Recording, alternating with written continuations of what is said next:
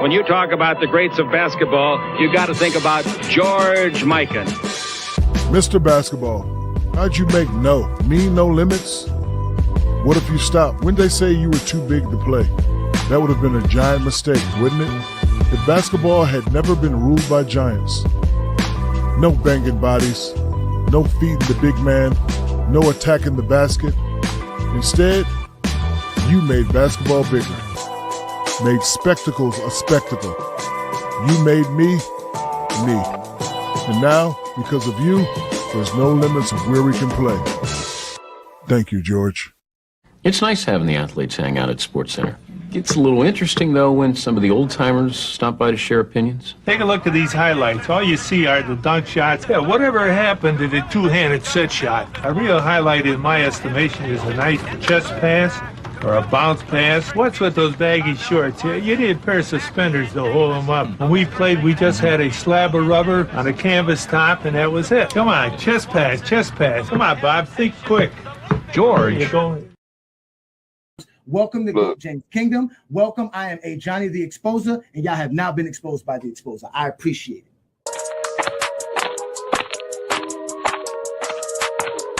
And enjoy it. I am called Ajani the Exposer. You guys are being exposed today.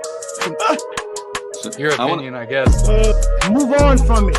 It was the 90s. That's it, bro. Move on from that. You don't know history. You don't know basketball. You just told me I'm stupid.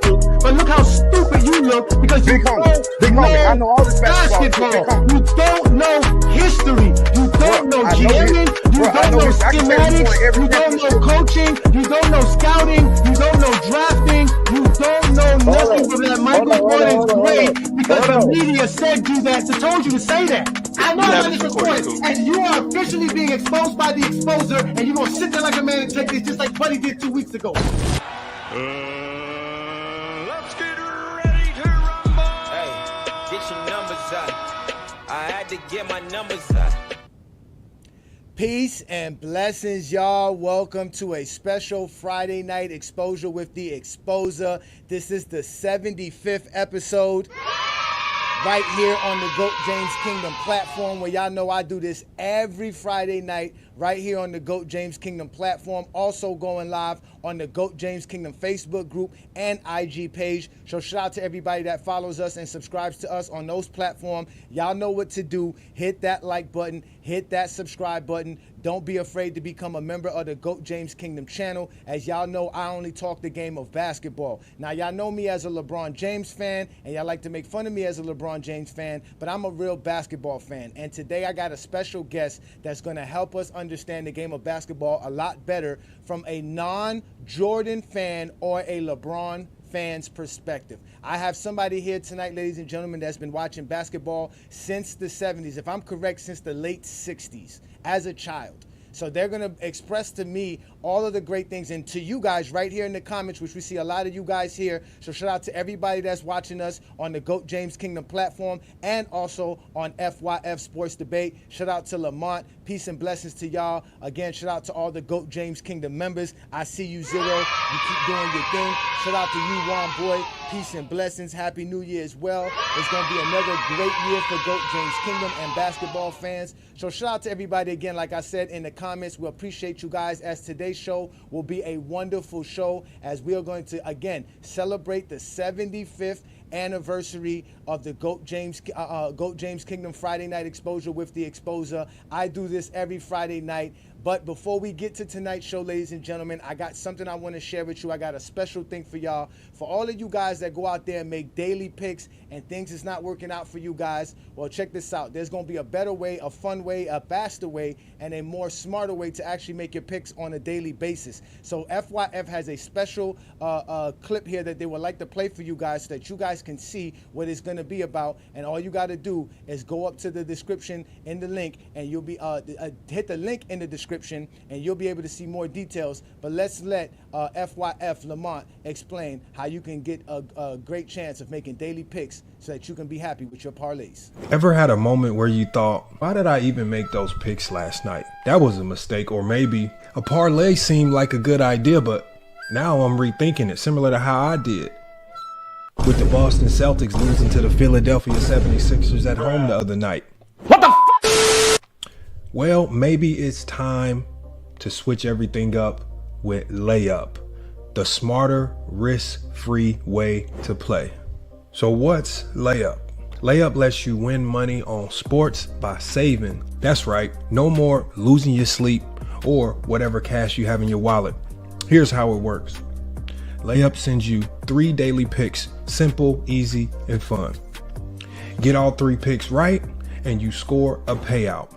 Keep hitting picks across multiple days in a week and that payout keeps growing. Layup isn't just about playing. It's about actually building something that's worthwhile. The more you save, the bigger the reward. For me, I like the chance to go big. So what do? I save a little bit more. Your savings are always secure. As long as you don't withdraw, you're essentially in the game for life. Layup gives you the excitement of sports without the downside of always losing those parlays. Want in? Use my referral code in the link of this video. Layup is fun, safe, and it's rewarding. It's not about luck. It's about smart choices and getting rewarded for saving.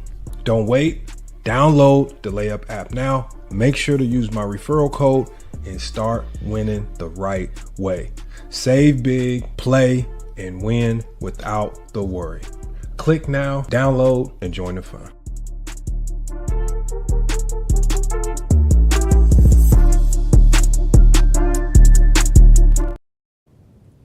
All right, so y'all go ahead and check out Layup because they got special code where you just go ahead and you check it out, sign up. You got a chance to win up to $2 million reward prize for your picks. So go ahead and check out Layup through FYF Sports. The link is available in the actual chat. We'll put that available to you, and it's also available in the actual show description on FYF Sports Debate. So ladies and gentlemen, let's get right to it as we'll have today's show. And like I said, y'all, we have a special guest for today's show, as I'm going to bring you guys what I consider a basketball historian. So shout out to Politicus Rex, who's in the building.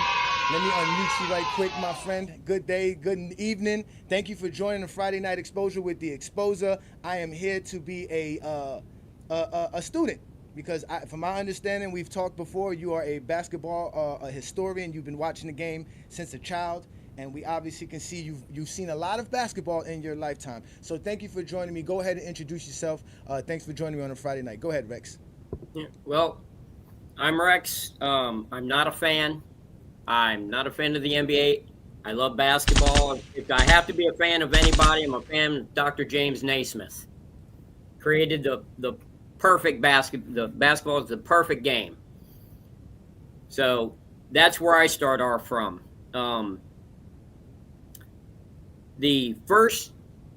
My introduction to basketball was at 5 years old when at my father's work, he got Bullets tickets, 1973, Bullets Lakers, and like the little thing where you switch gifts in the office. So he took me, and I got to see Wilt Chamberlain in person, 4th row behind the bench. But so you said you were 5, right? Correct? 5 years old? Yep. Okay. And okay. that was it. That I was hooked. All I had to do was see the guy and be there at the game, and I was totally hooked. And after that, my entire childhood was researching basketball, NBA basketball, all basketball, but mostly NBA, not as a fan, because I didn't watch games very often, but as a historical, like same way I would study World War II or the Revolutionary War or,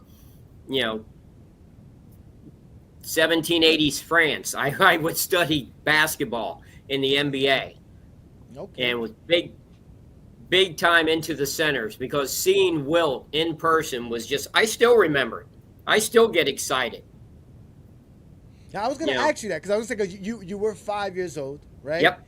And obviously you're going to be enamored. You're going to see a 7-foot tall man. Right? How many men at that time? That's probably the first 7-footer you've seen. Probably the only 7-footer you've seen in your whole life. I don't know. Obviously, you've been to other basketball games, so you've seen other 7-footers. But the first one of your life, right? And then it's Wilt Chamberlain. All the stories, right? Everybody's probably talking about him on the way to the game. Your dad's and probably telling everybody, "Hey, I'm gonna go see Wilt Chamberlain play tonight." So Yeah, that's an everyone was experience. going after West because my mom's from West Virginia. Okay. So, So they were we were playing against going the to see Lakers. West, Okay. but all I saw was Wilt. But you said you were seeing a Washington Bullets game, no? Yeah, it was a Bullets home game. But you mean Jerry? Where was Jerry West? Jerry West and Wilt were teammates with the Lakers. Okay, so they were on the Lakers at this time. Okay, so this is what 1970? 73. This is 1970. So you saw Wilt in his last NBA season. Yep. Okay, and then West played one more year after that. Yes. So okay. So again, you saw pre-merger basketball. Yep. Obviously, you were a child then. So you got a chance to really saw 80s basketball as a teenager, and then from there as an adult you saw 90s and so on and so forth. Okay. So that's great, man. Listen, I like the fact that you brought up Dr. Naismith, right, in basketball, because obviously one of the main reasons that I wanted to do GOAT James Kingdom was to actually talk the game of basketball, right? Mm-hmm. I was somebody that likes the game, but I didn't like spending time arguing with people on the internet about basketball. But I noticed that the GOAT debate was prevalent no matter what I talked about in basketball. It didn't matter if we were talking about LeBron or Jordan, just talking about players. And I can give you a couple of instances before we let you go on with some more information, right? In 2022, I was telling people how, before that season started, how Jason Tatum was a top 10 player in the NBA. And the visceral comments that were coming in, I couldn't believe them. Like, yo, why do you guys hate players? Like, you know what I'm saying? Like, it's one thing to criticize a player, but it's one thing to be like, nah, like to just completely dismiss anything that is great about somebody for whatever reason that they were trying to do it, which I know now it's all predicated on the GOAT debate. It's all on glorifying one particular player. Yep. So I'm like, or one particular play style in general. So I'm like, this is crazy. And then the second thing was me praising Julius Randle, who had a great, phenomenal season that year, which kind of basically, I think it was only him and Larry Bird were the only power forwards to have the 25 and 10 season with a 40% three-point shooting, right? Yeah. And I was trying to explain to people, like, this is how good today's NBA is that Julius Randle, we're talking about Julius Randle here. We're not talking about one of the elite of the top players, was able to actually replicate the stats of a Larry Bird, right? And they were like, he's nowhere near Larry Bird. And I'm like, no, I'm not saying he's Larry Bird. I'm just saying that's how good he is, that he's able to put up Larry Bird numbers in this era, but it's still not as great as what Larry Bird was doing in 1986, 85. So that's when I realized the basketball conversation, the basketball world was toxic. It was very hard to talk about just the game within itself. So that's what tonight's show is about. We're going to talk about how, you reached out to me. You said, hey, Ajani, I'm interested in doing a show. I want to talk about, how the GOAT debate within itself has destroyed basketball discourse in history. You understand? And you being somebody that's been on the Michael Jordan fans are the best page. We'll call the Michael Jordans are the fans best page for respect today. We won't go into that. But you obviously conversate with a lot of Michael Jordan fans, and obviously you've conversated with us LeBron fans, and you see the toxicity. So what made you want to actually have this program so that you could express what you need to express? Because I know you're not able to do it on their platform. Well, it's gotten to the point that if you look at the numbers, you can go on YouTube, since that's what we're on. Let's go with that, and you can find just literally, I think 10,000 different channels having to do with Michael Jordan, and then you've got thousands. I don't know. I didn't research the exact number of LeBron and modern stuff. And what it is, look, if there are so many fans in the world and you're talking basketball and this one topic is consuming so much of the talk, then mathematically speaking, that means everyone else is getting exponentially less respect and less talk about what they've done. I hear people talk, like I heard one guy pulled out about Havlicek being 8-0 in the finals, as opposed to Jordan's 6-0. And we know it's a team game. There's all kinds of stuff that goes into that. But the guy was basically talking like, Havlicek would have been a backup for the Bulls. wasn't even close. And it's like, I got news for you. I've seen both live right in front of me, and I can tell you the difference between Jordan and Havlicek is not as much as you think. You know, I had somebody tell me Havlicek was their GOAT before. Yeah. Yeah, I've had somebody tell me that. Havlicek was insane. People don't understand. Havlicek never stopped running. He had 7-liter lungs. He never got tired playing basketball. He never wore down. When you see guys running through screens and zigzagging and all that, quote unquote, moving without the ball, Havlicek, which is funny when I hear people today talking like, well, Steph, he's great at running without, moving without the ball. It's like, well, back 30 years ago, 40 years ago, everyone could move without the ball. It's like it was, and they talk about two-way players. It's like back in the 70s, everyone was a two-way player. You only had 20 teams. If you weren't a two-way player, you didn't make the league. You cooking. Go ahead, Rex. I'm listening. Well, I mean, that's just it's just when you do direct comparisons against people.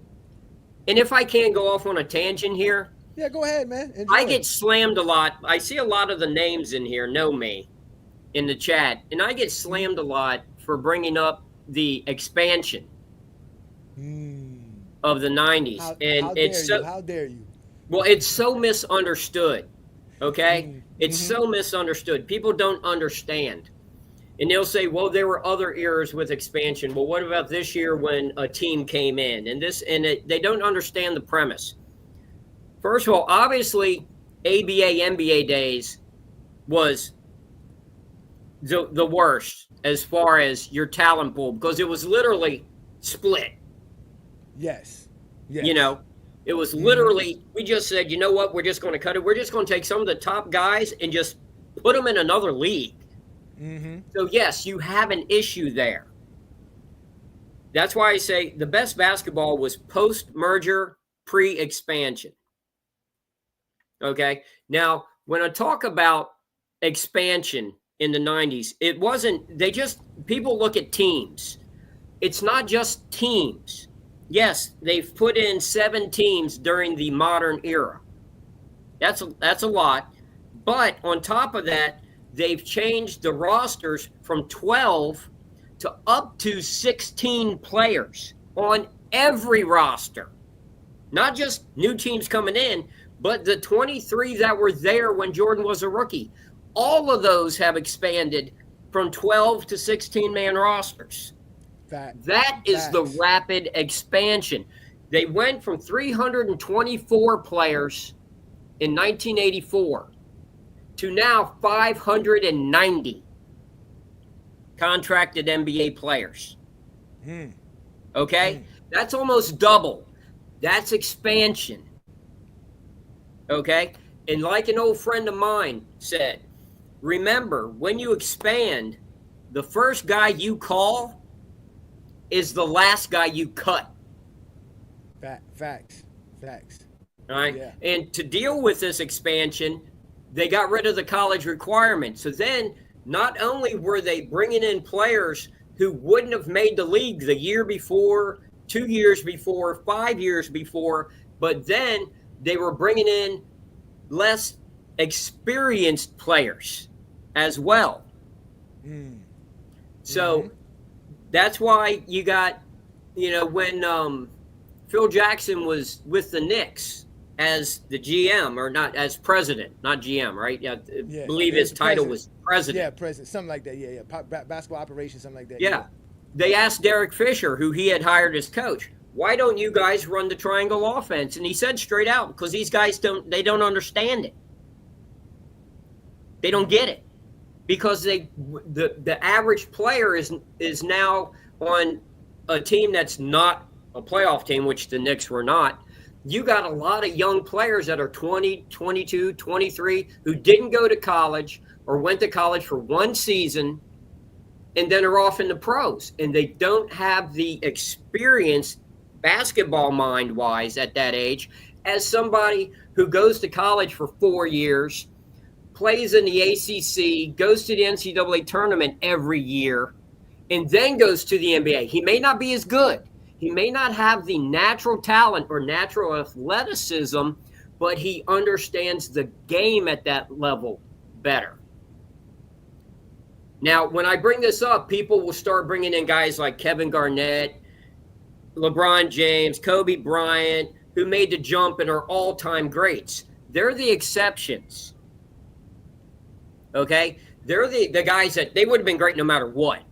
But then there's the Sebastian Telfairs, the Walter Exactly. McCartys, the players like that as well. There's the Kwame Browns. Hate to say that.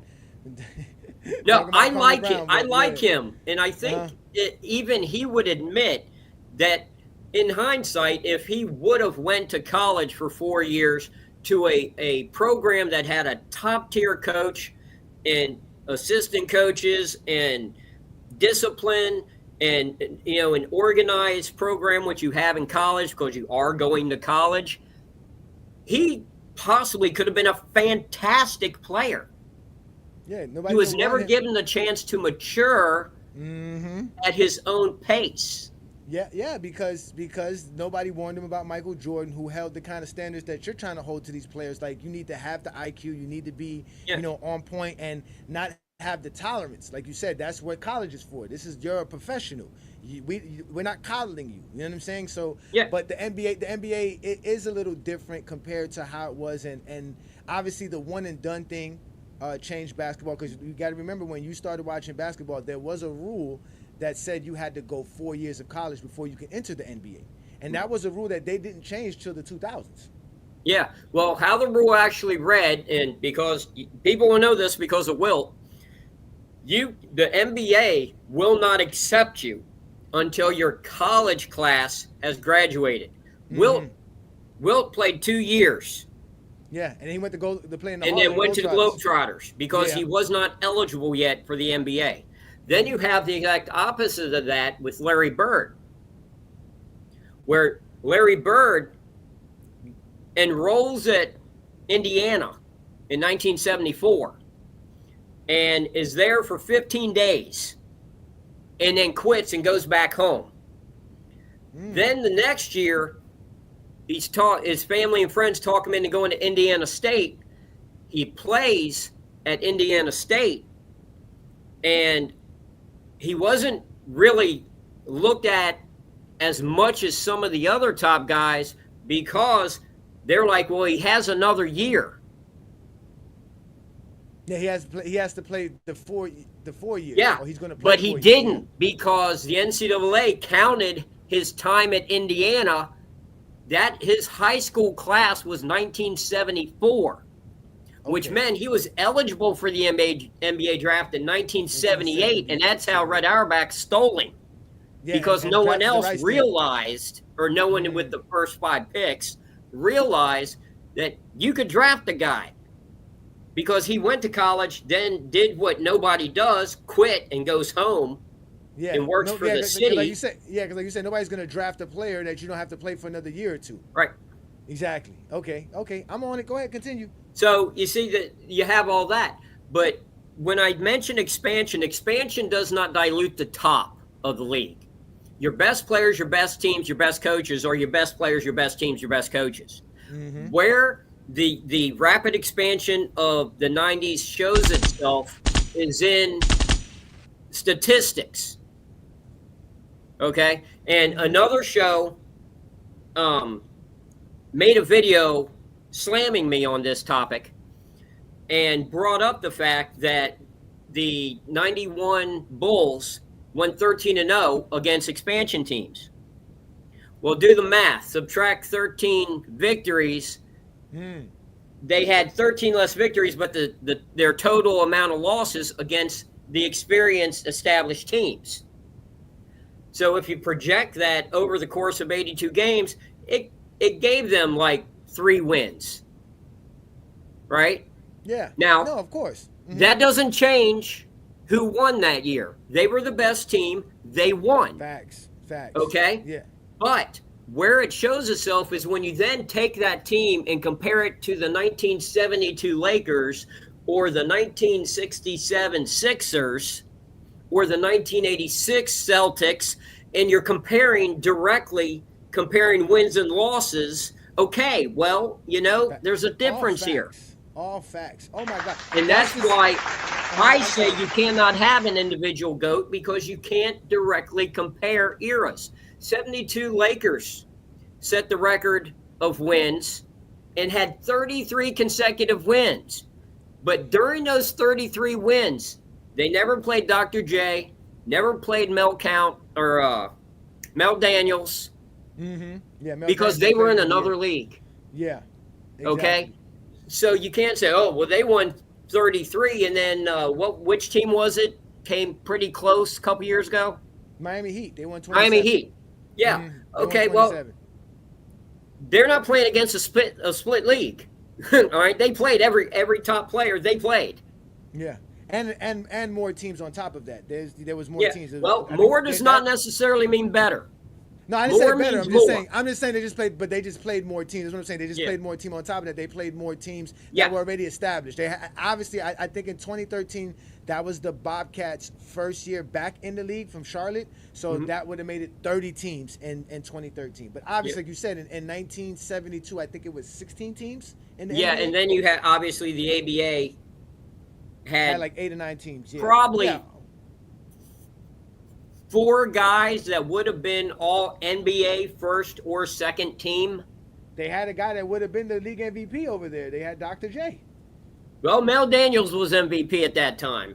Okay, Dr. J was still young. Yeah, he was drafted in 72, so okay, you're correct. All right, but still, Mel Daniels never played in the NBA. Yeah, and he did at the very end of his career 1 year. Oh, wow. The last year, but he was a shell of himself at that point. It was his last year of basketball. Yeah, but now another tangent off of that is everyone knows how it affected basketball worldwide when we lost in 1972 in the Olympics. Are you familiar with what happened? That was the one that they stole, right? They replayed it 3 times. They came back and they replayed a play. They put time back on the clock and everything. It was already out. They were already celebrating, and they brought them back in from the locker room to replay a play. But then that play still ended with nothing, and they left. Then they pulled us back again, and on the 3rd time, Sergei Belov grabbed a full court pass and put in a layup to win. Yeah, I remember Doug Collins was playing on the USA team at that Doug time. Collins was the hero. He's the guy that hit the free throws to take the lead with 3 seconds to go, that in all actuality should have been the winning basket. Yes. Right? And the USA team didn't accept the silver medal that year. They're still sitting in, I believe they're still sitting in a Munich bank in a safe deposit box, still to this day. Nobody will claim them. Yes, exactly. Yeah. But see, but before you go, because you got so much that you want to express. But the thing that loses all of these people, which is why you end up getting stuff like this sent to you, right? Where people are telling you to shut up, right? Right? They're like, shut up, Rex. What are you talking about, right? Because again, look what you're saying. Like you're talking about a game that you saw. Remember? I don't know if you ever heard me say this, that the guys from the 90s who got a chance to watch the 90s and the 2000s were eligible to see it without nobody criticizing them. But they won't allow you to have that same joy. You can't talk about how you enjoyed 70s and 80s basketball because to them you're talking bad about 90s and 2000s. Same thing with us. We can't praise 2010s or the 2020s because somehow they feel we're talking negative, right? About their era and things of that nature. But that's because, like you said, they're really not, and I hate to use this word, they're just basically ignorant to the history of basketball. Right? So ignorant does not mean stupid. For the people that are going to take offense to you saying that, let them take offense. But ignorant just means that you're unaware. It does not mean you're stupid or an idiot. You're uninformed. You're uninformed. You do not understand what's going on. Exactly. I am completely ignorant of whatever's going on the other side of this wall. I'm totally ignorant of it. Got no clue. Could be aliens landing out there. I don't know. Yeah, it's one thing to be stubborn, but being ignorant is another different thing. So you can be ignorant, but don't be stubborn. At least listen and pay attention, right? So like I told you, I wanted to talk basketball when I started GOAT James Kingdom. I wanted to make sure that the content, everything was predicated to appreciating the game of basketball and destroying narratives that because people just don't know basketball. They lie a lot. There's a lot of liars out here. Yes. And the one of the first shows we ever did in GOAT James Kingdom, which is not even on our GOAT James Kingdom platform, it's on one of Brandon's earlier channels. We talked about the rules of NBA because I wanted people to understand how the evolution of the game came to be about. Because beyond all this expansion talk and all the idea of what's a great player via talent-wise, there were rules established that allowed the game to evolve. You understand what I'm trying to say? Because like we talked about before the show, the game of basketball is an ever-changing game. There's always going to, and all eras are great. Like you said, it doesn't matter what era it is, it's all great. The aesthetics of it is going to be different depending on when you're born. But it's still a great game no matter what, because the way the game was invented. But like you said, because Naismith did a great job inventing a great game. So the idea that, and we're going to get to the next topic, which is why I want to bring this up, is that the idea that nobody understands how basketball even started. They don't understand that there was an NBL and a BBA, and they played 3 years, I believe, before it became the NBA. I think they started in 47, if I'm correct. They merged in 1949. So they played 47 and 48, and then they merged in 49. So they played 2 years together. Yep. But the reason they did that was because of someone like a George Mikan. George Mikan was a star. They wanted to. They actually changed basketball because every basketball before that was zone defense. They created no zone. Everything was one-on-one basketball. It became a different brand of basketball from what was known at the world at that time, which was an amateur sport. There was really no professional basketball. It was overseas Olympics. If I'm correct, you could always. If I'm incorrect, you could always check me here. The first pro league started during the teens, during the World War I years. But when we talk pro, you got to understand, guys, how this worked, okay? In New York, there was a team called the Original Celtics back in the 20s, right? So what happens is you get this guy, and I'll just bring out Joe Lapchick. He was one of the all-time greats from back in the day. Ended up being a coach at St. John's.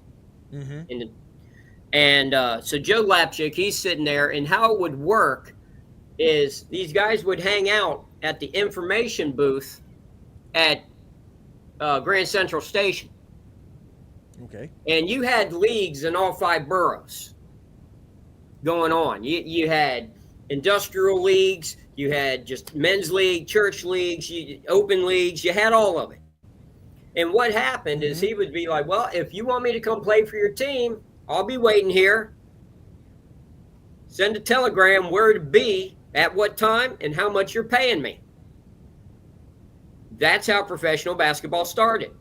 It started by paying players, not teams. You'd try to grab a ringer. Exactly. And that's how it started. And then it goes to, all right, well, you got that guy. Well, I paid to get these 2 guys. And then finally, one guy got smart. He was a businessman, and he had a bit of cash. He just went out and paid 5 guys and said, y'all stay together, and we're going to move you around to go to different places and play other teams. But you 5 stay together, and I'm going to pay you all for every game. No more waiting around, waiting for the highest bidder. I'm going to pay you the highest bidder, all 5 of you, for every game. And bam, there's your first pro team. Exactly. And then others start popping up to fight it. Yeah, but that's why I was saying, like, there was professional, but like you said, it was low exactly. budget. But I didn't want people to misunderstand, like you said, ignorant of the terminology. Yeah.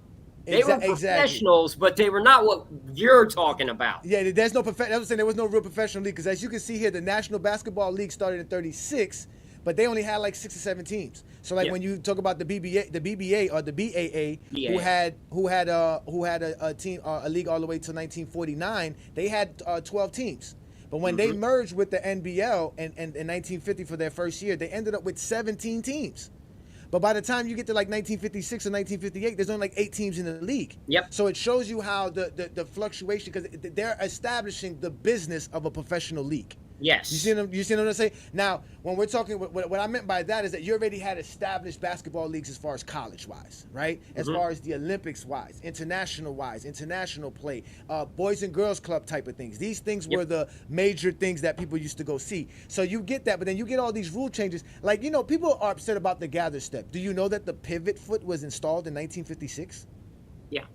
You see what I'm trying to say? Well, I mean, I did, but maybe people watching it. Yeah, that's what I'm saying. Like the widening of the paint. You know why it was called a key? Because it looked like a key. It looked like a skeleton key. It looked like a keyhole. But they widened the at the rim because of George Mikan, because George Mikan was so dominant and they didn't have too many 7-footers in that day. So they said, well, we can't let George Mikan just be close to the rim. Let's make it harder for him to score. Let's push him out a little bit further. Then they widened it at the free throw line for Wilt Chamberlain because Wilt Chamberlain was so dominant. So that's why we got the type of paint that we have today. And then I was giving them some more history as we go on. Number one thing about the hand checking rule. The hand checking rule was actually banned in 1976, or it was removed in 1976. But then it was reinstalled again, and it wasn't even reinstalled again. It was always a rule. The only thing that changed was allowing the referees to decide what's considered a hand checking or not by the idea of impeding a player with your hands. Well, they used to also have force outs.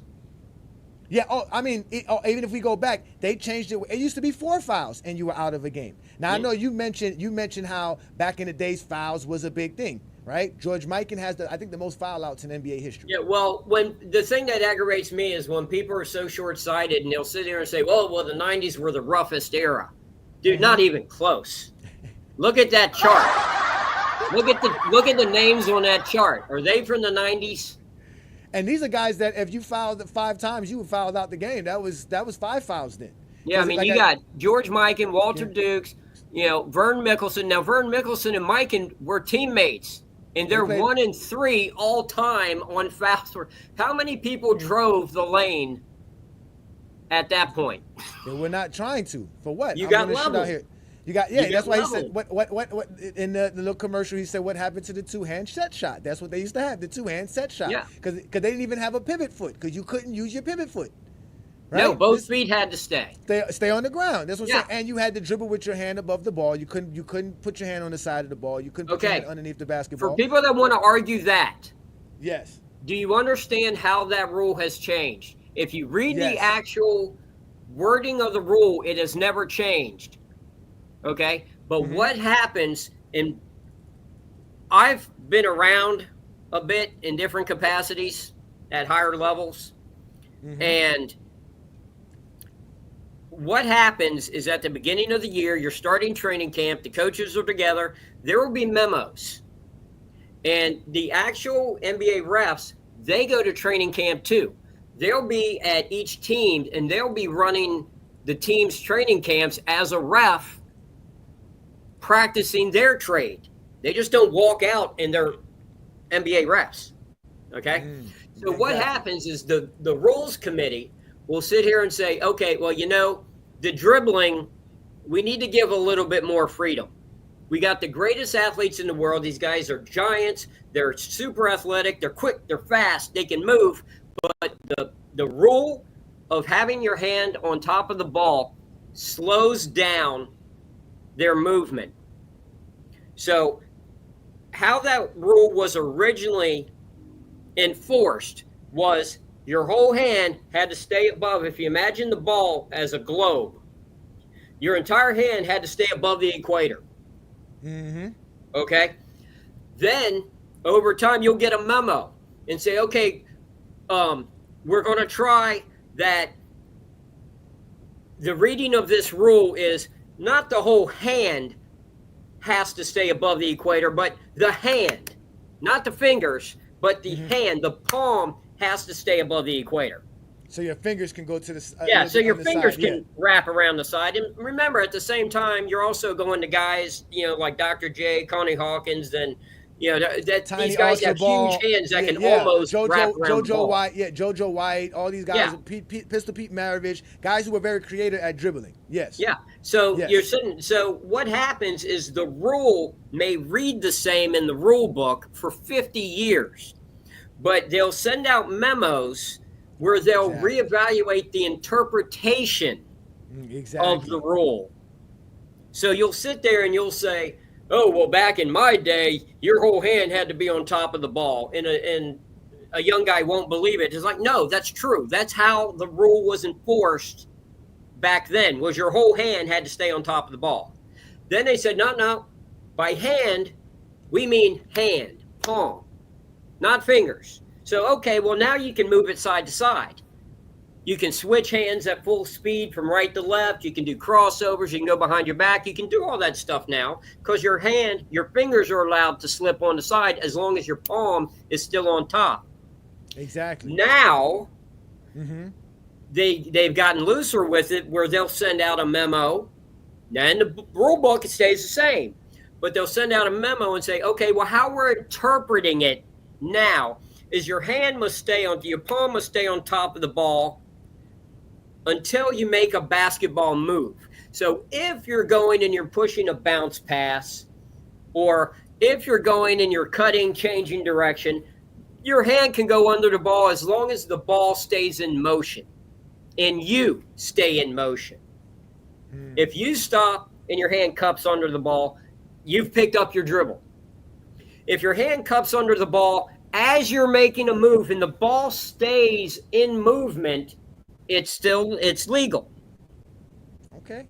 See, its interpretations are what change. You'll get an old guy like me, and he'll look at the rule book and it says hand has to stay on top of the ball. You see, all these guys, they're doing it wrong. They're letting them get away with murder. No, they've changed the interpretation of it. It's like the Second Amendment. Okay, they change it. The Supreme Court changes the Second Amendment like every 40 or 50 years. It gets changed. The interpretation of it. It's still the same amendment. That's facts. No, and all that you said is facts. It's the same thing with the hand checking rule. It's always been a rule that you cannot use your hands on defense. But they, like you said, they changed the interpretation because just like they laxed on the rules for dribbling in the 70s because they saw the popularity of the ABA and the flashiness of the ABA. Well, they said, well, these guys are going to come into the league. Well, let's help the defense a little bit. Let's give them a chance to play defense because they're not, these guys are not used to it. So they let them play a little bit with their hands a little bit more so where you wouldn't get called. And that's where you started getting more of the fights. And that's when you started getting more of the posting up and the physicality. Now you can put your elbows, things that were not allowed during the 60s, you understand, the early 70s. But that's a part of the history that a lot of these Michael Jordan fans don't know. Because a lot of the stuff that you've been saying, you could tell comes from Michael Jordan fans. I guarantee you LeBron fans are not actually taking this in any kind of way other than learning the game of basketball. But since you are somebody who's a non-fan in general, let's get to the point because I know this is exactly what you wanted to talk about. Yeah. Are LeBron and Jordan fans just too toxic for basketball? Yeah, they poison the waters. They both sides play this tit for tat game. Like what my favorite is the first step will always be the 6-0. Okay? That's the jab right after the ref says fight. That's the first jab in every fight is 6-0. Right? Always 6-0. The fact that there's 7 or 8 guys that have better than that, completely irrelevant. 6-0. Then the fight back will always be, oh, well, LeBron, yeah, he's only won 4, but he's been there 10 times. That means 10 conference titles. That's right. Yeah. Well, that doesn't matter. When you get on the biggest, you never lose. And then my favorite is he never lost when it counts. It's like, well, since he's getting paid, every freaking game counts. But my point is you'll get this stacking up. You'll bring up this, then they'll bring up that, then they'll bring up this, then they'll bring up that. And I always love waiting until they get on a roll and they're going back and forth. And I know the people in the chat that know me, sometimes I'll jump in on LeBron's side, sometimes I'll jump in on Jordan's side, not because I give a damn about either, but because I see something going totally off skew, totally off on a tangent that doesn't make any sense. It's like my dad can beat up your dad type of thing on the playground. And I just got to bring it in. I got to say, okay, What if? Just say what if. It's a what if, so it's not reality. So let's just say what if. What if LeBron was the exact same player, exact same thing, had made all the exact same decisions, but he was 6-4 instead of 4-6? Would he then be the GOAT? No.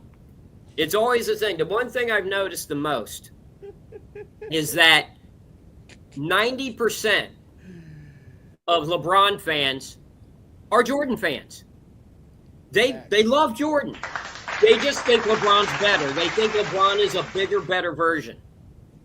A modern, bigger, stronger version. But they still love Jordan.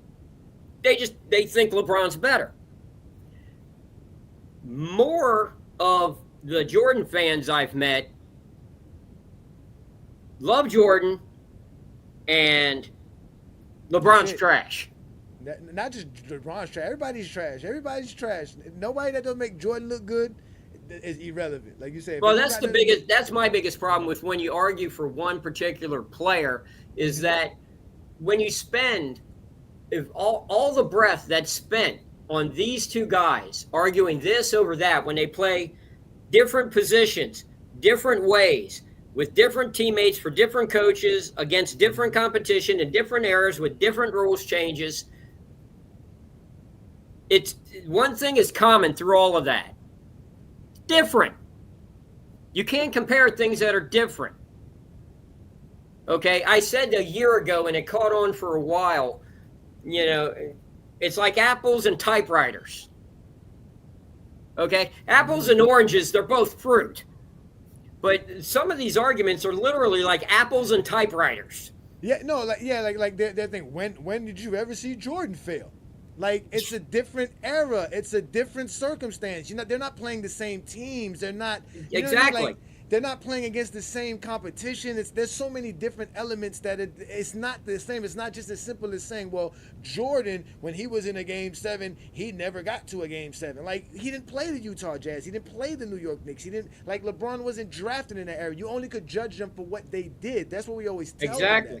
We only could judge players for what they did. Even when we talk about the 50s, you always hear me bring up players.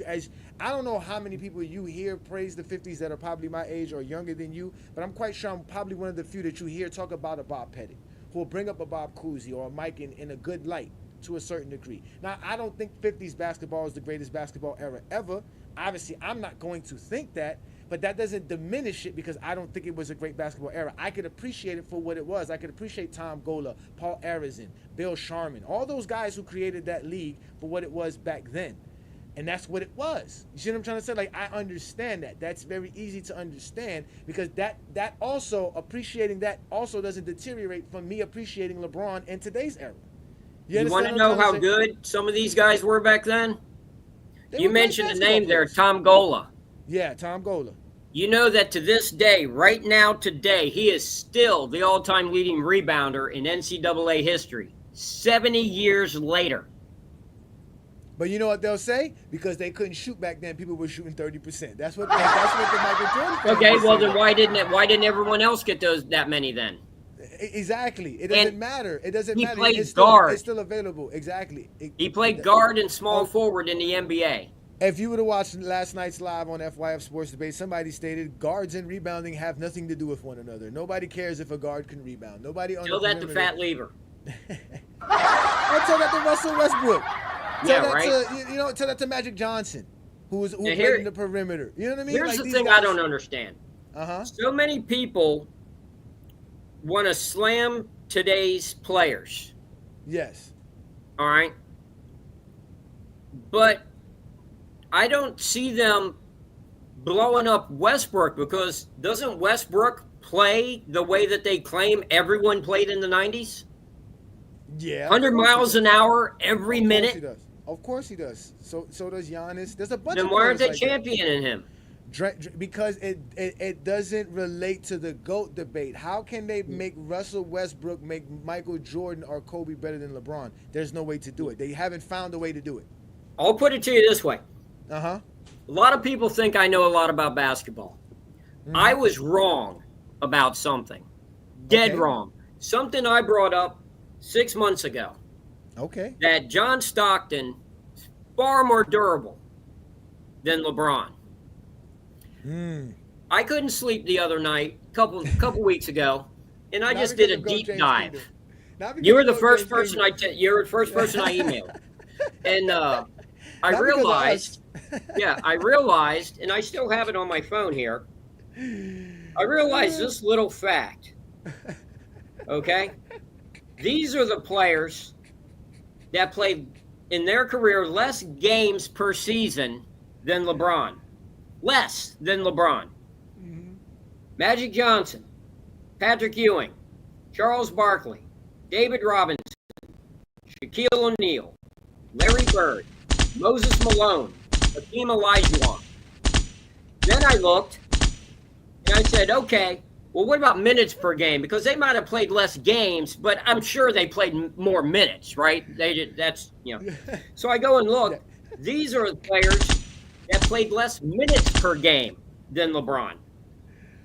Again, Magic Johnson, Patrick Ewing, Charles Barkley, David Robinson, Shaquille O'Neal, Larry Bird, Moses Malone, Hakeem Olajuwon. Add to that Clyde Drexler and John Stockton. In fact, somebody put that in the comments. John Stockton played 6 minutes less per game than LeBron does. That's half a quarter, guys. So I did the math, and even when you figure out in how many games Stockton plays a year on, average for his career, he still is on the court less minutes per season than LeBron is, because he plays a half a quarter less per game. Okay? Moses Malone, 3 times, averaged 40 minutes a game. One of the hardest workers in the game, right? Yes. Hakeem Olajuwon did it once. Charles Barkley did it once. David Robinson did it once. Shaquille O'Neal did it once. Larry Bird did it once. LeBron did it 4 times in a row. Okay? So, yeah, I was one of those guys. I absolutely was one of those guys saying, load management, blah, blah, blah. These guys, they don't work. They don't hustle. They don't grind like they did back in the day. And then I did a deep dive to prove it. And what I did was prove myself wrong. I was wrong. You know what? For that, Rex, I got to give you an applause, man. Good job for doing your research. Because, again, these are the type of things I wouldn't even try to research. They've been talking about it recently on GOAT James Kingdom about durability, and we've obviously been posting about how LeBron is actually more durable than John Stockton. And we really go look at the numbers and really take a chance to understand the game of basketball. But, again, they don't want to do that. You know why? To be honest with you, Rex, let's just be real. Let's keep it honest. Jordan fans neglect and disrespect NBA history. It's just that simple. It's just that simple. If you want to really get someone that is more durable, you got to go back to Elvin Hayes. Well, no, I mean, Wilt Chamberlain. The man played 48 and a half minutes in a game that's only 48 minutes. Yeah, but he also had a season where he played 10 games because he destroyed his knee. Well, obviously, injuries that's durability. Elvin Hayes missed, I think it was 6 or 9 games in his entire 16-year career. I think he missed 9 games total. And one year he averaged over 45 minutes a game. Wow. I mean, that's durability, So you got to go to the very heights,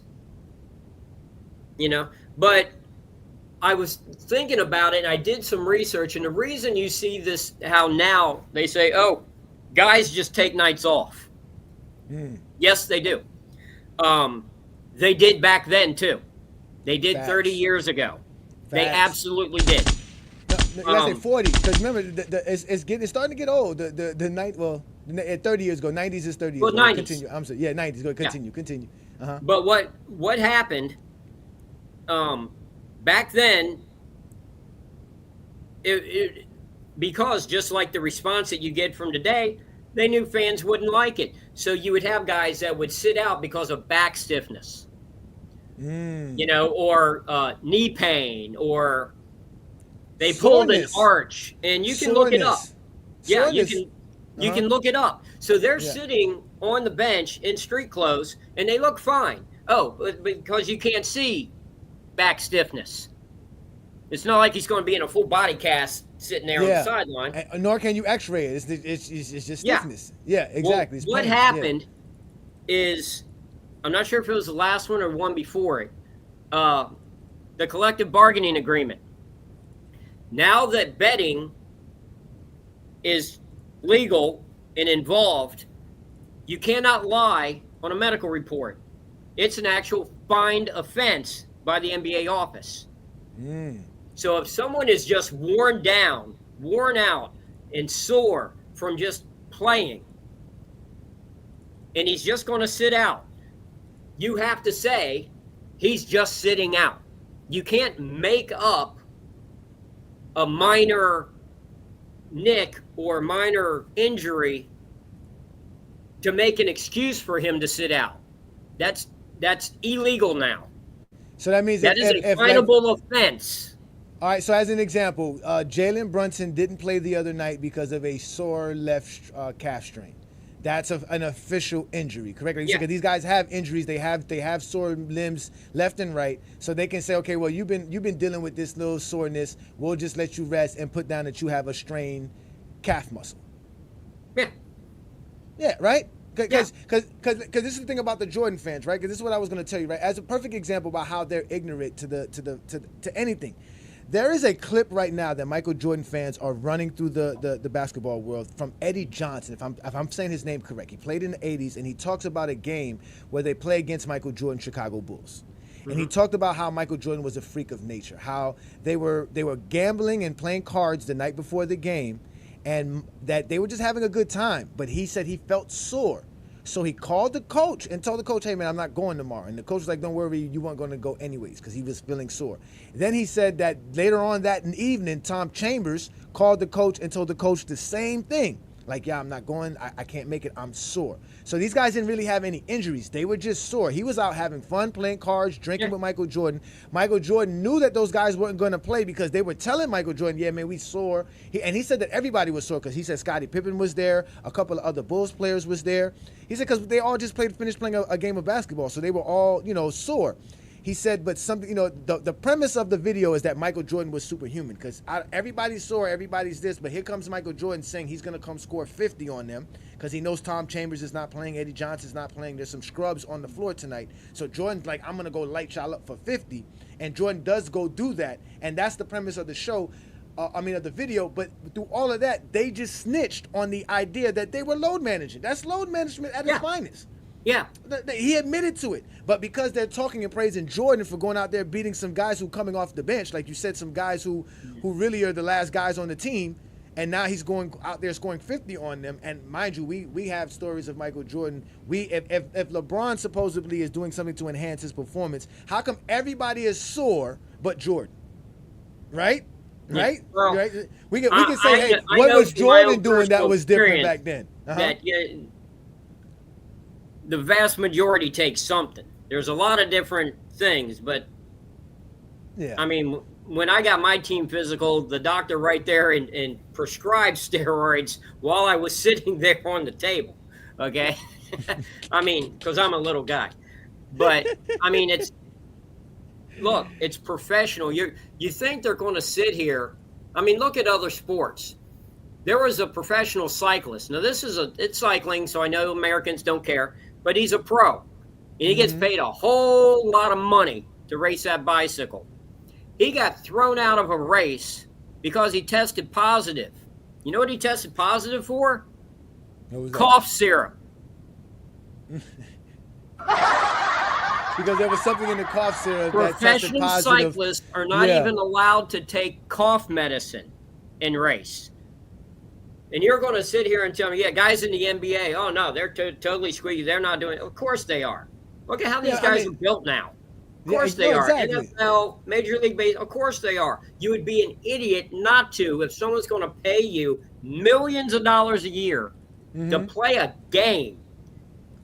But to make sure you get into that crowd, you have to do this, this, and this. And you go, oh, well, no, I'm just not going to take that $10 million payday. I'm going to stay true to myself and not take that HGH and gain 10 extra pounds. And I'm going to work at Dick's and just play in the men's league. Yeah, No. but the thing is that the people who run the league, like you said, I'm not paying you millions as well to not be aware of what you are doing and what you could do to either damage your body, because some of this stuff is damaging. So the NBA knows what is good for their players and not for their players, because they have doctors themselves, they have labs that do research for players to enhance their performance, but legally, nothing illegally. You understand what I'm trying to say? They're not out here saying, well, go just get steroids or go get some illegal drugs. No, there's a lot of stuff in reality, that is still legal. Steroids is not, yeah, exactly. Steroids is not illegal in general. It's just made illegal in sports. So they tell players what they can or cannot take. They also tell them what to avoid taking that can cause positive tests or not positive tests. So there's like you said, it's the same way the refs get memos for how they have to do their job. Players have all kinds of things and memos sent to them to let them know on a day-to-day basis, especially every year, what the league is expecting of them, especially in the cases of their diet, supplement taking, whatever it is they got to do to stay healthy to keep playing the game that they play. Well, you know, they also get memos telling you, okay, well, when you go to Salt Lake City, when you get to your team hotel, there's going to be this blonde in a blue dress that's hitting on everybody. Y'all stay away from her. They actually get those memos too.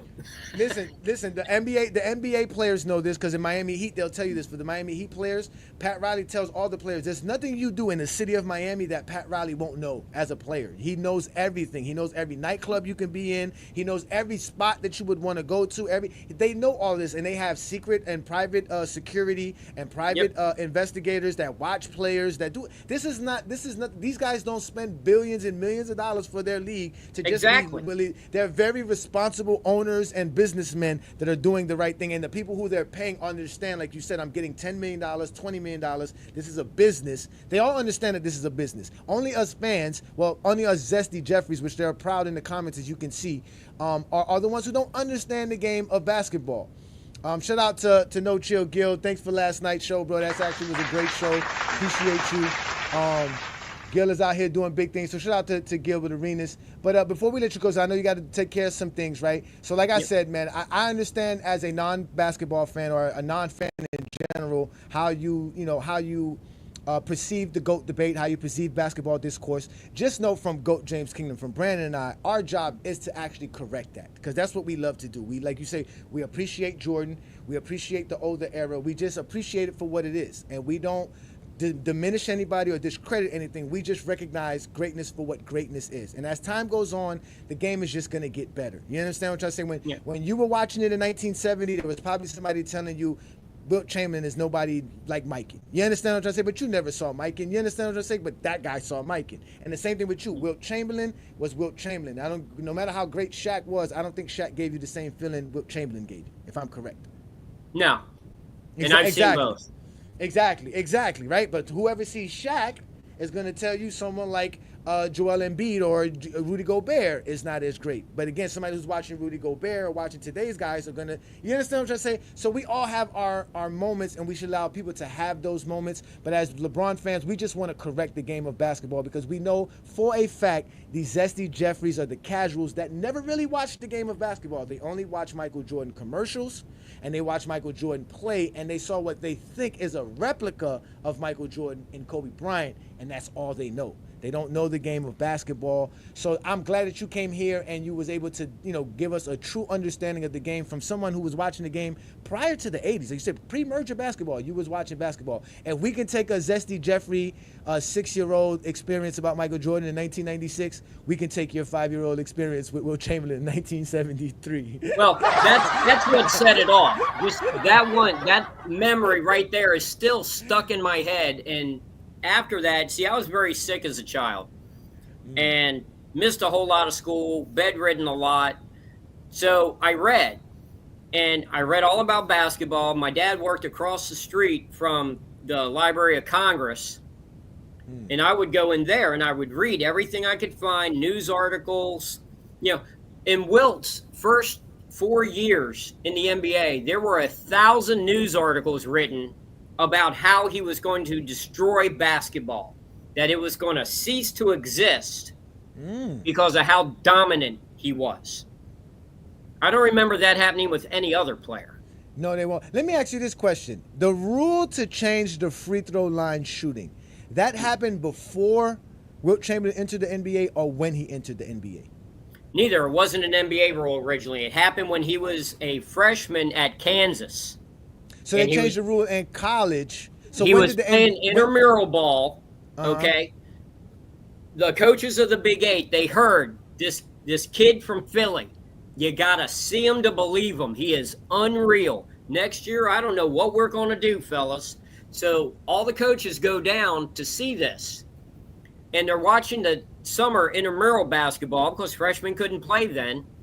And Wilt was starting from outside the top of the key and would take 4 steps and jump from the free throw line and dunk the free throw. And now, the coaches... Some people don't believe he could do the dunk. I know layups was one of the things that they would say he would do as well. He could lay it up. Obviously, he could lay it up. Yeah. But the dunking was one of the things that we heard that he did. Tex Winter stated he dunked. So continue. Tex Winter made the rule. Yeah, he did. He was the one that enforced the rule. At Kansas, was the coach at Kansas State. He saw it, and he turned around and looked at the other guy and said, "We got to make a rule about this, guys." And then the rule followed Wilt into the league. When Wilt came in the league, just like when Mikan came in the league, defensive goaltending was not against the rules until George Mikan blocked 24 shots in one game in college by just jumping up and swatting the ball away. Well, then the NCAA made this rule. Well, pro basketball still didn't have that rule until Mikan joined the pros. Then they brought that rule in with them. Okay. All right. So Wilt Chamberlain got that rule brought in. That's why I have Wilt Chamberlain number 2 on my list as well. That's another thing. He changed so many rules of the game that allowed the game to be what it is today.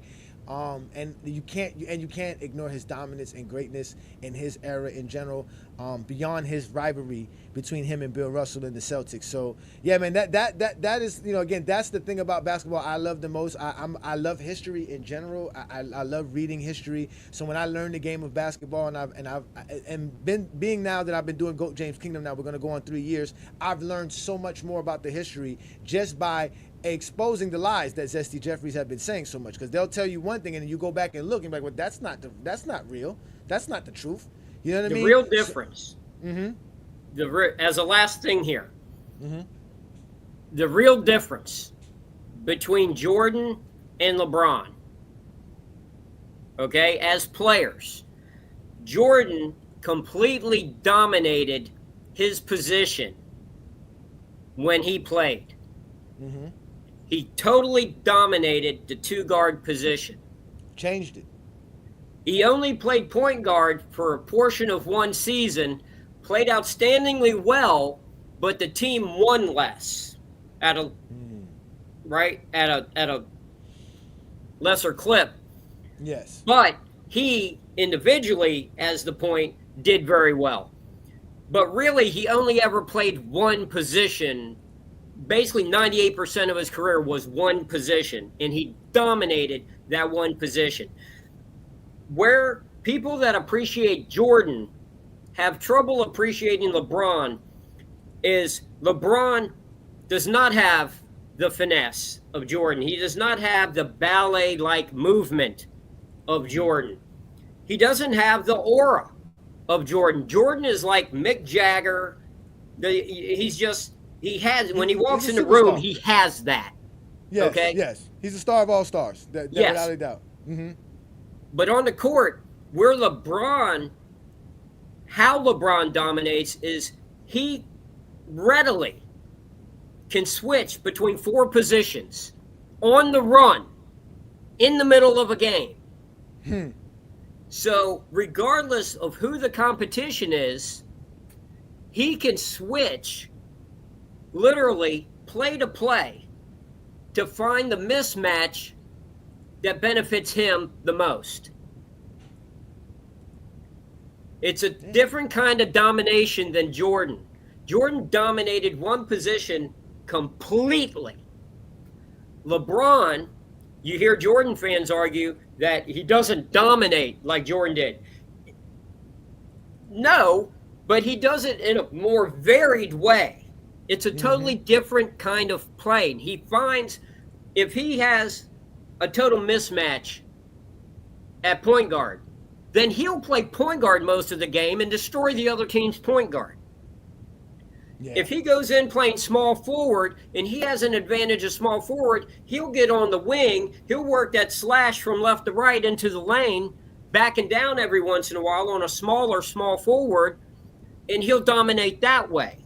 He dominates multiple positions. Is it as pretty as Jordan? No. Is it as absolute as Jordan? No. But it's so much more varied, and that is what LeBron fans appreciate that Jordan fans have trouble with. It's not as obvious watching it, but when you look at the number accumulation, it's beyond obvious. Okay? He dominates multiple positions. If he's playing against a KD, they talk about how him and KD never play each other. Because if he plays KD, you got to understand the strategy here, guys. The strategy is to win, all right? And if my best player is going to play against your best player and they play the same position, they play to a wash. It's a push. They cancel each other out. Yeah, and now we're depending on the lesser players to win the game for us. Yeah, exactly. What LeBron does is he'll say, okay, well, I'm not going to play small forward this game. I'm going to play shooting guard, and I'm going to dominate their shooting guard more than Durant can dominate our small forward. Mm-hmm. So what happens is he accumulates these totally outrageous numbers, 40,000 points. I mean, he's fourth in assists, okay? Across the board, what is it, 19, 20 All-Stars or whatever, 21 All-Stars and all that, and all the NBAs. He racks up all of these, but when you look at it, he's not doing it at one position. So it's not as defined an image, if that makes sense. No, it makes sense. It's not as obvious. Yeah, no, it makes sense. It makes sense. Everything you're saying is where all it facts. hinders a little bit is it's harder for a coach to build a winning team around him. When you hear them talk, oh, he constantly needs better players or more players, and he has all these different coaches. That's because having a player that's that varied is very hard to coach, and it's really hard to build a team around him, because for him to do what he does best and what he does better than anyone that's ever played, maybe you could argue Magic Johnson, but Magic Johnson did it for like barely over half as long. Mm-hmm. What you're looking at is someone that can attack from four positions. He can play five, but he can attack from four. Yes. Indeed. Mm-hmm. But that means when he switches to another position to maximize your the potential, you have to be able to have other players that can plug into those positions. So it's really hard to build a winning team around that. So he's won 4 championships, which is nothing to cry about. That's 4 freaking championships. He's been there 10 times, okay? This is excellence. Is he 6-0? No, because he doesn't play a defined position that makes it easy for the GM and the coach to build around, because you know you got one constant and you just have to build around it. Exactly. Having Anthony Davis who only could play power forward but can't play center and power forward, or the small forward kind of does limit you. But that also pertains to what we were talking about, or entails what we were talking about, the rules changes and how the evolution of the game, or the ever changing of the game. Because the fact that now that there is a zone defense, which means now it's no longer one-on-one basketball. Last week's show we talked about how the finals and how it was promoted, or how in general basketball was promoted through rivalry, where it was Mikan versus another guy, and that day it was Wilt versus Bill Russell. It was Kareem versus all those other centers. It was Magic and Bird, Jordan. All these were one-on-one scenarios. The game was played one-on-one. That's a different brand individual of basketball. matchups. It's business individual, so everybody understood their role. If you had a key guy who was going to take majority of the shots, that means we need a guy to rebound, we need a guy to play defense. So it was easier to build a roster and team because there was no need to be a different variety of a player. But in today's NBA, because of the zone defense and because guys do play very good defense, you need players to be more like you said, you need to have a variety. Varied. Yeah, they need to be more varied. They need to have a dynamic game style. You no longer just be a big man that can post up. You also need to be able to put the ball on the floor 20 feet away from the rim. You no longer need to just be a guard that's just looking to pass the ball. You also need to be able to beat your man off the dribble to get a basket, right? So you have to have all, and that's why now we have so many players who can do so many different things, and we have guys out of position and what quote-unquote positionless basketball, but still the elements are still needed. You still need a ball facilitator. You still need a shooter. You still need a rim protector. You still need rebounders. You still need perimeter defenders. All of these things are still needed. It's just what position or player that you can grab that can give you those aspects of the games. Until coaching and general managers are able to catch up, and remember, these guys are older guys. When you get a great coach, he's from a generation or 2 generations ago. He knows basketball a different way. It's going to take time for the players of the last 10, 15 years to matriculate into the coaching ranks who understand the positionless basketball. Then you may start seeing teams that win, and players that go 6-0 in the finals or 11-1 in the finals. That's not going to happen again. I don't think nobody's going to win more than. I don't think no, nobody's but going I'm to ever saying win more a dynasty, really.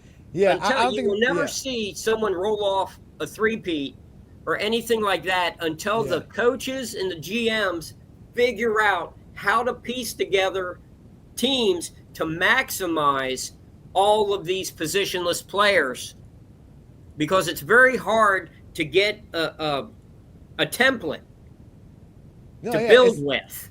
Yeah. And that's why there's less winning. That's why you see guys going, 4 for 10 or, 4-3 or 1-3 or in the finals, but they're all-time great players. They're fantastic players with fantastic teams and great coaches, but you don't really see, like, Pop, real quick, Pop is the perfect example. They won 5 championships in 6 tries, but never back-to-back, because they kept the team each year changed its identity because, and it wasn't just built around Duncan. Duncan at the end was a complementary player. Duncan at the very beginning was a complementary player coming into his own with David getting older. And then the ones in 2003 and 2007, he was in his absolute prime. But at the end in, 14, Duncan was really a complimentary player on that team. Yeah. Yes. Okay, that's what I'm talking about. Back in the old days, there was none of that.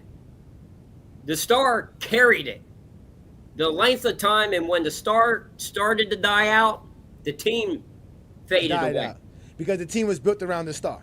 Right. Exactly. Pop has a team attitude that he never won back-to-back, but he would get to the mountaintop and he could see what was coming on the horizon, and they would retool. In a year or 2 years or 3 years later, they were back at it again. And they kept hitting it. But other than R.C. Buford and Pop, no front office except possibly Kerr, I'm sorry, I forgot his name. And the GM in Golden State. Bob Levy? Yeah, they sat there. Actually, I think during the Golden State's championships, it's been 2, hasn't there? Maybe I'm wrong. Anyway, retooling and getting back and being able to work with these moving parts Bob Myers. Just because you make more teams does not mean you have that many quality GMs to build the teams. Facts. You are dropping nothing but knowledge. My God. All right. Remember, Jerry Krause came from baseball.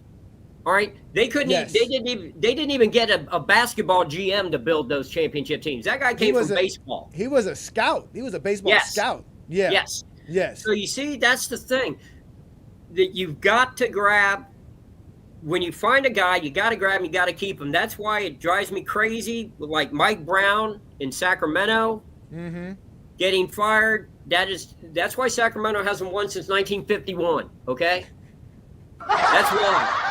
That's what Mike Malone said. That's what Mike Malone said. That's what Mike Malone said. Yeah. Yeah. There's a reason why they're the Sacramento Kings. Yeah. All right. There's a reason why they even paid off a freaking ref and still couldn't win. You know. But this is what I'm talking about. Is the game is so varied. There are so many moving parts. Okay. Yeah. And until the coaching of the positionless era catches up and they start looking at the game differently, you're not going to see that dynastic team just start rolling off championship after championship, because with the constant moving parts, it's harder to hit the target.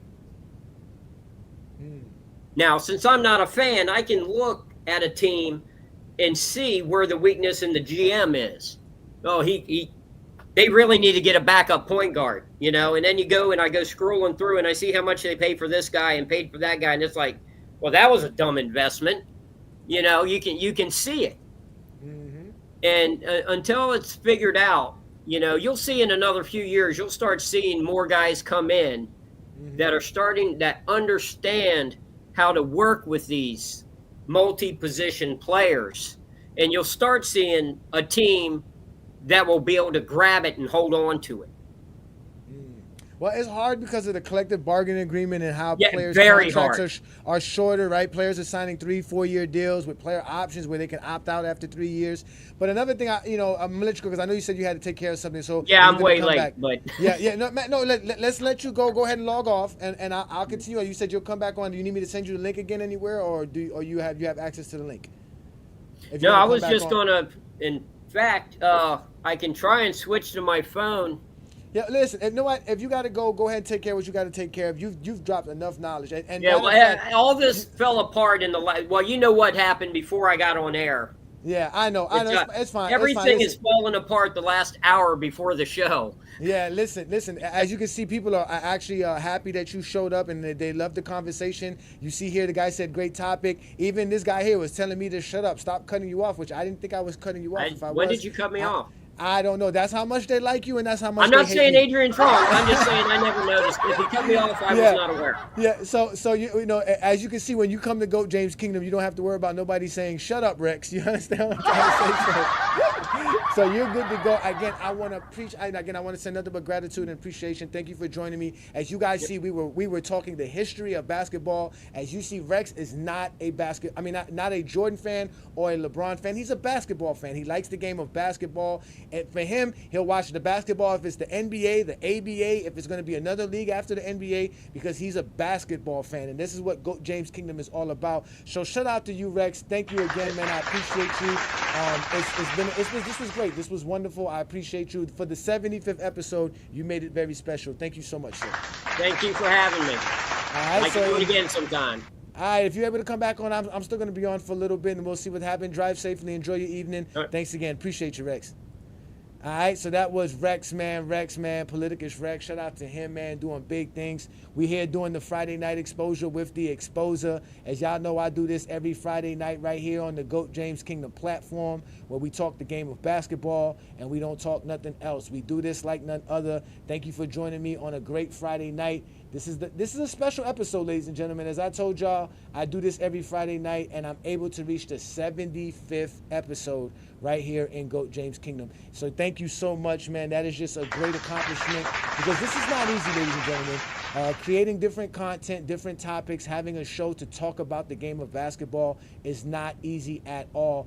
And what we get is a lot of people who want to disrespect what I do because they can't physically do this. They cannot do this. This is not something that is just something that anybody can do. Again, Brandon and I are the Clutch Sports Hitmen. We do this actually for fun. We really do this for fun because we like the game of basketball. But you guys make it easy on us. because all we have to do is legitimately talk the game of basketball, and y'all get crazy as we did today. So shout out to Politicus Rex as he gave us a true history lesson in the game of basketball. Shout out to all the GOAT James Kingdom members and all the FYF members. Again, ladies and gentlemen, this is the Friday Night Exposure with the Exposer. We're doing big things right here on a Friday night. As y'all know, there are some games on the slate. I didn't put them in the ticker, but let's go through them now because we do know the Knicks were playing against the OKC Thunder, which was a very big matchup, and the New York Knicks fall to the OKC Thunder as OKC goes on a 14-game winning streak, ladies and gentlemen, and lighting up the NBA. They won 117 to 107. Also, Boston tops Houston in a big-time victory, 109-86 in Houston. So Boston is still running things. The Orlando Magics take care of the Toronto Raptors, 106-97. And then we have another game in the final, which is the Detroit Pistons, who beat on the Charlotte Hornets, 98-94. We know the Lakers are going to be playing in an hour. Actually, they're going to be playing here very shortly at 10:30. They're going up against the Hawks at home. That should be actually a great matchup. Right now, we have a couple of games in the slate. The actual New Orleans Pelicans game just finished as they beat the Washington Wizards 132-120. And then we have the Dallas Mavericks going up against the Cleveland Cavaliers, but the Cavs are up 108-94 with 9 minutes to go in the fourth quarter. Looks like the Cleveland Cavaliers are holding on strong there. And then we have the Nuggets and Spurs playing right now, and the Spurs are up 64-63 in the third quarter. About 8 minutes to go there in the third quarter. And we just got the last game here, which is basically the Sacramento Kings up against the Grizzlies. They're in the first quarter, 34-27. So those are tonight's tonight's show for today's program, and we're having fun. Thanks for everybody who joined me today. As you guys see, peace and blessings. We are talking the game of basketball. Today's topic, though, was we were talking about the history of basketball, as I had Politicus Rex up to talk about the game of basketball and the history of basketball as somebody who's watched the game for a very, very long time. So shout out to him, man. Thank you so much for joining me. Let's go ahead and cover some of these super chats that we had earlier. Shout out to C-Dog in the building. C-Dog say, what a way to represent yesterday on the panel when all those cats was capping, saying Jordan was the GOAT. Facts. I appreciate you, my brother. No doubt, man. Shout out to you, C-Dog. You've always been a supporter of us here in GOAT James Kingdom. If you guys didn't get a chance to watch it last night on FYF Sports Debate, Lamont had Gilbert Arenas and Scap Attack debate each other over Kobe Bryant and Michael Jordan. I was fortunate to actually join the panel after the debate and had a great time conversating with those gentlemen. So shout out to everybody who got a chance to watch that. Shout out to Ruddy Hood Sports, who also is a GOAT James Kingdom member and supporter. Salute to you, brother. We appreciate you and what you do here. Also, shout out to Ashanti. Thank you for becoming a member of the GOAT James Kingdom platform, sir. Don't forget to reach out to us at GoatJamesKingdomShow@gmail.com. Again, if you are a GOAT James Kingdom member, you have access to different perks as a member. So go ahead and reach out to us if you need anything from us at all, because that's what we do. We take care of our members. Thank you for becoming a member of the channel. Shout out to you. As you guys know, we are the GOAT James Kingdom platform. You can go right to our YouTube channel and check out the GOAT James Kingdom membership. All you got to do is go on the join, hit the join tab, and it'll tell you all the different perks and tiers for becoming a member of GOAT James Kingdom. We have the Knights of GJK, we have the Castle Knights of GJK, and we also have the King Guards of GJK. These are all separate tiers that allow you to have different perks for becoming a member of the channel. Because like you guys know best, Brandon and I do this every Sunday noon. Not only do I show up on a Friday night, but Brandon and I, who are the Clutch Sports Hitmen, show up every Sunday noon and have a great conversation about the game of basketball. So make sure you catch us every Sunday right here on the GOAT James Kingdom platform where we do big things. Let me bring up Herm in the building. Shout out to Herm.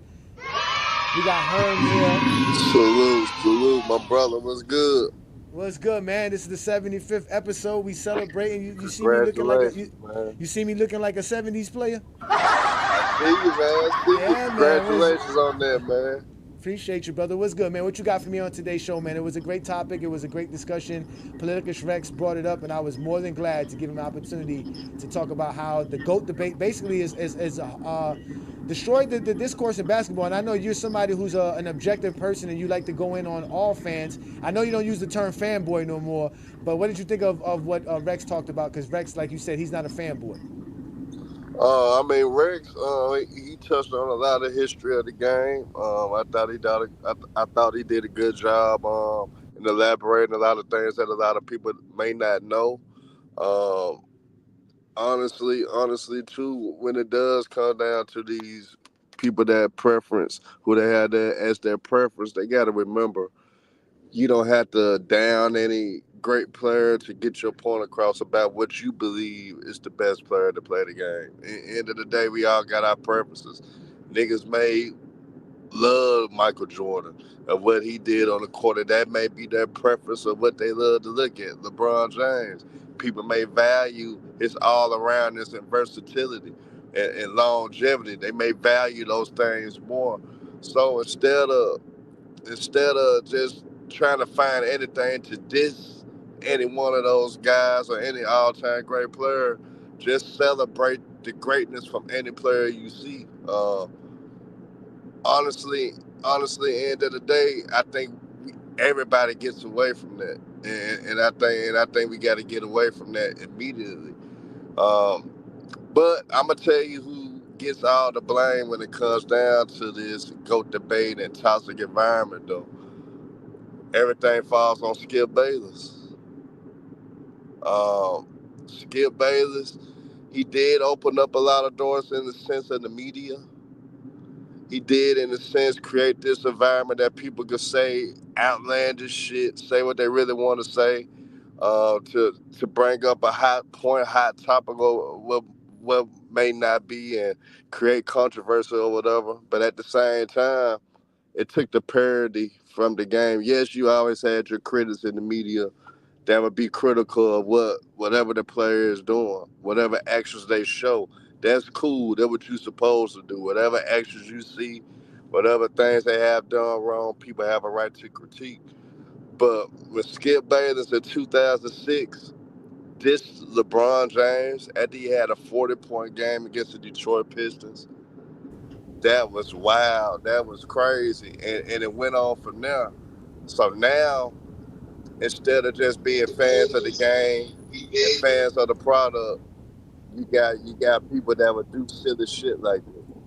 LeBron James averaged a triple double in the NBA Finals in a loss in 2017 with the KD Warriors. It's no niggas were cooking LeBron James saying derogatory things about how he choked or how he didn't show up for his team. Nigga averaged a 30-point triple double. What more do you want the nigga to do? You know what I'm saying? Like, but Michael Jordan got his ass whooped by Larry Bird in the Celtics. Jordan averaged over 40. What more you wanted that nigga to do? As a second-year player, what more do you want the nigga to do? I mean, second-year player. There's only so much guys can do sometimes. Sometimes the odds are stacked against a player to the point where no matter how they perform, they're not going to win this shit.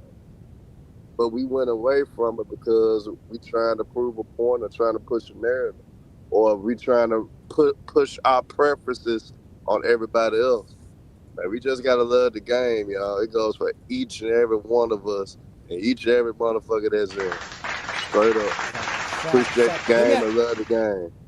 Let me ask you this, Herman, and we'll let Twin Man shut up. Twin Man shut up without us mentioning Kobe Bryant at all. So shout out to Twin Man who's in the building. What's it called? Kobe. Hey, so as somebody who challenges a lot of Jordan fans, a lot of LeBron fans, because those are the guys you challenge the most there, Herm. Which one gives you the most pushback? Which one gets on your nerves the most as far as pushing back when you try to have a conversation with them just to have a conversation? Which one gives you the worst? I'm gonna be honest. Both of them motherfuckers do, honestly. Just to be honest, because I know one time I said something critical about how Michael Jordan in 1995, how he got his ass whooped, the phone jumped down my throat. Jordan only played 17 games. He just came back for baseball. They was on my ass about this shit. Like, but shit, he got his ass kicked, man. It is what it is. He chose to only play 17 games. Ain't my fault that the nigga played 17 games. He chose to do that. So whatever result comes from that, it is what it is. Now, if a nigga come back from injury, like he did at 85, coming back from that broken foot and stuff, that's cool. Nigga may have a little gripe, may have a little situation there. what he did just come back for injury, cool. But if you coming out of retirement and you decide at this time you coming back, obviously you had to be some type of shape for you to say, fuck it, I'm gonna come back now. So there's no excuse when he got his ass kicked in 95 and fools LeBron fans. When they try to defend 2011, you can't defend it. It is what it is. That he did what he did in 2011. The result happened. What the result happened. You got to live with what LeBron James did in that moment. But guess what? Those guys bounced back from those obstacles, bounced back from those failures, and guess what? They still had some of the best careers that we ever seen. So guys got to look at it like that. Now I'll troll because I know I can piss people off. Like the Twin Man, I know how to get under Twin Man's skin. So I may say something outlandish just to see what the hell Twin Man gonna do, and me and him we'll be cursing each other out. That's what I was gonna say. I was gonna say, Herm, the reason that both of us get on your nerves because you like to get on our nerves. That's why, because you always get on our nerves. That's the truth. Sometimes I do that. That's the Memphis in you. That's the Memphis in you. Let's be real here, bro. Let's go be ahead, real Tim, here. man. That's full blown cap. That is full blown cap. I agree with Herm for about 95% of what he said. I'm gonna be real, except for a couple of things. Herm, you wasn't trolling when you was over there on Ticket TV saying that outlandish shit you was saying. You know, I did though, because we used to have. Hold up. I'll let you get that. I'll let you get yours off. Tell you why, though. When they running around talking about this man needs to take out a lawsuit. When they was running around talking about that man need to take out a lawsuit on Chauvin because of the false allegations of steroid use. I didn't hear you push back. You was in the chorus. You was in the cackling chorus of the old hens over there talking that bullshit. I ain't never once heard you talk against it. You was right there, Herm. I'm glad you are reformed now. I also disagreed when you sat here and said it at our topic. Absolutely not. Every single time I've tried to have a nuanced conversation with a Jordan fan about the GOAT conversation or a Kobe fan about the GOAT conversation, they will call you everything except a child of God. It is never about basketball. Somebody it is then was turns gonna shoot me. Somebody said they was gonna shoot me. You'll get that more out of a Jordan fan than you will a LeBron fan. I got that out of LeBron fan. He said, "Wait, send me your address, Herb. Send me your address. I'm gonna pull up on you." Herb, I'm not about to sit here and act like you don't have. I'm not about to sit here and act like you don't have fanatical LeBron fans. I don't experience that more than I experience fanatical Jordan and Kobe fans. It's to the point to where it's to the point to where you can't look at the evidence in front of your face and accept facts. Well, perfect example. Last night, no beef with Scap Attack, but his entire argument was bullshit. It was just bullshit. I ain't gonna lie, both of them. Now, to be honest with you, both of them was slipping. Bro, see, I'm gonna tell you where Scap messed up at, Twin Man. I want you to be a judge about this, because Gilbert, with his crazy ass, actually thrown Scap the alley-oop. Scap just didn't finish the play. Facts. Because when Gil messed I'm not going to disagree with you. But Gilbert kept going back to the same point. Gilbert kept going back to this same point. Nah, this where he messed up at. But this no way one's talking about Kobe's entire career. They're talking about this is the thing. No, this is the thing. No one is discrediting Kobe's 5 championships. That's what Scap was trying to make it seem like, as if we're trying to say Kobe doesn't have 3 championships. Kobe only has 2. Like, we're not saying Kobe doesn't have those 3 championships. We're saying Kobe Bryant you can't make it seem like Kobe Exactly. You can't make it seem like Kobe won 5 championships and LeBron only won 4 when he had Shaq for 3 of them. That's the point. Like, you had Shaq for 3 of those. That's the point.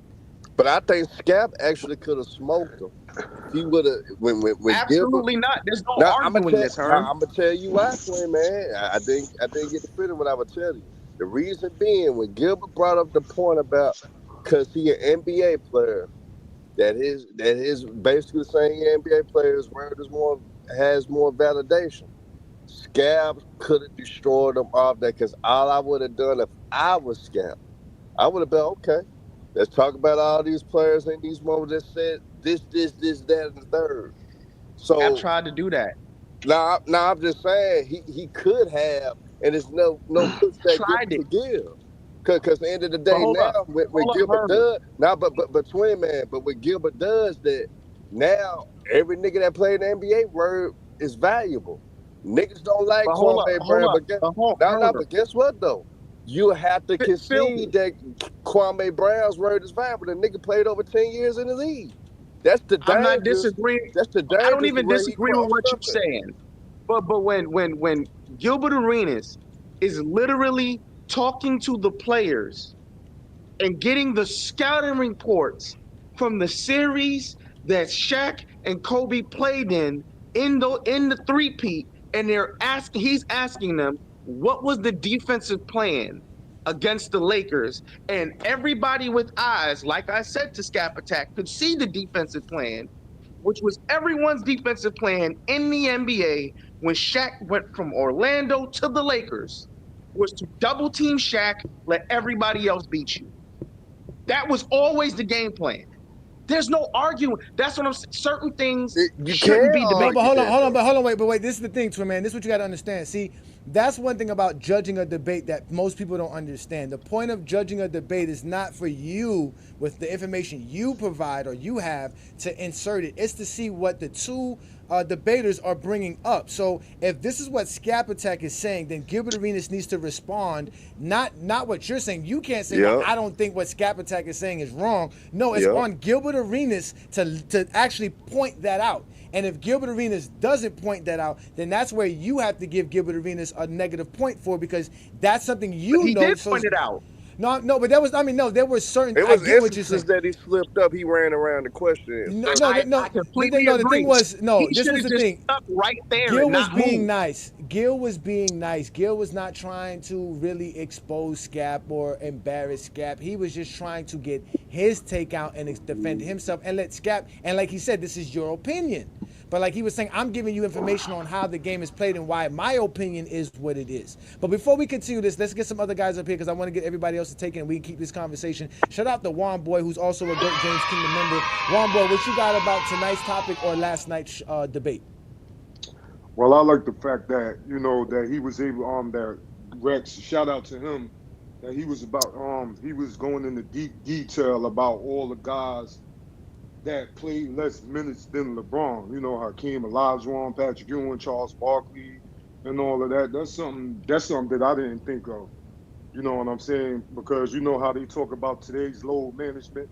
Mm-hmm. Now we know that they was doing it back in the 80s. In the 90s. So, you know what I mean? So all of this critiquing that they do, it's like the pot calling the kettle black at this point. It is, and again, they are the ones who neglect basketball history because they're the first ones to disrespect the '60s and the '70s, and obviously any other era outside of what Michael Jordan played in or Kobe Bryant played in. So they make it bad. And someone like Rex and like Herm or Sturdy, guys who are supposedly neutral guys, Chilltown, they have to deal with these guys, and then again you have to deal with the rebuttal because again us LeBron fans are not just going to shut up. Like, why do we have to be the ones to shut up? Like, why do we have to just allow Zesty Jeffries to say whatever they want and be reckless on all channels, on all platforms, and we have to be the ones that are the righteous ones or the ones that's turning the other cheek? I tell people that's not me. I'm like Malcolm X.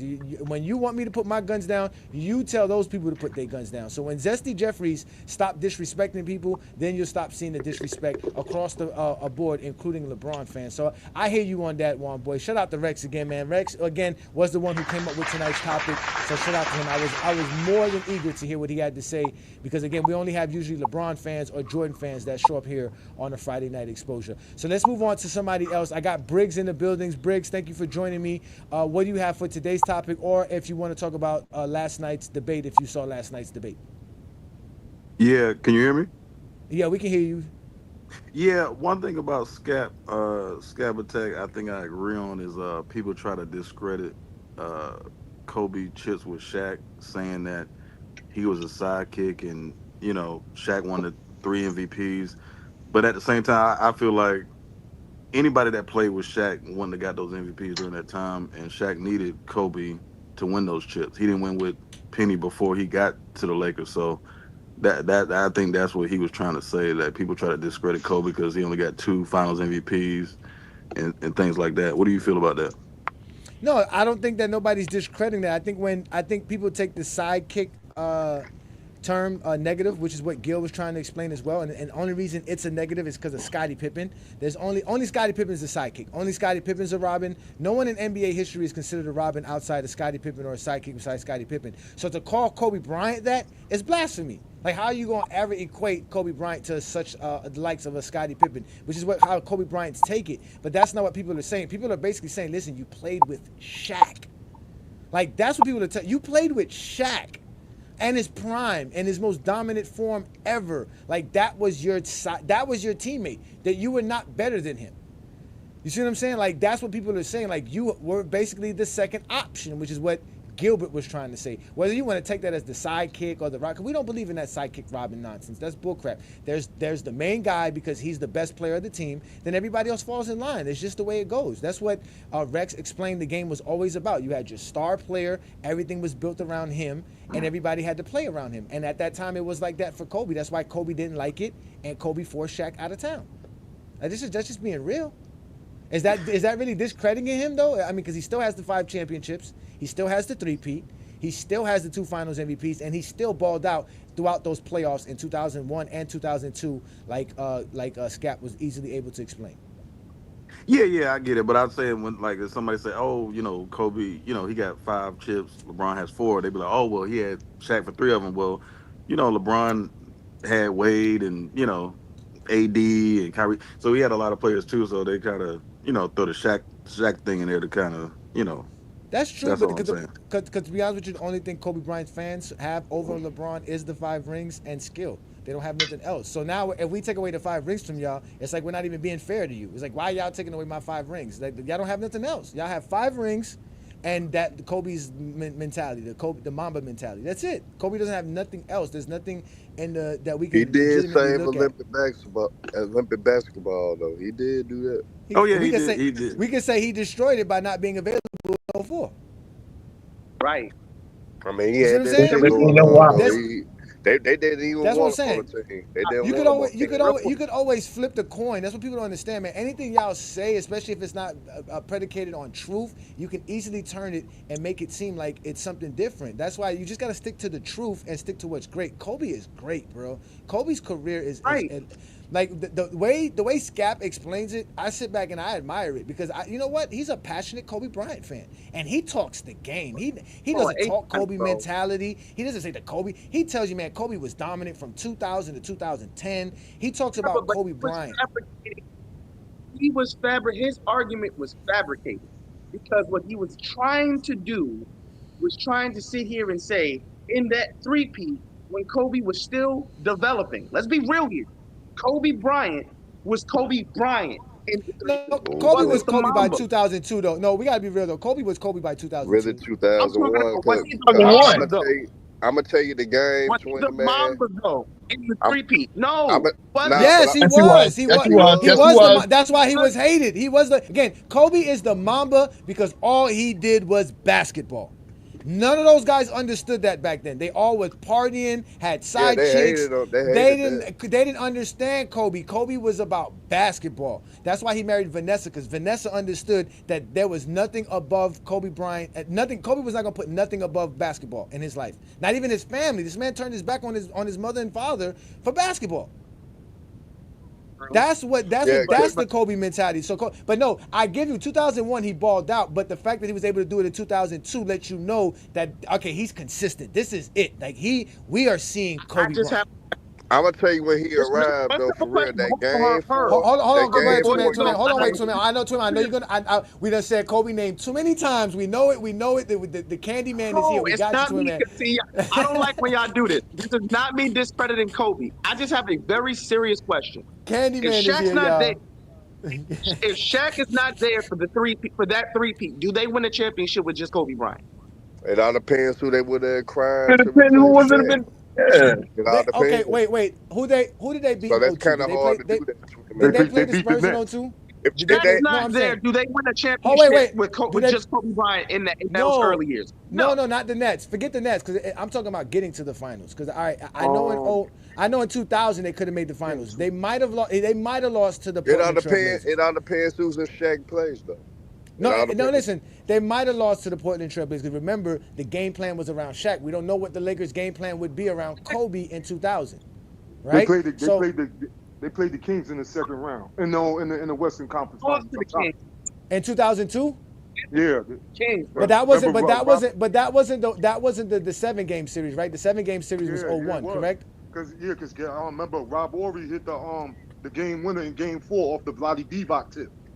So that was 2002. I didn't like that. I didn't like that question though, because now we gotta do hypotheticals. Who's gonna be on the roster then? If Shaq not on the roster, who's gonna be in place of Shaquille O'Neal? So that's kind of hard to answer that question. And that's what Rex was talking about. These are the type of things that's hard to do. So at the end of the day, it doesn't matter. They won the 5 championships, because if Kobe's not there, people can say Shaq don't win those 3 championships. Because who are you gonna put to replace Kobe?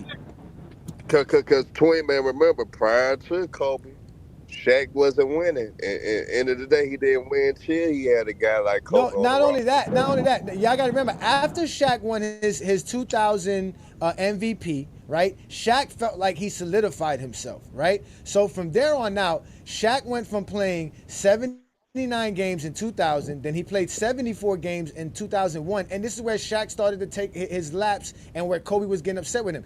67 games the next year, then 67 in 03, then 67 again in 2004. So this was what was getting Kobe upset, because this was Shaq not being prepared for the season. Shaq started getting himself out of shape, not being prepared for basketball. Yeah, missed the first 20 games. And that's what, exactly, so that's what people don't understand. So and during the 2002 season, it's Kobe that's carrying the Lakers during the regular season. Forget the playoffs, because Shaq is going to be there for the playoffs. We all know that. Shaq's dominating. He's going to be there for the playoffs. But to make the Lakers a 50-win team, that's Kobe Bryant. He's there. You understand what I'm trying to say? Like, even though Shaq did play 67 games, but we're still talking about Shaq missing games, having to get into game shape, all the things, all the chemistry things. And we all know Kobe went ham in 2003. Right, we know Kobe went ham in 2003. Isn't that the year he had all those crazy games because he was going into trial, right? And he was coming back and scoring 40-point games. 9 straight 40-point games. Yeah, so we know Kobe's a baller. No one's trying to take, but what people don't understand is that you have to equate that Shaq was the most dominant thing we've seen in basketball with Kobe Bryant. So that's what Kobe Bryant had. As a LeBron fan, can you imagine if LeBron was drafted in '97 and he had Shaq as his teammate for 8 straight years? He wouldn't have got any of those MVPs. No, but it doesn't matter. He would have won more than 3 championships. Really?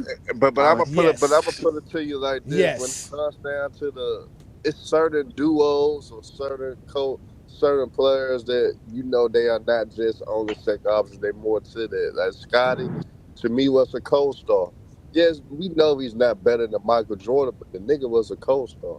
Because Scotty not there, it's going to be hard for Michael Jordan, because Scottie Pippen relieved Michael Jordan having all that responsibility. Niggas got to understand, it was easy for Jordan to preserve himself and to, game manage to know when to turn it up and turn it on, because he knew I got my running mate in Scottie Pippen. Like Shaquille O'Neal, same way. He knew I got Kobe Bryant. Like, with all these all-time greats, they understand, man, when you got that help, that alleviates pressure off of you. That's why LeBron loved a nigga like Kyrie. I don't have to handle the ball all the time, because I know I got this young bull right here that can create this shot, can get shit going just like I can. So I could pace myself throughout the game. That shit is important. Why I think LeBron James do have a lot of energy in those fourth quarters, late in games. Because he had guys that could take the load off of him. With the first stint in Cleveland, LeBron used to get tired because he had to do so much. Michael Jordan, early in his career, had to do so much till Pippen finally arrived, to finally mature to be that star, be that co-star player on his team. So all that shit matters. And niggas don't realize just those little things right there. Good, you know what I'm saying? Hinder all these all-time great players that ever played the game. So Man, we gotta realize like Scotty, that's a co-star. Kobe, co-star. D Wade, we know what's up. Kyrie, we know what's up with them. AD, we understand all that. And you even look at Jamal Murray, he is not a co-star though. I ain't gonna lie, Jamal Murray is not a co-star.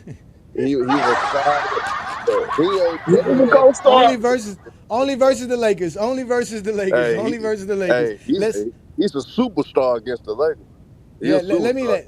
Let me let King Speech Row get in, and then Eddie TV, and then we're gonna let Candyman Twin Man get his take in. So go ahead, King Speech. Go ahead and drop your knowledge for us today, brother. All right, man. Well, okay. So I mean, we have this GOAT debate, right? And I'll say this: the GOAT debate is subjective, right? There's no. Jill was right on this last night. There's no right answer. It's like the whole discussion is subjective. What happens is we get a great debate out of it. So now the GOAT debate is marketed where it's driving a lot of great sports talk. So it's like what Gil was right about is, we get it's a whole subjective argument. There's no right answer. What we can do is make a debate, and that's what drives sports talk. That's what drives First Take. That's what drives Undisputed. I don't even know who's doing Undisputed now, but that's what drives these sports shows. That's what drives the platform. I don't think we ever needed that in sports, though. I don't think we needed that in sports. You know what I'll say? You know what I'll say?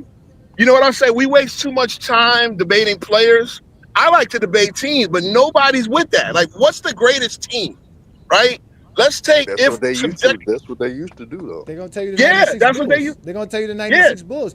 But that's the thing. Everything we talk basketball is still gonna be predicated towards the GOAT debate. So are you saying, Ro, that basically the GOAT debate did not destroy basketball discourse or history? That we can enjoy basketball because of the GOAT debate? It's good and it's bad. You understand what I'm saying? Like, it leads guys to spend too much time downing great players to prop up the other one. And then it also, again, like, it still gets a lot of good mileage out of it. Like, you understand what I'm saying? It started in 2006, man. It started in 2006 when that nigga Skip. When that nigga it started with Skip. It started before that. It didn't just hate on LeBron. Hating on LeBron was just more popular. But he used to hate on Aaron Rodgers. He hated on anybody that he felt. Troy Aikman, yeah, that was his whole thing. He started with Troy Aikman calling him gay. Yeah, when he cut with the Cowboys. He can't praise anybody without making somebody look bad and say, well, look, the reason I like this guy because he does this, because this guy over here, look how he does it. He's just not like this guy. My guy does this, and this is how you're supposed to do it. And this guy over here, I can't take this. This is what you're supposed to do. This is your moment. Blah, blah, blah, blah.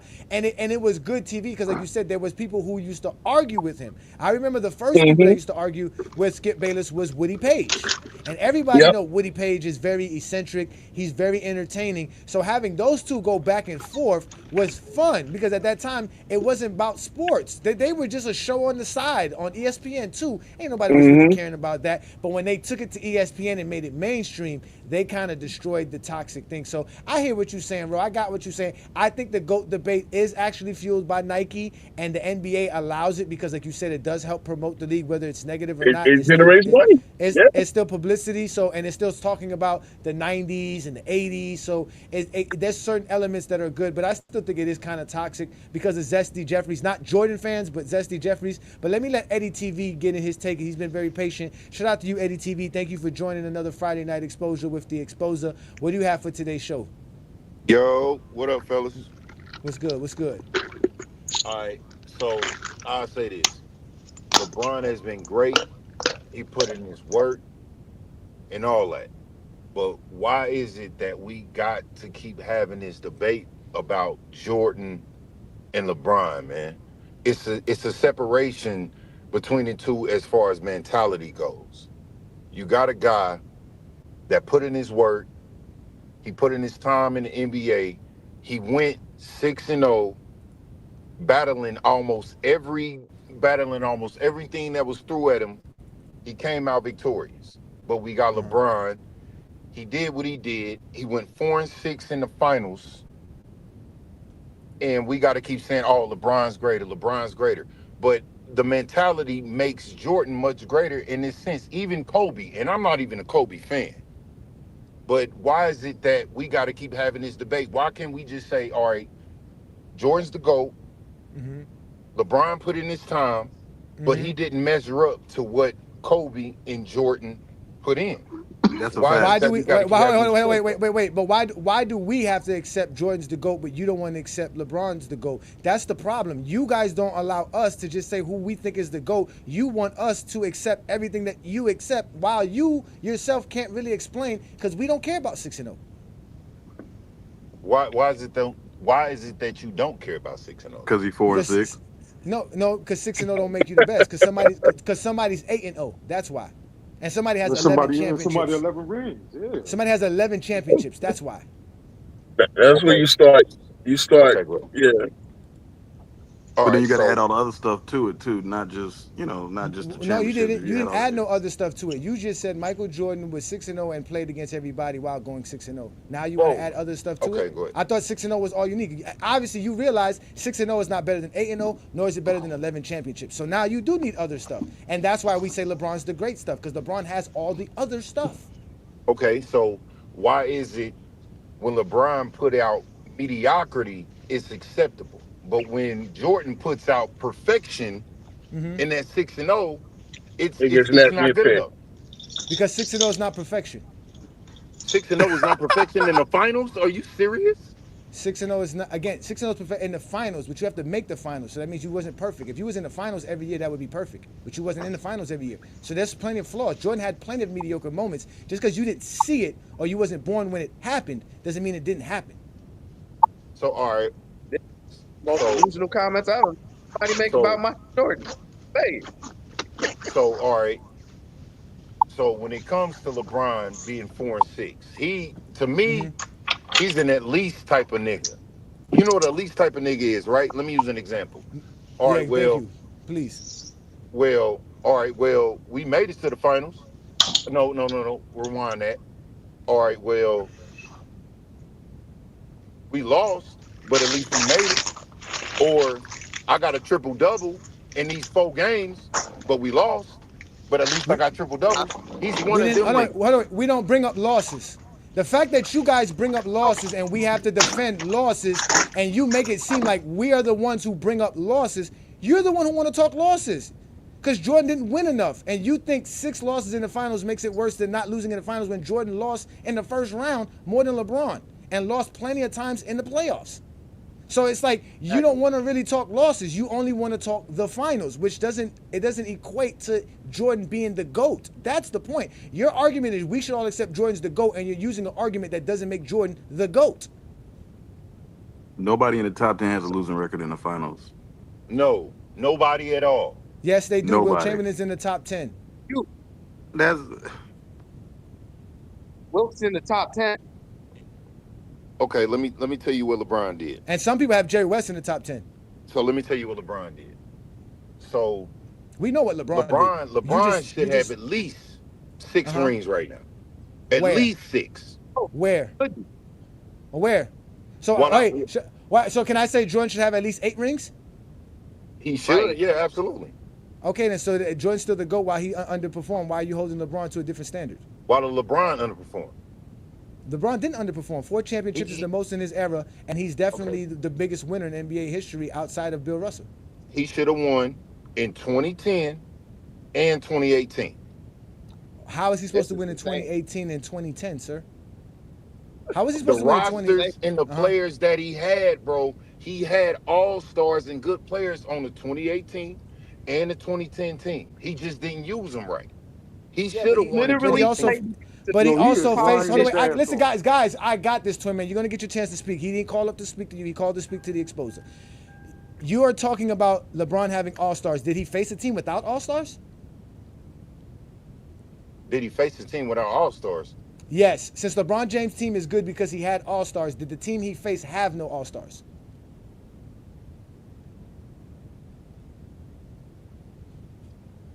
Crickets. You still LeBron there, is the reason. LeBron is the reason why they lost in that Maverick series. And Jordan's the reason why they lost in '88. We talking about the finals though. Jordan couldn't make the finals in '88. He lost before then. After winning We're talking MVP about and losses. GPOY. See, that's what I'm saying. We're talking about losses. You guys cannot restrict. That's why you say now you guys are telling us that we only need to talk about the finals losses. But then, okay, if we're gonna do that, we're gonna tell you, well, listen, he lost in the finals. He won 3 playoff series. He won 12 playoff games before he lost in the finals. That's that. He won his conference. Since you want to talk about the finals losses, that's what that means. He won his conference. He won 3 playoff series. He actually was successful in many of those seasons. He lost in the finals because his team wasn't even supposed to be in the finals. But isn't the ultimate goal when you get to the finals is to win? Yes, so let's talk about the 4 wins, not the 6 finals losses. Because you don't want to talk about Jordan's 88 loss or Jordan's 89 loss or Jordan's 87 year where he was the 8th seed instead of being a 6th seed or a 5th seed and not have to worry about the Boston Celtics in the first round.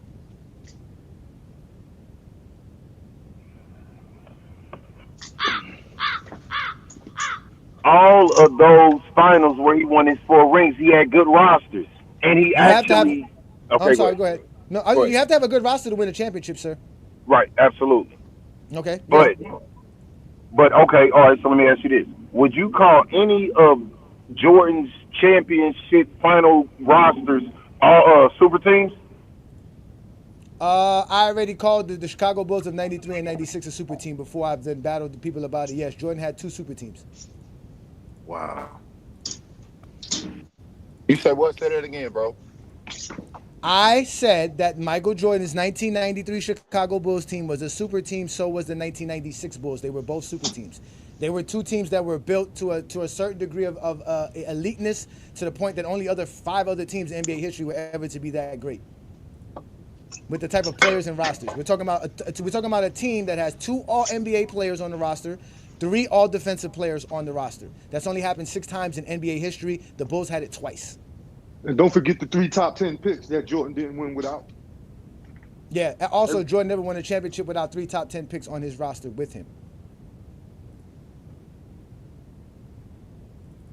Yeah. Oh shit! People consider what a super team on his team that won the championship. Yeah, I just gave you. I gave you 93 and 96. He got the 2nd best player in the U.S. on his team. Nobody else in the NBA was like Scottie Pippen. Then you get Dennis Rodman. If you want to make the 2013, if you want to make the 2013 a super team along with the 2014 Heat, I would give you that. Even though they didn't have the type of roster the Bulls had, but they still won a championship, and they won actually one of the greatest championships of all time in 2013, and had one of the greatest seasons of all time in 2013. And they beat one of the best teams put together. I can't. Spurs man, I was can't the call 2013 the Spurs team a super team, bro. I can't call it a super team. Listen, let me ask you this question, Eddie. How many teams in NBA history had the league MVP, 2 All NBA first team players, 3 All Defensive first team players, the 6th man of the year, the scoring champ, the rebounding champ, and coach of the year?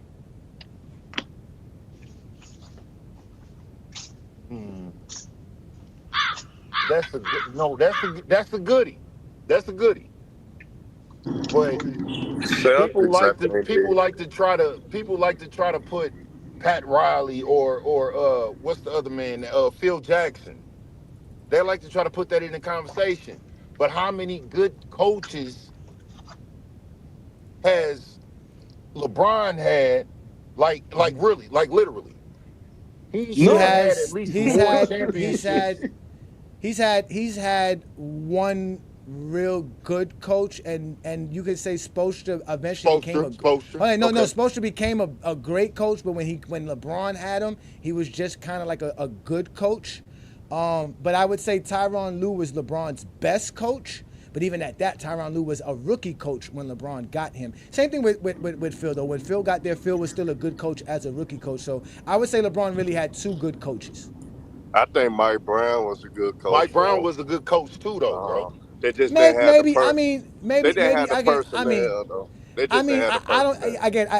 I'm not gonna say Mike Brown's a bad coach. But I think Mike Brown did a good job with the Cleveland Cavaliers too. So yeah, I'll give y'all that. So he had 3 good coaches.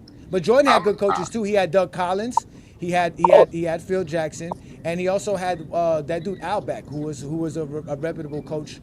That Jordan got fired. Red Auerbach. Yeah, Red Auerbach. Not Auerbach. No, Albeck. Albeck. Stan Albeck. Yeah, Elbeck, something like Stan, that. That's Stan, one of okay, his all names. Yeah. I was born Tyler's a 81, so good. I don't remember the Coke era. So I was born in 81. I don't remember the Coke era. Not the Coke era. That's the Coke era.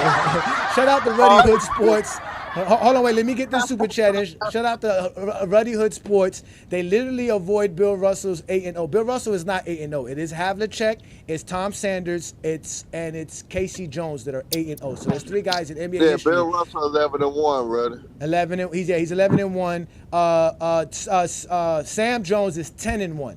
Hyacinth is 8-1 because they were all there from the 50s. But the guys who played only, matter of fact, Casey Jones only played 8 seasons in the NBA. He won a championship every year he played. So he's 8-0 in general. He's 100% for his career. Never lost.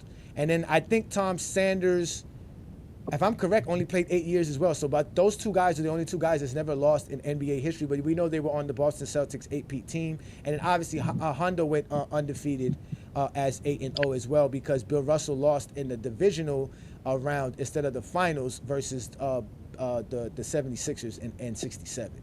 So Hondo won every championship he ever been on. So shout out to you, Ruddy Hood Sports. And he says here, finals records are like a black plague. Anything to discredit LBJ, the nasty work, gentlemen. Salute GJK. Shout out to you, Ruddy Hood Sports. Thank you for the super because chat. at the end of the day, the final goal, the only goal at the end of a season is to win the championship, man. I mean, you get there, you're supposed to win, bro. We agree. And we agree. Nobody says that. Nobody says LeBron James was comfortable with losing in the finals. But again, if we're talking about not winning the actual title, then the next best thing is making the finals. All right. Who's driving? I don't want you driving in on my show and something happened to you. Go ahead and mute that Siri bitch before I kick you off. Hey, go ahead, Twin Man. Twin Man, you heard what they were saying. Go ahead, Twin Man. You were very patient. Go ahead, brother. So the thing that bothers me about this is we just had Herm come up here and he talked about how they have to downplay all-time great players, which LeBron James, regardless of what, all-time great player. Let's make something clear. Finals records is literally a media creation for the explicit purpose to downgrade LeBron James. Some of the all-time great players you can think about lost in the finals. They never talk about their losses. They just call them, like, for a perfect example, Magic Johnson. They call Magic Johnson a 5-time champion. Magic lost in the finals. Kareem's lost in the finals. They did call his ass Treasure Johnson, though. They did call him Treasure Johnson. But they don't have a losing record in the finals. finals. It doesn't matter. That's my point. Yes, Jerry does. West. It does. But my question to you is, hold on, wait. My question to you is, who in the GOAT debate made the finals 10 times? To have that idea that this is a negative thing, because that's my question. Outside of Bill Russell. That's what Bill Russell's not in the GOAT debate because they say you don't have enough think stats. Remember, Kareem you have to have enough stats. Kareem is, and Bill Russell is in the GOAT debate. If he's not in the GOAT debate, y'all bugging. I got you. No, I'm just telling you what I've heard before about Bill Russell not being in the GOAT debate. So Jordan fans and LeBron fans alike say that. But if we're gonna talk about Kareem, okay, I got you. Yeah, Kareem. Okay, yeah, my bad. I'm sorry. Go ahead, Twin Man. All right, Twin Man's on the big screen, y'all. Go ahead, Twin Man. He's on the big screen. We gotta shut the fuck up, everybody. Nah, we ain't doing all that. You petty. Petty. So literally, Jerry West is called Mr. Clutch, and he lost 9 times in the finals. So to pretend like losing and he's the logo of the NBA. So to pretend like losing in the finals and having a losing finals record somehow diminishes you as an actual player and your place in history is insane. We need to stop it. Again, the media creation that y'all keep regurgitating was literally created to downplay and degrade one player. Y'all literally falling straight into the habit and straight into the trap Herm talked about. And so instead of appreciating the greatness, we have to sit here and try to downgrade it to make it seem like, well, since he has this specific thing, there's no way in hell he can be the GOAT. Can I sit here and say, well, because he never beat Larry Bird ever in a playoff game, he didn't be the all-time great in his era, he can't be the GOAT? Can I say that? You would say that's ludicrous. But there are people who would sit here and say, well, there's people who would agree with me.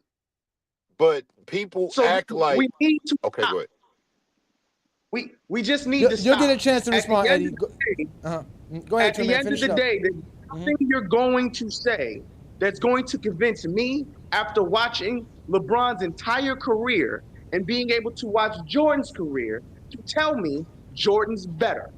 Just not going to be able to do it. And the people who try the hardest to stop LeBron fans basically saying what we want to say is Jordan fans. Y'all can't take it because the argument y'all make to make him the GOAT. That's the bad part. Y'all describe Kareem's career. Y'all describe Bill Russell's career. Y'all describe every other player and try to attach that to Jordan. And y'all don't even see it. That's the crazy part. But why is it that people always they say this top 75 thing, or Jordan was the best in his era and all of this other shit? But let's not forget, the top 75 players is not from 2000 and up. There was great players in all eras. Jordan just managed to beat all of them and kept them from winning championships. But you get somebody like LeBron, 2000 and up, everybody was eating on his time. If Jordan stopped everybody from eating. Hey, Eddie, let me ask you a question, Eddie. Hold on, wait, Eddie. Let me ask you a question, Eddie.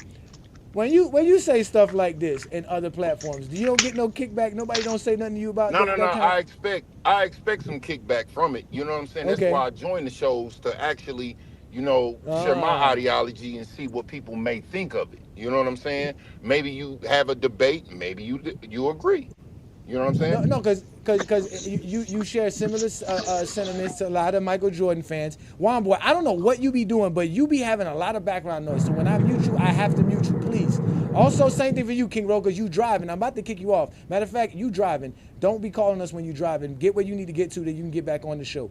And George, I put the link up for you. Stop crying and get on here, because all you do is cry in the comments when you can come up here, just like you do on every other FYF platform live. Show up here. The link's available to you. But Eddie, so you guys say a lot of these things about Michael Jordan, like simple things. You said Michael Jordan didn't let nobody win in his era, which is all lies. Michael Jordan played 15 NBA seasons. Plenty titles were won under Michael Jordan's career. My question to you is, you said that there's a lot more to the 6-0 and to Michael Jordan being the GOAT. So can we get some of that? Can you give us why Michael Jordan's the GOAT? Can you explain to us? Don't explain it to us as LeBron fans. Explain it to us as a Michael Jordan fan. Why is Michael Jordan the GOAT of basketball, and all people should accept it as such? Why I say that is because he didn't accept mediocrity. He played in the league of the big men, dominated majority of them. And at a time where big man dominated the league, you had this 6'6", 210-pound man winning 10 scoring titles. He's dunking on everybody. He's letting it be known, all right, cool, you 7 foot, you 6'11", blah, blah, blah, but I can still dominate you. I can still dominate everybody on your team. I can still come out here and eat. I can still will my team to a championship, to the finals every year, and we can go ahead and put me as the best player out of anybody in my era. Defensive team, defensive player of the year, the grind, the mentality of not accepting losing and going out there and grind and getting it. You know what I'm saying? Like, all right, he didn't need XYZ players to say, all right, well, I'm going to need you to do this. The things that I can't do, I need you to do it. And you know what? If you can't do it, you off my team. But you know what I'm going to do? I'm going to work with you to the where I can make you a valuable piece to this team and this organization and me, to where you can help get us to that ultimate goal. And that's what he did. Not even no player else on that team, from you got your Scottie Pippins, your Steve Kerrs, your Luke Longleys, your Tony Kukocs, your Scottie Pippins, anybody else on that team never outscored Jordan in any of them games to win them finals championships, bro. You had other play. Well, I end it right there. But like I said, he made everybody a valuable piece to him, to where they can will them to that greater goal. Facts. In my opinion. Facts. Who said facts? That was you, Briggs? Oh yeah, Briggs. Yeah. Yeah, that's facts. That's a fact. Hey, go ahead, man. Go ahead, man. Wait, y'all can respond. Listen, I already had them not answering a few questions. I already knew what they was going to say. I just wanted to give them an opportunity to explain why Jordan is the GOAT. We already know it was the 10 scoring titles and obviously the will to win. Go ahead, man. He didn't say Kobe, but you can go ahead. Go ahead. You can go ahead and talk, brother. Something that nobody ate on Jordan's watch is the biggest crock of bullshit I have ever heard in my life. The last time I checked, Jordan league in 1984. I believe Larry Bird won some. I believe Isaiah won some. I believe Magic won some. I believe Kareem got some. Like, all had great players on their teams. All had great players on their teams. All of them. It doesn't matter. Great Scotty teams win championships. Scotty was great. Last time Scotty was a good hold on. piece to Michael Jordan and the team. Absolutely. It doesn't matter. Now, you gotta let him go, Eddie. You gotta let him go. I'll let him go. I'll let him go. Go ahead. You gotta let him go. And then Juan Boy, you come up next. Juan Boy, you can come up next after. Now that we understand, now that I sat here and basically debunked the biggest crock of bullshit he said, there's every excuse in the world. Well, look at the teams. It doesn't matter. You just sat here and said nobody ate on Jordan's watch. Last time I checked, he played 15 years. He won 6 championships. That means 9 motherfuckers ate. What are we doing? Why are we lying? Add up the years he retired, he wasn't in the league. Add up the times that he wasn't in the league. Add up those. It doesn't matter. People ate on his watch. You're lying. And wasn't he just talking about the grind? How you grinding when it take you 19 years to play 15 seasons? That's not grinding. That's taking time off from the grind. He grinded, but he quit the game twice. But he grinded. Well, LeBron took the shortcut to go to Miami to join D Wade. And then went back to Cleveland. And then went back to Cleveland. Hold up. I saw a 22-year-old take a Detroit Pistons team that owned the fucking East, whoop their ass in the conference finals to get them to the finals. And got smacked in the finals. And then they win. And got swept in the finals 4-0. And did they win? He played superior competition. They didn't play that mediocre bullshit in the 90s Jordan played against. Why are we lying? That's what I'm talking about. Everybody acts like all the top 75 players came from 2000 and up. That's what I'm talking about. It was more greater players, and it was more great players than Jordan's era too. Who's better competition, the Seattle Supersonics or the Golden State Warriors? 86 Celtics. 86 competition. The Washington Lakers or the San Antonio Spurs? Because you love to talk about the finals record. Who did LeBron play the majority in the fucking finals? The Spurs and Golden State. Let's stop the bullshit here. Spurs that would have never beat the Bulls. Great teams. What all-time great team did fucking Jordan ever play? We need to stop this bullshit. Tell the truth. That was not the Showtime. The Pistons. The Pistons. Was not the Showtime Lakers. The Lakers, the Pistons. Hold on, y'all. Hold on, y'all. I got a super chat. Hold on, ladies and gentlemen. Hold on. Shout out to Buddy Hood Sports. He says, my fault. I meant Bills 11-1. Ori is 7-0, which is true. Ori is 7-0. Wilt Chamberlain is 2-4 because he played in the toughest era in NBA history. Same thing with Jerry West, who was also considered a GOAT at one point, was 1-8 in the NBA Finals, is a legend. Finals record isn't the end be all of the NBA. It's about your body of work. Salute to you. Shout out to you, Ruddy Hood Sports.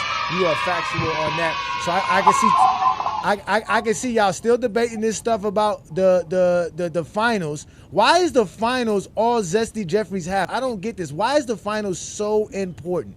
I don't get it. Like, Michael, if the finals are so important, why didn't he make it more? Why didn't he win more than 6 when he wanted to win 11? Jordan said and he had a better team than anybody in the 90s. And he quit. Like, he quit. Why did he quit in 99 when he could have won in 99 instead of letting the Spurs win a championship in 99? But Spurs he won wasn't more a than great LeBron in half the time. It doesn't matter. Bill Russell won more than Jordan. Bill Russell won twice as more as Jordan in less time. Big dog. Isn't good argument. Anything that you do, whether that be working a regular job, whether that be playing in the NFL, the NBA, is to grind all year. And then when you finally get there, it's to complete the ultimate goal, bro. That's in anything that you do.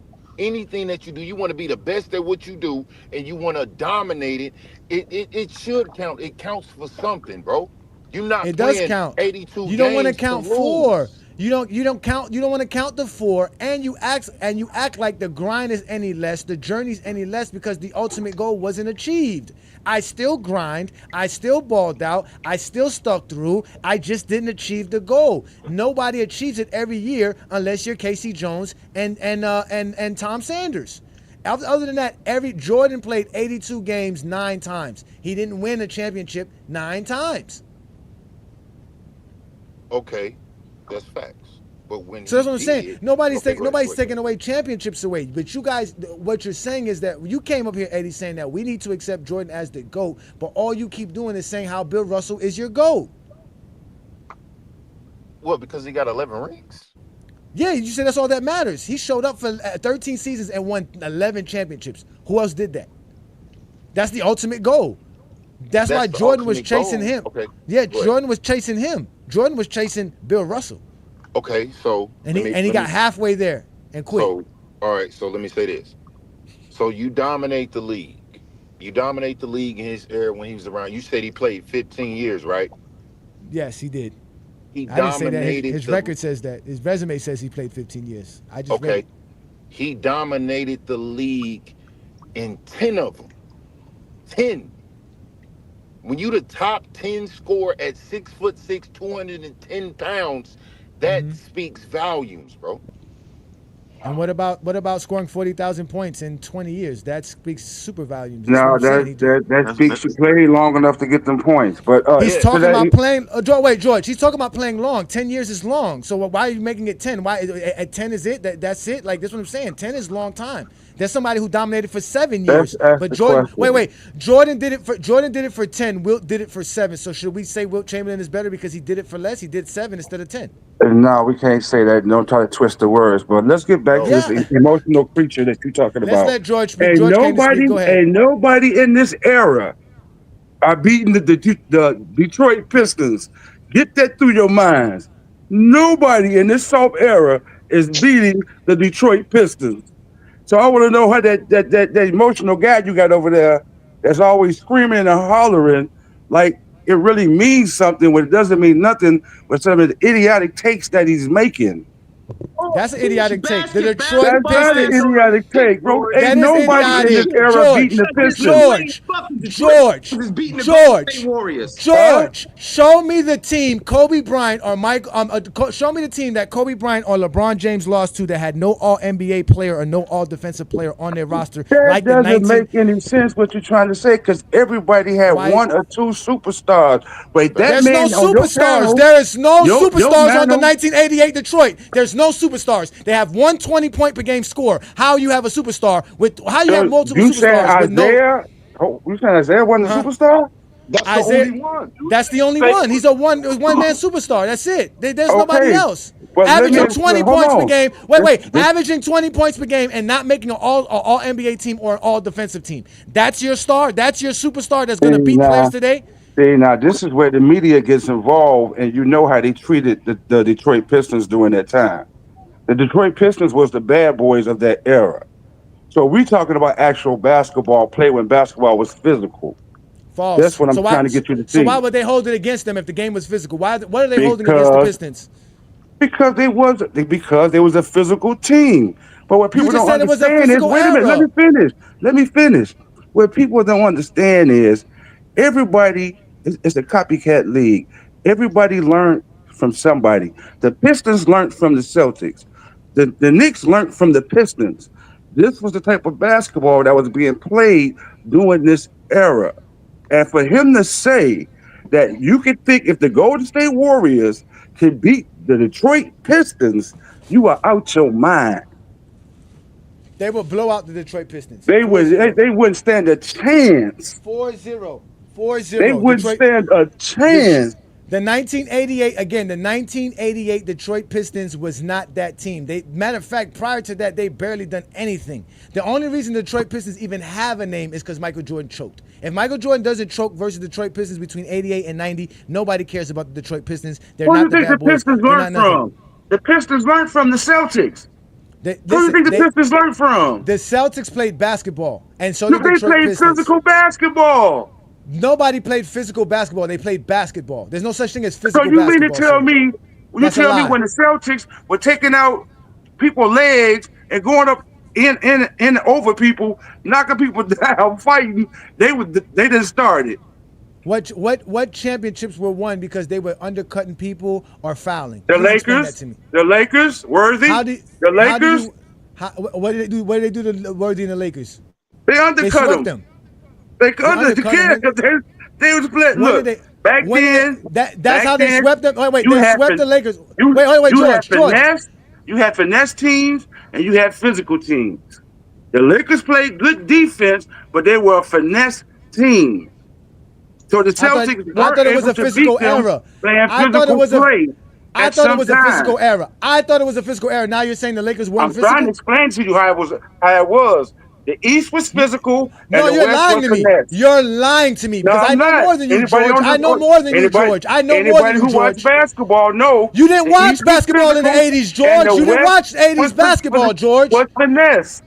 You're lying, George. You're lying. You're lying. Wait, George, you just said the era was physical, and you're talking about the team that won 5 championships in that era was a finesse team. So what is it? Is it a physical era or a finesse era? Please explain that to me. The Lakers played good defense, but they were a finesse team. So they didn't play physical. So they didn't play physical, correct? They played physical when they had to, but other than that, they were a finesse team. They were Showtime. So why didn't they play physical against Detroit? So why didn't they play physical versus Detroit then? Because Detroit was more physical than them. So you saying Detroit basketball was predicated on being physical, nothing skill-wise, correct? They had skill, but they played physical basketball. What does physical basketball have to do if you have no skill? What you mean? What are you trying to say? I'm trying to say that you're making a false analysis of the game. I'm not making a false. If you were watching, you saw it. You saw it if you were watching it. I told you I never watched 80s basketball. You never saw 80s basketball. You're a liar. Your eyes lie to you every day because Kobe stats are not better than LeBron. Your eyes lie to you. Your eyes can't lie to you, Johnny. Oh, wait, are you gonna let me speak, George? Are you gonna let me speak, or you just want to take over the show? Because I can let you speak, and then when it's my turn, you know what happens. Because I'll let you speak. I'll let you speak. I'll let you go all off and say every lie you have, just like I do every time for every last one of you who sit here and want to argue with me. I don't mind arguing as long as you let me get my take off. But are you gonna let me get my take off? Because I'll let you get your take off. Do you have anything else you want to say? Because I'm about to go in on you, George. Anything else? Go in. Okay. Stop coming on GOAT James Kingdom shows lying about an era you never watched. I already proved it to you. You guys barely watched the 90s, and that was on cable television. You're not watching 80s basketball because majority of 80s basketball was not even on television. Them same finals that you're talking about with the Boston Celtics and the Lakers were playing in were on tape delay. That means nobody was watching these people play. At the end of the day, the lies that you're telling are false. The Detroit Pistons were a great basketball team because they played great basketball. They played team basketball. There was no such thing as physical basketball. You got physical, it was a foul. A foul leads to free throws. A foul leads to bonus points. That's not good basketball, my friend. That's not how you win basketball games. You win basketball games by playing clean, less turnovers, causing turnovers, being efficient, passing the ball, getting it to the right man who's open. That's how you win basketball games, and that's how Detroit was able to win and why the Bulls couldn't win. Because Jordan didn't know how to pass the ball to the right man and get players open. He didn't know how to not turn over the ball because he was trying to shoot the ball, and when he couldn't shoot it, he was passing it off and making a turnover and a bad play, giving the ball to the wrong man at the wrong time. And that's what the Detroit Pistons was able to do to the Chicago Bulls. Not be physical. No. They were able to be smart because Jordan wasn't smart. Jordan was dumb. And he needed Scottie Pippen and Phil Jackson to teach him how the game of basketball is played as a team. Although he played with Dean Smith in North Carolina, so he should already known that. God. But we know Michael Jordan was chasing scoring titles. Why? Because Michael Jordan was selling Nike sneakers. And he was making more money selling sneakers than playing basketball, and Jordan at the end of the day was ready to retire before he even won a championship. The only reason he kept winning a championship because Magic Johnson kept making fun of him, and he kept trying to hang out with the big dogs who were champions. So that's why Michael Jordan fed to the media that he worked hard to be a champion. So we all have to believe this nonsense. All of them worked hard to be a champion. At the end of the day, Detroit Pistons were not a great team to where Michael Jordan couldn't beat them. He just choked against them. And if he, in the same way Larry Bird beat them in 88, Jordan could have beat them in 88, but Jordan didn't. The same way Magic beat them in 89, Jordan didn't beat them in 89. So all that physicality stuff goes out the door. I'm sorry, yeah, I mean 87. The Celtics beat him in 87, and the Lakers beat him in 88. Jordan, all he did was choke against the Detroit Pistons, left and right, my friend. But you didn't see that because you don't know that. You don't know about the game Jordan only took 8 shots. You don't know the day he played Kobe Bryant and just passed the ball the whole second half. You don't know about Michael Jordan choking in a Game 7. You don't know this because that wasn't on television. You don't know 1988 playoffs because that's not on television. In fact, it's not even on YouTube. I only found one game from 1988 and one game from 1989 for Chicago Bulls playoffs versus Detroit. So where were you watching it at? You wasn't watching it then. It wasn't on DVR. It wasn't on stream. It's not available. So you want me to believe that 40 years ago you were sitting in front of a television watching every basketball game? Stop it, George. Don't show up on Goat James Kingdom line. Be a man. WGN in Chicago.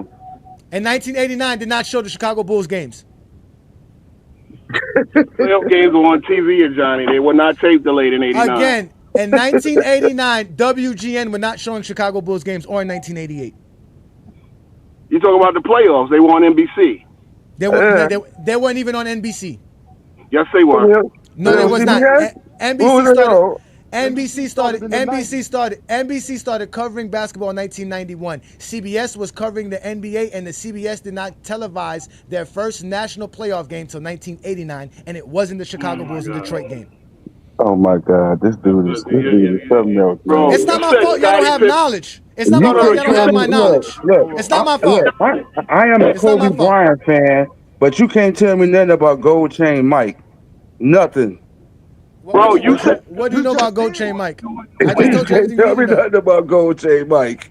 Gold Chain Mike was the AFC 2 years in a row. Was Kobe Bryant ever the AFC 2 years in a row? He didn't have a team. He had Brad Sellers on this team, did he had Brad Sellers was a top 5 pick. He had Quentin Daly. Like that. Who else did he have? He had Orlando Woolridge. 22 point per game. He had George Gervin. He had Otis Gilmore. He had players.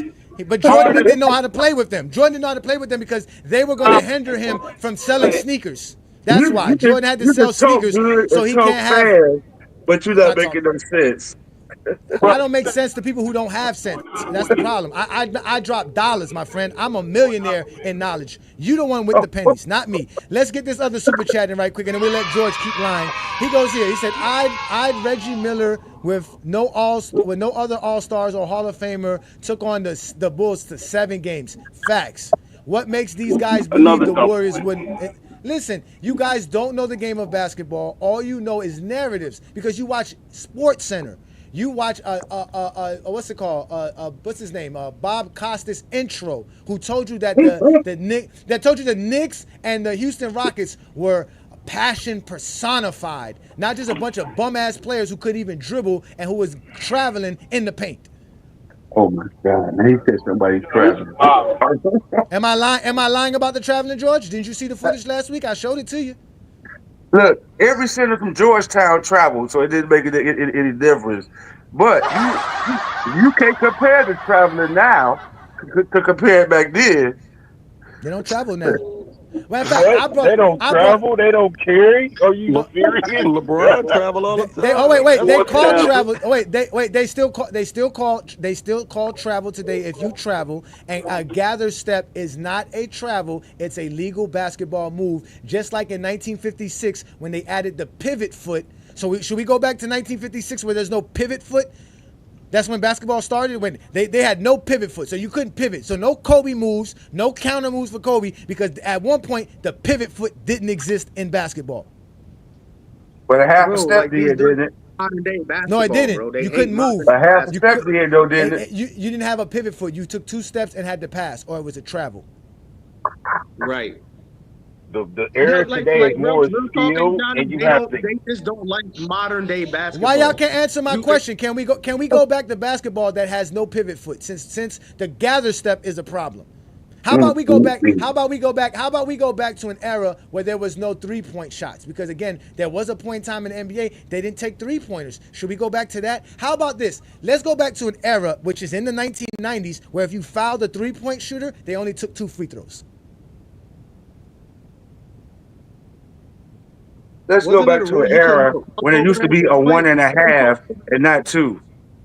It's always been 2 steps. Just the only difference now is that now they allow you to do something different, which is a gather step, which allow you to pick the ball up while taking a step, which is something we should allow players to do. Why you don't want them to be able to pick the ball up before they take their 2 steps? But why is it people say that modern day basketball is the better era when you have to have a gather step? You have to have you have to gather yourself again. You have it's not you have to gather your step. What it does, it allows the referees to judge the game correctly because they're allowed to make so many moves. Now the referee knows when you ended your dribble because your dribble didn't end when you paused on the basketball court. So once you put 2 hands on the ball, that means you gathered that ball. That step that you take while you doing that, they don't count it. It's a 0 step. That's the point. Y'all be making fun of people who y'all call traveling all the time, and within the rule books, it's not a travel because you don't know the rules. So again, we're gonna go back to an era where there was no pivot foot, where Kobe could not pivot. When Kobe stopped, he had to stay on those 2 feet. That was it, or pass the ball. He couldn't do no fakes, no counters, no spins, no nothing. You want to go back to that? That's how basketball was at one point. Somebody could tell you this is horrible basketball if they were watching basketball then. They're just not on the internet now. Right. Like y'all can't appreciate the game of basketball. You're not basketball fans. Y'all are Kobe Bryant and Michael Jordan fans. Yes, you're a Kobe Bryant and Michael Jordan fan. You think the way they played basketball was the greatest, and that's a lie. It was. Hold on, I'm a Kobe fan, and I don't be saying that type of shit.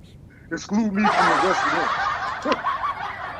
There's so many rules. Matt, let's go back to the 90s rules. Let's go back to 4 rules changed in the 90s. Like I said, when you fouled Larry Bird at a 3-point shot, Larry Bird took 2 free throws. The NBA shortened the 3-point line for 3 years.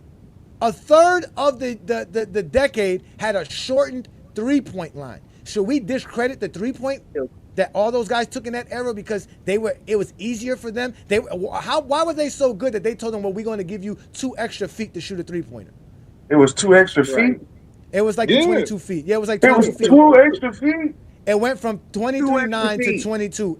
Less than 2 feet, about 1 3/4. 1 foot and 9 inches. It went from 33.9 to 22. 23.9 at the wing.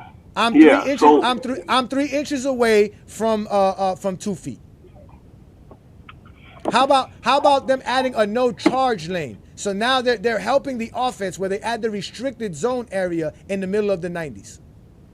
No, that came in the 2000s when they took. No, that did not. The restricted zone area, where you get the half circle underneath the rim, started in 1997. That let the referees know whether or not you were actually standing in position to get a charge or not. If you were in the restricted zone, it was a foul. If you were outside of the restricted zone, it was an offensive foul. Basketball today is strictly an offensive sport. There's no defense. No, it's not. They play defense like none other. Are more skilled today. They play defense like none other. Skilled? Yes, way more skilled. This is what you want. You want us to go watch Knicks games when Charles Oakley was taking 18-footers and bricking them shits, and now you got power forwards that can shoot 18. You got power forwards that can shoot. They taking 3-pointers and bricking them shits. So what are you talking about? Funny how you shoot at Charles Oakley when he was the second leading scorer when Jordan played against the Celtics, but that's neither here nor there. But what, the second leading scorer that you don't respect, the one that you say. No, I respect. I'm a Knicks fan. I respect the hell out of a Charles Oakley. But if you're gonna tell me he's bricking 18-footers, that's what Jordan had to play against Larry Bird with. All right, hold on. I don't know who's speaking. Let me ask you this. Wait. Do you think? No. I got this, Twin Man. Do you think Charles Oakley shot from the mid range as good as a Tyler Hero does from 3-point land? No, he does not. Okay, then so why do we want Charles Oakley taking mid-range jumpers and you arguing about Tyler? But wait a minute. But my 30-footers? argument was that's what Jordan had as his second leading scorer going against the Celtics, but y'all hold that against him. But that's what he was also going up. That's all what he was also going up against. LeBron James is going up against people who can shoot 30-footers. That's the point. LeBron James' competition is better. Even if you want to say LeBron's teammates are better than Jordan's teammates, the competition is better. LeBron is. There were plenty of guys who could take 30-footers in the league back then. It's just what they just did. No, they could not. In the 80s, when you're talking about Charles Oakley playing with the Bulls, there was guys shooting 28% and considered good three-point shooters because they couldn't shoot back then. Question. You tell me the Celtics didn't have about 4 or 5 guys that can hit that shot? You think they did? No. You think Bird? Wait a minute. Bird. There's not 3 guys off the bench that were sharpshooters. Larry Bird is. That's it. Danny Ainge couldn't hit that shot. You know what? Let's go again. Mark Price. Mark Price was not on the Boston Celtics. Mark Price can shoot. I'm just talking about all-in-all shooters that could shoot. CC. Pulling those, he wasn't shooting. Let's go to the 1986 Celtics. Here we go. Y'all ready for this? Here we go. We got Larry Bird who shot 42%. We all know that's great. The next, let's go to the top three-point shooters. The next guy who took the less than one shot, which was Danny Ainge, shoot 35%. That's league average. That was good back then. 35% back then was actually good. So Danny Ainge was a good three-point shooter back then, but he was taking less than 1 per game. He's not a threat from the three-point line. We're not worrying about him shooting that shot. More than likely, he took that shot in desperation. Then the next best man who was taking three-pointers on that team was Scott Weldon. He also shot 35%, but he was taking 0.6 three-pointers per game. That's what they're not shooting. They're not. Matter of fact, the Boston Celtics as a team was taking less than half a three-pointer per game. So that means the Boston Celtics looked less than 41 three-pointers that whole season. And Larry Bird was taking 2.4 per game. So that means Larry Bird was taking majority of their three-pointers by far. Because it was a situational shot. Like what I said is they could shoot it. No, bro, that's not true. Okay, wait. What's it? Pistol Pete Maravich. You know how many threes he took in his career? None, because the three-point line didn't exist in college. No, it did in his last year. It did in his last year with the Celtics, and he made, I think, roughly half of them. But do you think that Pistol Pete couldn't hit the three? No, because again, in 1980s, listen again, y'all don't know basketball. In 1986, the average three-point shooting was 28%. Ladies and gentlemen, that is bad basketball. That's why it was a situational shot. You don't want, again, I'm going to continue. Only one team shot above 35%, and that was the Boston Celtics. Every other team in 1986 shot less than 35%, and in fact, only 8 teams in 1986 out of the 23 teams that existed shot above 30% from the three-point line. So a third of the league was shooting under 30% from the three-point line. I don't even have to go to 1979 or 1980 season to know that. Do you guys understand that in today's NBA, there's over 18 teams that shoot above 35%? Of course, because it's a different game, Ajani. But what you're saying is these guys didn't have this. No, wait. You're saying they didn't. They're more skilled. They're more skilled. They can shoot it better, and they're shooting it a lot more. They can shoot better. Of course, they're shooting a lot more because it's a strategy, brother. The reason why it was so low because a lot of those shots were end of the quarter heaves, like they're shooting from 70 foot. Bro, they couldn't shoot it. They were bad at it, because it was a bad strategy to shoot something that you can't make. It's an inefficient shot. Why would I put it in the strategy? Oh, God, bro. It's the worst shot to take in 1986, and you shooting it under 30%. It's the worst shot, just like shooting the mid-range. It's the worst shot to shoot it. Don't shoot it. You realize that Reggie Miller was in college in '87, right? And I think they didn't even have a three-point. Reggie Miller won nothing. Reggie Miller won nothing because Reggie Miller is not as great of a shooter as players today are. Reggie Miller cannot shoot off the dribble. He was a catch-and-shoot three-point shooter. Okay, but he could shoot. Now, see, the point that you're saying that no one could shoot a 30-footer. And I'm saying they didn't because coaches did not like it as a part of the strategy.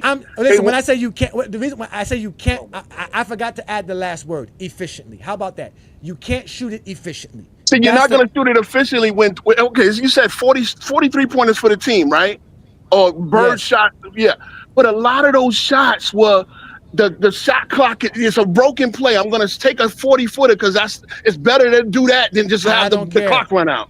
See, that's what I'm saying. The plays were not drawn up like he wants. Larry Bird can take any three he wants because Larry Bird shoots him at an efficient rate. Larry Bird is a great shooter, and he can shoot off the dribble. Those guys, Larry Bird was the only one who could shoot off the dribble back then until you started getting players like Chuck Person, Dale Ellis were all in the league at that point. You're telling me Dale Ellis. They were all catch and shoot three-point shooters. They were catch and set three-point shooters. That's why Mark Jackson and Roof Abdul-Rahim were all special players because they were shooting off the dribble. You couldn't do that. Yeah, Mark Price. You telling me Dale Ellis couldn't get his own shot? Not off the dribble, no. God. Oh my God.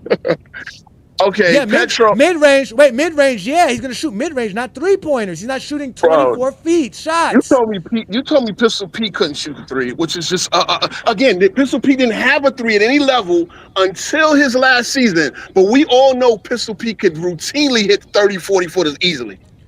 I mean, come on, bro. So Chris Mullin couldn't shoot either? You have no Chris Mullin couldn't shoot record either? of this. You have no record of this. Because here's the thing, Ajani. Off the dribble. They did not bring it into the league until 79. It was at no level below that until 87. You understand? Reggie Miller played his entire when Reggie Miller was the GOAT 3-point shooter before Curry. You do understand that, right? Like he made the most. So you're telling me that I need to take what you're saying seriously because Pistol Pete shot 15 3-pointers in 1980 and made 10 of them? Because anybody that saw Pistol play, and Rex would have told you this, Pistol could make any shot he wants from anywhere within half court. Pistol. Ro, I watched the film. I was not alive. No, I watched the film. I was 1 year old when he retired. How much film of Pistol Pete did you watch? He played in the NBA Enough. I would love for, you know what? Please put the link for us. Give us one. Give us one game that we can watch right now of Pistol Pete. Please do that. Okay. Y'all are like it can be found, bro. Please. Bro, it can be found. I mean, damn, I watched him play horse with George Gervin, and again, this is what was televised. A horse game with him and George Gervin. That's how horrible basketball was. That they had a horse game and y'all were entertained. Okay, now it's horrible. Now it's horrible. But you know what? Listen, if it was so horrible, you wouldn't have the league today. Rarely do y'all know that the basketball was struggling in the 70s because people thought it was bad basketball. People didn't like the hot dogging. People didn't like what Pistol Pete were doing. Y'all don't know basketball history, man. I keep bringing up information week after week, showing you guys the truth about basketball. Not from a LeBron sexual idea, but from an actual truth. I did an episode showing y'all how Kareem Abdul-Jabbar's career was completely dismissed based on the fact that they thought the NBA had a player problem. That the ratings were down, that they couldn't get people to watch the games, that the league couldn't get nobody to legitimately pay for TV rights. Nobody cared to buy the rights to show NBA games. It was poorly marketed. We understand that. No, it wasn't poorly marketed. They had a problem with players and game style. I just showed you in the 90s the same thing. They had a problem with players and game style. But wait, you showed me in the 90s, but the 90s were when we had the highest ratings. So what are you talking about? Again, you had the highest TV ratings. That's in everything. The highest TV ratings was in the 90s for everything. Like, y'all act like nothing. That was the 90s because y'all sat in front of a TV. There was nothing to do in life. There was no internet, bro. Bro, I'm your age. I'm older than you by 2 years. There was plenty to do, bro. We went outside and played ball. Okay, so that means you wasn't watching back. Okay, were you outside playing ball and somebody had a tablet and watching the game on the court side? What are you talking about? A tablet? No. When was the last time you went to a basketball court in the last 10 years? Have you been to a basketball court in the last 10 years? You've never been to a basketball court and watching somebody watching the game on the side of a basketball court on their tablet? In this day and age, no. We actually film our games with the tablet or phone. I said watching games, meaning that you're a watching basketball the fan. NBA game. Yes, watching the you couldn't do that when you was outside. You're right. You're right. In 1994, in June of 1994, it's summertime, and you want to go outside and play, and it's a 5:00 afternoon game for the Knicks to play against the Houston Rockets, and you're outside playing. Are you actually physically able to watch the basketball game? No. We didn't come out until the game was over. Thank you. So that means you didn't watch it. Stop. But you said there's nothing else to do. No, what do you mean I didn't watch it? What do you mean I didn't watch it? Because you were the same age as me. You were 15. I was 13. I guarantee you would rather, at 15 years old, at 9 o'clock on a Tuesday, I don't think you were up watching a basketball game, my friend. At 9 o'clock p.m. on a Tuesday? If it was on, yeah, I was watching it, especially if it was my Knicks. I mean, what are you trying to frame here? I'm only going to give it to you because you said the Knicks. That's the only thing I'm going to give because I know Knicks fans. Your wife is a Knicks fan. Yeah, I know. I remember your wife is a Knicks fan. That's the only reason I'm going to give you that. But see, this is what I'm saying, bro. This is what I'm saying. Back in the day, we didn't come out till the Knicks playoff game was over. Now, I mean, well, the same thing with the Knicks, but like when the Brooklyn Nets was it, nobody cared about the Nets. And they had all the stars. Oh my God, you guys are something special, man. I tell you, man, it doesn't stop. I don't have to tell you, man. You guys are special. You told me Pistol P couldn't hit a 40-footer when you could routinely see this guy make any shot that he wanted to take. Efficiently, no, he couldn't do it. I just looked up Pistol P's 3-point shooting percentage. He was 66.7 in his career. Because he shot 15 of them. He shot 15 of them. Right. And this is the era when the coach. Do y'all know? Listen, he shot 15 in 40 games. Do y'all know Tyler Hero hit 10 out of 15 in one basketball game? Okay. Again, this is the era where the coach is going to pull you out. The coaches hated that shot. They didn't want it implemented. Because you were not good at it. If I was a coach, I would pull you out too. I don't care. He's not going to continue to hit it at 60%. The coaches see the thing is. Hey, Johnny, this is what they're not telling you about basketball. And basketball has been like this ever since people started dribbling a basketball. If you are able to do something on the basketball court consistently, there is no coach in the world that's going to tell you to stop doing it. For example, in the 90s, Manute Bol was one of the few centers that shot threes. You know why he shot them? And no coach yanked him out the game because he shot them, because he could actually make them. Even at 7 feet tall, it was crazy to think of, but he shot threes. He made them. There was no coach that took him out the game. True. So when you guys sit here and say that guys weren't shooting threes because the coach would yank them out, that's a lie, because there's no coach in his right mind that would take a guy out that's actually making shots, right? So don't lie, because y'all can't even give one example of a guy who made 3 threes and the coach yanks him out because, oh, you're shooting threes and it's not part of the offense. No, if you make shots, you're staying in the game. Keep making. Jordan did it to Scottie Pippen. Jordan did it to Scottie Pippen. He got mad. He's the only one that I've seen get mad at somebody for making a bucket. Yelled at him because he wanted the ball. He wanted to shine because that was a big-time clutch 3. And Jordan wanted that shine more. He wanted the ball in the last moment. Pippen took the clutch 3 and made it. It happened. See, y'all say this stuff, but y'all got to stop making up this stuff about – see, the one thing is I can tell when y'all talk about shooters, y'all have never dribbled a basketball or actually played. Wrong. Because the one thing about guys that are catch and shoot players is they struggle with deep threes. Generally, great catch and shoot players like myself, all throughout high school and college, your toes are right at the line. Because catch and shoot players shoot off of muscle memory, right? Guys like the Steph Currys and the Trae Youngs who can shoot off the bounce, coming off pick and rolls, long balls like Damian Lillard. That is a skill that's otherworldly, and is really catch and shoot players don't have it. For example, if you look at how Klay Thompson makes some of his threes, Klay Thompson does not shoot the deep threes that Steph Curry does. Klay Thompson, when he shoots his threes, he's right in the corners. His toes are right on the line. He's always shooting threes right at the three-point line. Catch and shoot players are different types of shooters. So when you talk about the Dale Ellises, when you talk about all the catch and shoot three-point shooters like the Chuck Persons of the 90s, these are toes on the line shooters, not the same type of shooters as we see today, guys that are well beyond the three-point line, shooting off pick and roll, shooting off DHO, shooting off the bounce. Unlike a guy like Reggie Miller, who Reggie Miller struggled to get a lot of threes off. Why? Because he was a one-dimensional player. He became easy to defend because everybody knew what Reggie was going to do. He's trying to come off pin downs. He's trying to come off screens to get threes. He didn't have much of a handle. He got to the rim early in his career, but he stopped doing it later in his career. He was not the same player. So when y'all say this stuff, y'all got to stop making up stuff. Y'all make up stuff as you go. This is a lie. Yeah, didn't y'all have to run back and say Pete Maravich would have been able to shoot 40-footers? I mean, can you tell me what color Pete Maravich's shoes were when he hooped? Like, why y'all making this stuff up, man? You just made up that Manute Bol hit his threes officially. He made 43 threes in his career.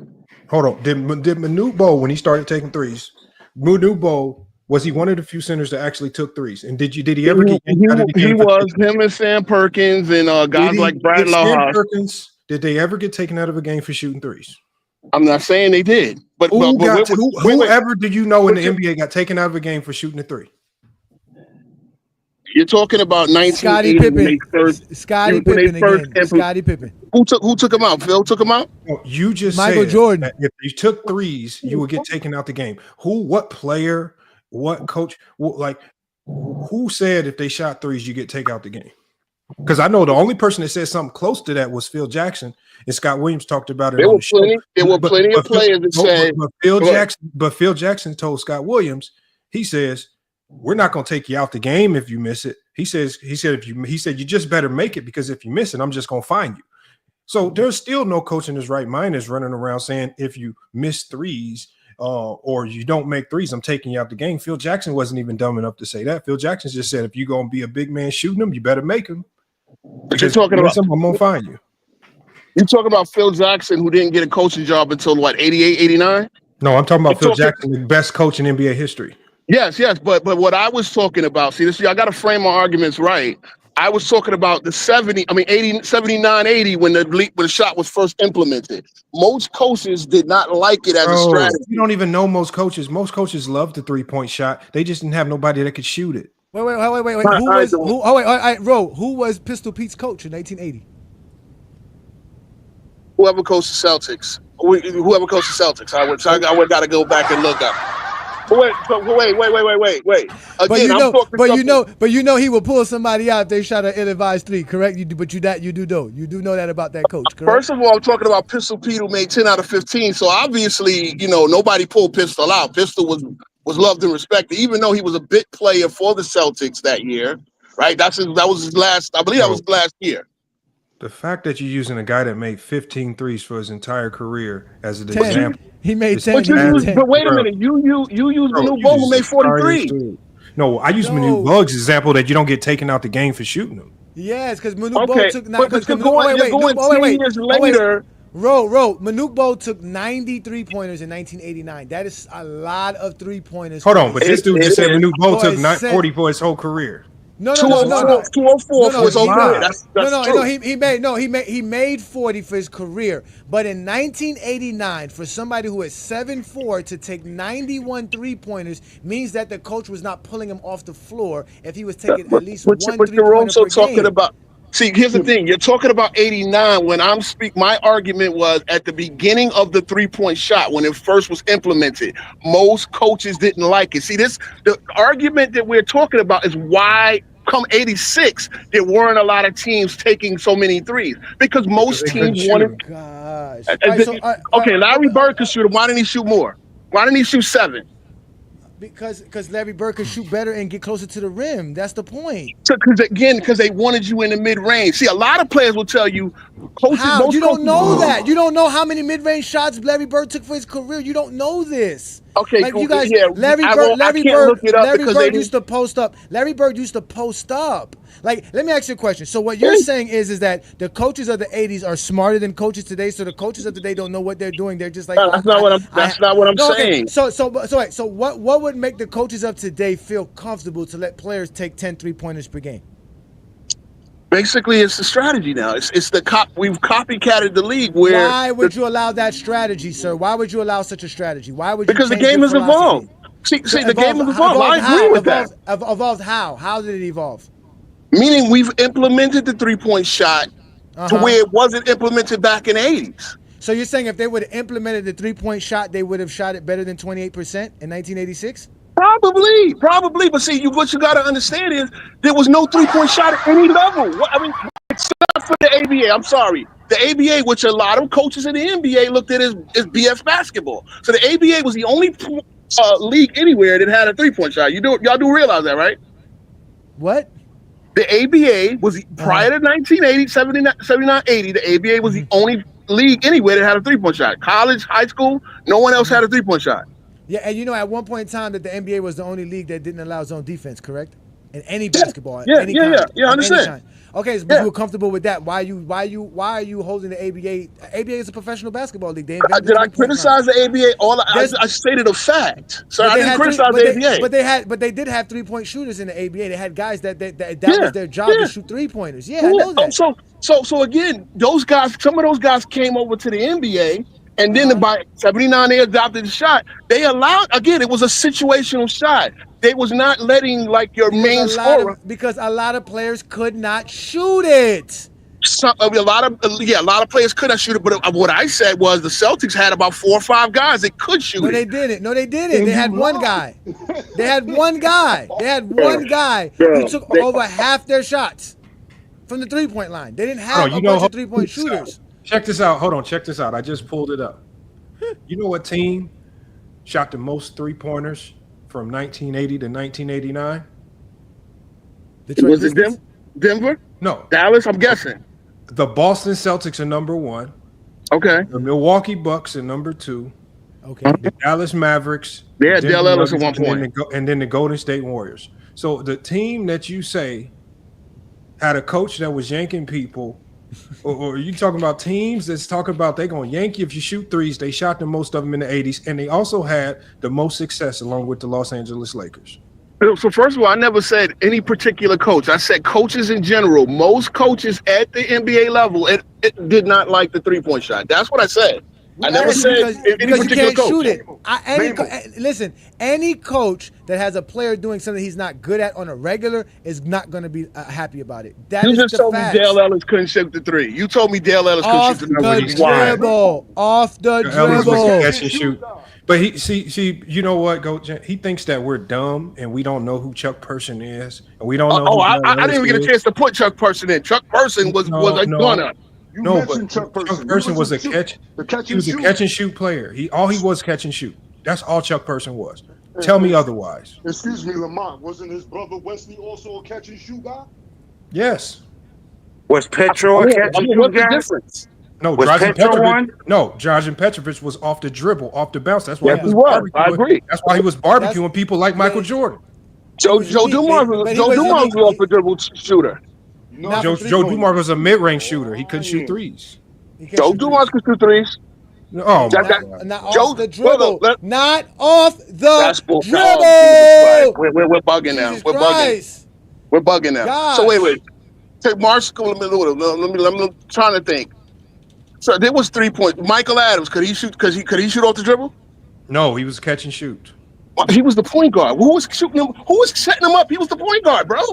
Michael Adams was a catch and shoot 3-point shooter. Michael Adams was the first guy to shoot 3. I believe Michael Adams was the first guy to hit 200 threes. The first guy that was really shooting him off the bounce like that, just going crazy with it in the 90s, was Muhammad Abdul-Rauf. Him and Rex Chapman. He wasn't the only guy. Him and Rex Chapman were the two that were doing it at a ballistic level, where when Rex Chapman got hot, he shoot anything from anywhere at any time. So again, the guys that did it in the 90s stood out like a sore thumb, right? They did. They stood out. Those are the guys that I kept telling you about. The Mark Prices, eventually it got better. Here we go, y'all. Y'all said Chuck Person, right? Let's look at Chuck Person. This is a playoff game in 1991 where he hit 7 threes and scored 39 points. So this should not be nobody's argument that I went and cherry-picked some nonsense. I just typed in Chuck Person highlights. The first video that popped up was this. Let's watch how Chuck Person shoot 3-pointers. This is Chuck Person in the work on the block. Like we always said, they could shoot there. That's easy. Let's continue. First shot. Here we go. Perimeter, catch and shoot. Boom. There we go. Let's continue. Here we go again. Off the break. Let's see what he does. Here it is. Off the block. Boop, boop, boop. Nice pass. There we go. Let's continue. That's Vic Smith? Yeah. Dutchman. To the 7'4" dude that never asked. There goes, if you want to call that off the dribble. That was a one dribble, run to the spot, one dribble, take and shoot off the pass. Let's go again. Here we go. He's going to run to his spot, catch and shoot. Catch and shoot. Bang. That's two out of the 3-pointers that were catch and shoot. Let's go. Continue. Here we go. Let's see him shoot off the dribble. Nope. Catch and shoot again. 3 out of 4. They leaving them wide open too. Man, stop it, man. It's all catch and shoot, man. No, let's continue. I'm having this. This is fun. This is the basketball we need to go back to, y'all. Remember, this is what we need to go back to. Remember this. Here we go. Bang. A nice little shot. Go ahead. Chuck Person was balling on Boston. Definitely was. Left side, left hand. I mean, y'all argument started that no one can hit the three. Catch and shoot. Catch and shoot again. This is how you was watching basketball. Look how grainy this is. Look, catch and shoot again. Oh my God, he could catch and shoot again. Here we go. Let's go. Or that's why they called him the rifleman. He had a quick release. He's breathing hard. Imagine if he had to do that shit off the dribble. Let's go. Look at this. This is what y'all was watching. This is how y'all was watching basketball. Here we go. Go past some big dog tapes. Bro, he's 90s, 2000s. He was drafted in 1995. This is 91, George. This is 1991, George. This is 91. Here we go again. So Mark Price couldn't shoot off the dribble. Bam. Mark Price couldn't shoot off the dribble. We said that. Okay, so that's another guy. Mark Price was not shooting threes off the dribble. He was shooting mid-range pull-ups. He couldn't shoot. He's not. He was good, but he was not as good as players today. You can use him, but he's not good like that. He's not as good as today. They're better today than he was. He was just really good back then. Here we go again. Look, off the dribble be one dribble. Love to see Mark Price in his It's not 2-3 dribbles. It's not crossing over. Bro, Mark Price was, no muscle mass, Larry Bird, Ronald McDonald. Look, catch and shoot. He hit 7 3-pointers, and 6 of them were catch and shoot. Only one was one dribble and shoot. Yo, you know how the Pacers controlling the tempo of the game, and every time the Boston score, they pushing the ball up the court. Yeah. So again, this is what we do, y'all. We watch basketball. We are basketball fans. We're not trying to make fun of y'all. We just saying y'all gotta stop lying as if we don't know. I'm trying to understand why I lied. For me and Lamont to be right, you lie when you try to make it seem like Chuck Person could shoot off the dribble when we would show you one of his best games taking nothing but catch and shoot 3-pointers. No, he did make 1 or 2. You actually showed 2 plays where he shot. Hold on. Do you know one dribble is still not off the dribble? That's not a catch and shoot either. That's not catch and shoot either. Listen, so it's in the middle. Oh my God.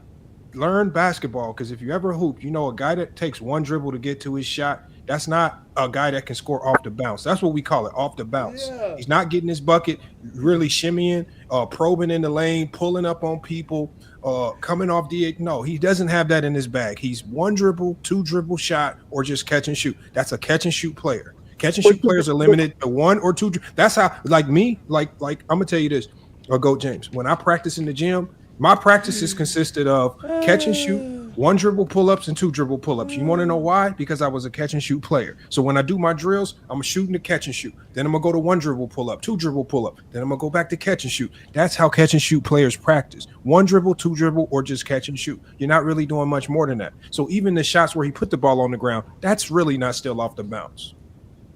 But why are we even distinguishing? The start of the argument was that guys could not make the 3.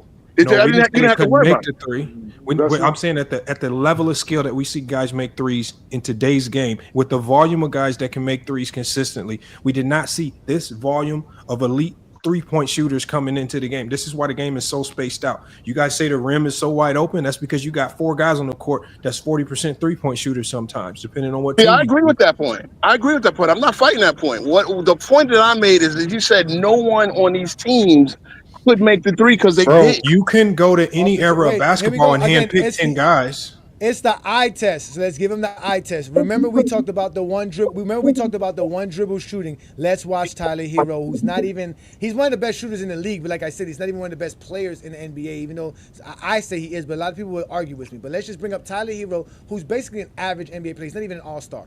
No, he's balling this year. Here we go. Boop, boop. Here we go.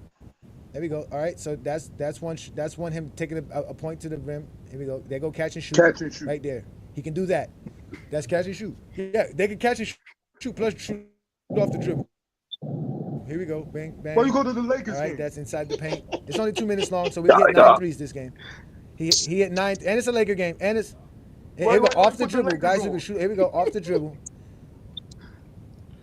I just went and found one where he hit 9 threes, my friend. I'm not. The Lakers give up the most catch and shoot 3s in the NBA. Yeah, because they got the worst perimeter defense. We know that. Because they have Anthony Davis. Are you blaming Anthony Davis for Are you blaming Anthony Davis for the Lakers' poor defense? Really? That's what we're doing? Here you go. Catch it.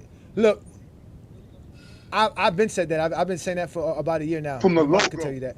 You mean Anthony Davis really should be up for Defensive Player of the Year? You're blaming him for the Lakers' poor defense. This is wild. They're trying to get you off because Tyler Hero is catching and shooting. He ain't doing nothing else. That was off the dribble. Oh wait, I know he's the one talking. Wait, he was the one talking. That was off the dribble. Nobody's talking. Look, here we go. Lamont, you just said one bounce don't count. Go, bang. You just said that. But now it counts. See, that's what I'm saying. Like, this is an argument I didn't even make. I'm talking about the one right before that. All right, let's go. Again, I picked the highlight. We seen catch and shoot. I know Tyler Hero shoots off the dribble. I'm just waiting for it to come. Bro, he got all catch and Tyler shoot Hero this know he can shoot game. off the dribble. I've seen it plenty of times. He had all catch and shoot this game. I'm seeing all catch and shoot. Well, no, he hit 9 threes this game. We only saw 4. See, my thing is Captain Troll is smart player. It's smart basketball. Come on, AD. No, he shoots too many threes. The coach needs to take him out. We didn't say players don't do catch and shoot today. No, the point is that he does shoot off the dribble. I'm trying to find a clip where we can show it to you. That's the whole point. We're not going to find no clips of But you're also struggling. They know this. Hold on, but they know this. They know he's an off the dribble. They know he's an off the bounce scorer. We don't have to show them this because they know this. No, I want to show it to them because we got to show them highlights. That's the whole point. We got to show them highlights. It's not going to be in this game. Go ahead, George. You got Lakers something to say, George. Go ahead, because you've been very patient and quiet. I have a question. Is the argument that the players back then were better shooters than the players of today? No, he's saying that they could be, that they just weren't allowed to. He's out of his goddamn mind. Who said that's foolishness? Who said that foolishness? Okay, so you say don't find a Laker game, Lamont? Go. No, I'm saying the Lakers. He had his best Lakers games versus the get a ton Lakers. of catch and shoot threes given up for whatever reason. They can't. They always collapse in somehow and give up a ton of catch and shoot threes. They're the worst at it.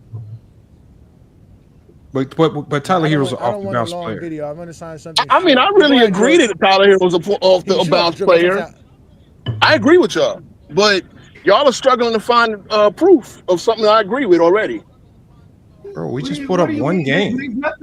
Are you serious? How many games did you pull up of Chuck Person? And see, this is hold on. So you telling me that you've seen Chuck Person consistently score off the bounce? No, okay, no, because that wasn't what his position called for. But to say, but have you seen Tyler Hero consistently score off the bounce beyond the since Kentucky, yeah, I see it. You see how we come to that conclusion real quick without film? But it's something I didn't disagree with you guys on. And we didn't disagree about Chuck Person. I'm just saying you can't trick us and act like he was out there scoring off the bounce. Y'all trying to trick us because back in the day, those guys played college basketball and they played under college basketball rules and that style of play. So now when they got to the NBA, the games didn't change that much, but you all want to show something different from these guys coming from their college years, shooting threes. When Chuck Person was in college, they wasn't doing that. NBA players cannot man. With those players today. Wasn't doing that. You don't even know what college Chuck Person went to. Some old ass NBA players back then ain't doing what these players are doing today. Off the dribble. Look, off the dribble. Look, off the dribble. This is Tyler Hero shooting off the dribble. Yeah, he killed Houston. Listen, this is Tyler Hero's best three-point shooting game, like I showed y'all. Okay, that was a pass they showed him making, an assist. Again, the guys today can shoot off the dribble. That's the point. Look, off the dribble. Look, bang. Look, cut, look. Go back, cut this way, go left, go right. Look, like that's what y'all don't get. Like you're not getting that from Chuck Person. Look at this. Look at the body control. Hold on. Hold on. Wasn't that physicality? Hold on. They said these guys don't touch each other. It looked like there was. I never said that either. That's physicality. Oh man. Physical. That's a oh man, y'all is wild. Hold on, George. You calling that a foul, George? Wild. Hold on, George. Was that a foul, George? That was wild. You called that physicality. You called that physicality. It sound like George saying it's kind of soft if you calling that a foul. You have to have balance, George. You don't understand that. Have balance so that you can look that you. create space. Look, no, you have to have, but George, you have to be able to, you are from absorb Big that Ten contact country. and So it's Big square up. Ten Look, off the basketball. dribble. It's like SEC basketball. Big Ten Go is ahead, the go most ahead, George. physical basketball. Bingo. What that got to do with? But physicality, you only talk about physicality primarily on the defensive end.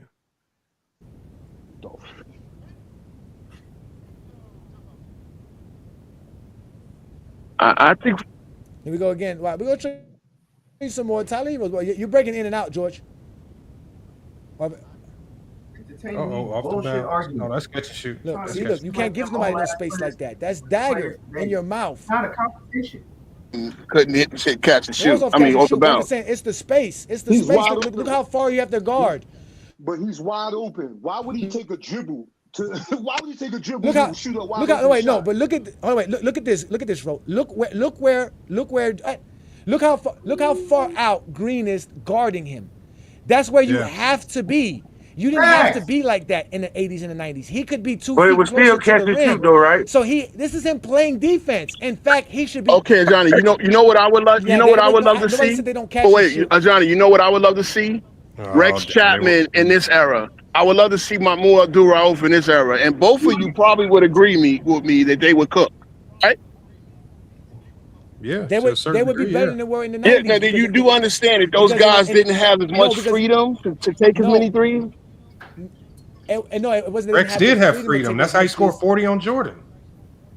It wasn't that he didn't have no freedom. The fact that the game style did not require you to go to a guard over the big man because I can go to the big man for one-on-one. I can't go to the big man for one-on-one in today's NBA. Look at that. There's two guys in the fucking paint. Where the fuck am I going to go? How am I going to get the ball to the paint? You couldn't do that in the 90s. You couldn't do that. So that's why Rex Chapman did what he was supposed to do, which was let them play one-on-one basketball and let the big man get a fucking 10-footer. Because I can't do that now. I can't do that now. You do know I that can't Rex... get the 10-footer. For me to get the 10-footer, I gotta let Rex shoot the 30-footer. Because this little idiot who's standing here needs to be guarding a man who can fucking shoot. But instead, he's guarding some guy at the baseline who ain't doing shit. So I don't have to do nothing. And back in the days, that guy who's standing on the baseline would be at the three-point line to force this guy out the paint. Yeah. That way, I can have one-on-one. I understand all of that. No, shut the fuck up. Once I start yelling, you got to listen. Because this is I was showing you basketball. We're talking basketball. Here did you see Jalen Green? He has to be standing here, not closer to the elbow and protecting the paint. He has to guard Tyler Hero, even though Tyler Hero is 35 feet away from the rim. Why? Because Tyler Hero can catch and shoot it like this.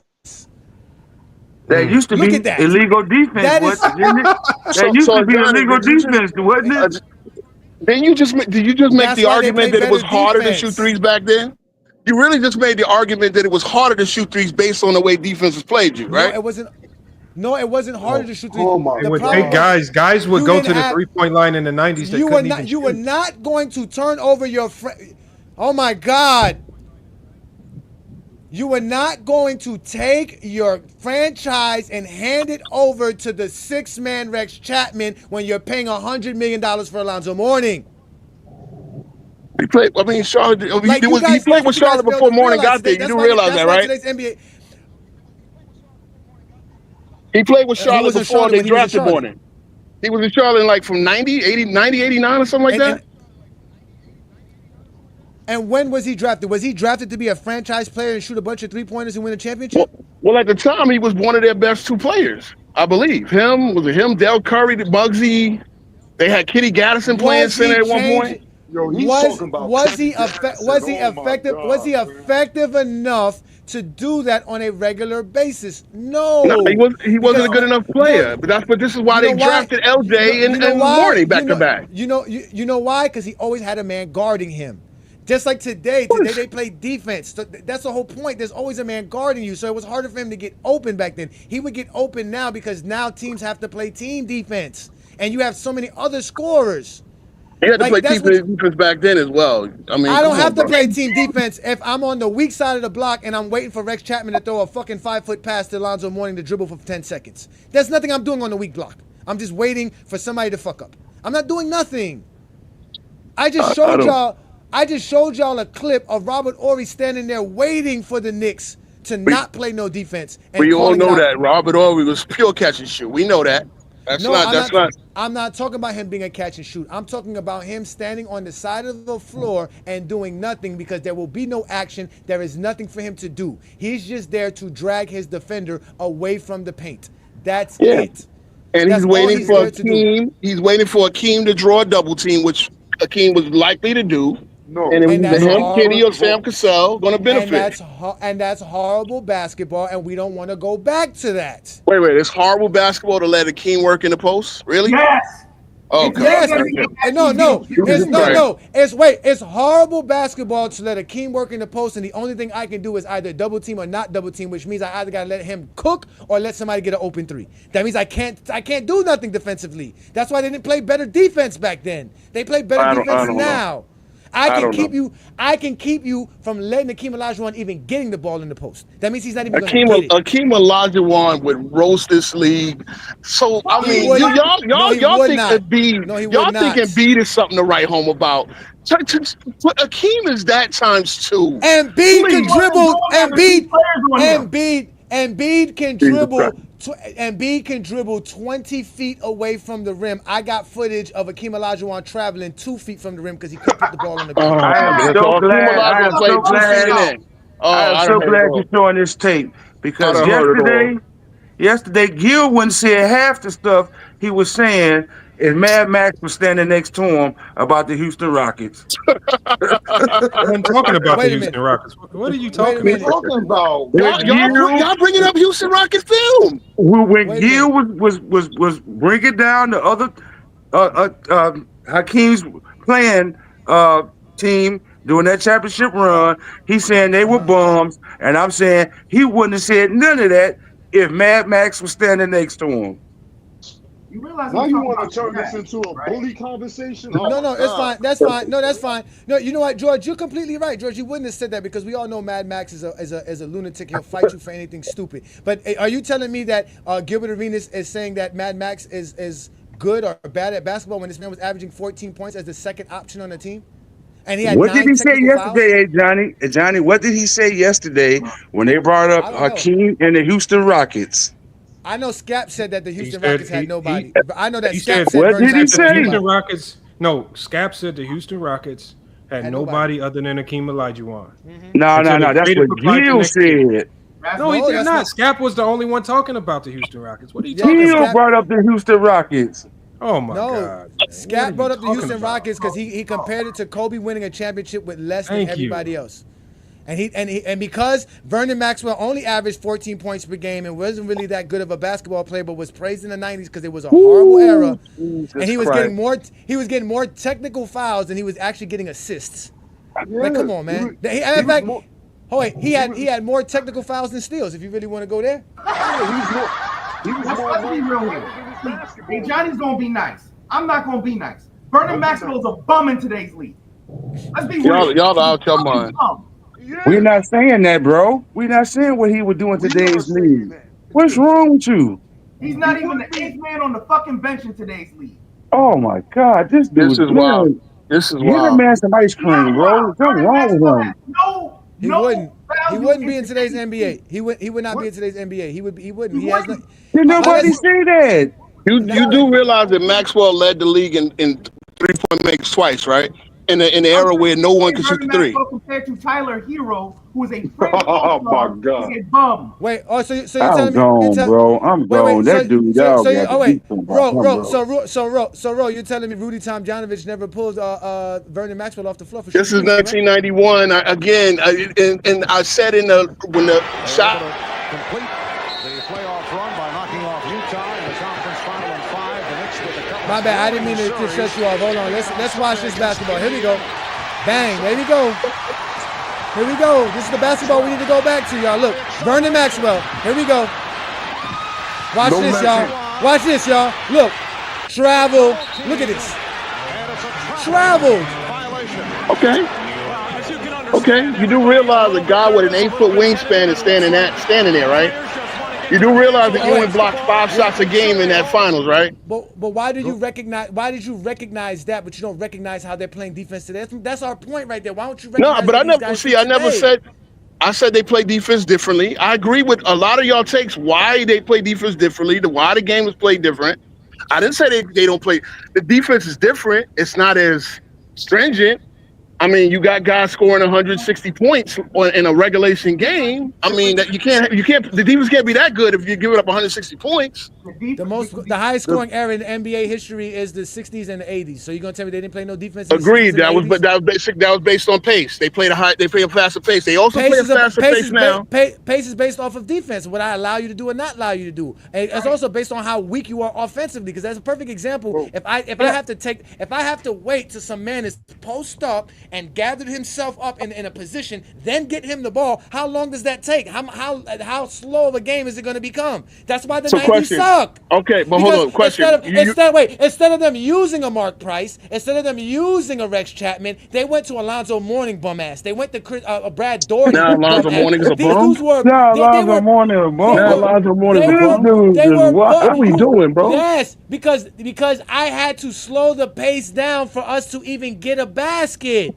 I can get an easier and more efficient basket if I let Rex Chapman go off. If I would let these other guys go off, because they could actually get a shot off without me sitting here waiting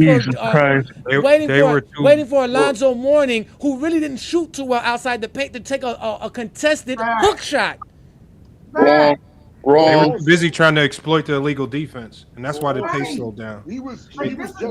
That's why Rod Thorne said he took it out the league, because he said they were trying to exploit it. That's why he slowed it down. He said Alonzo Mourning was trash. He said Alonzo was trash. Those players from the 90s. Yeah, but if you look at Alonzo Mourning's offensive game, it's not like a great offensive game. He was a defensive player, bro. Yeah, but he was able to average over 20 points per game. I'm talking offense. I'm talking offense. No, all right. Let me ask you a question, George. Is Draymond Green a great defender? George, is Draymond Green a great defender? Yes. Is he trash on offense? Big time trash. That's what I said. I said the same thing about Alonzo Mourning. We were talking offense here. Oh, Joe, you said the man was a bum. You didn't say offensive. On offense, that's what I said. You just said now you changing it. But your first statement was he was a bum. George, you're not listening. I talked about what are you going to do offensively. I said, so what? Instead of going to Rex Chapman offensively, you were going to Alonzo Mourning. That's like saying, Stephen Curry, don't shoot the 30-footer. Let's let Draymond Green dribble 10 feet from the rim and get a basket. That's what y'all are asking us to do today. Instead of letting Anthony Edwards take a 25-foot shot off the dribble, you're asking me to let him throw it down to the post and double team Rudy Gobert to get an open three-pointer. Question to Johnny. I got a question. The three best centers of the league this year: Joker, Embiid, and Karl Anthony Towns. Do they post the ball up? Joker posted up the ball more than anybody in the game, and it's hard to post up, but they all three can post up. Can't post up in today's game. You cannot But post they up. do. But boy, they do. They do, but they don't do it enough. They shoot more outside, or they shoot just as much on the outside. The only Not way only that, you can- they put the ball on the floor. They put the ball on the floor more than any center in NBA history. As far as Giannis should be the main one posting up.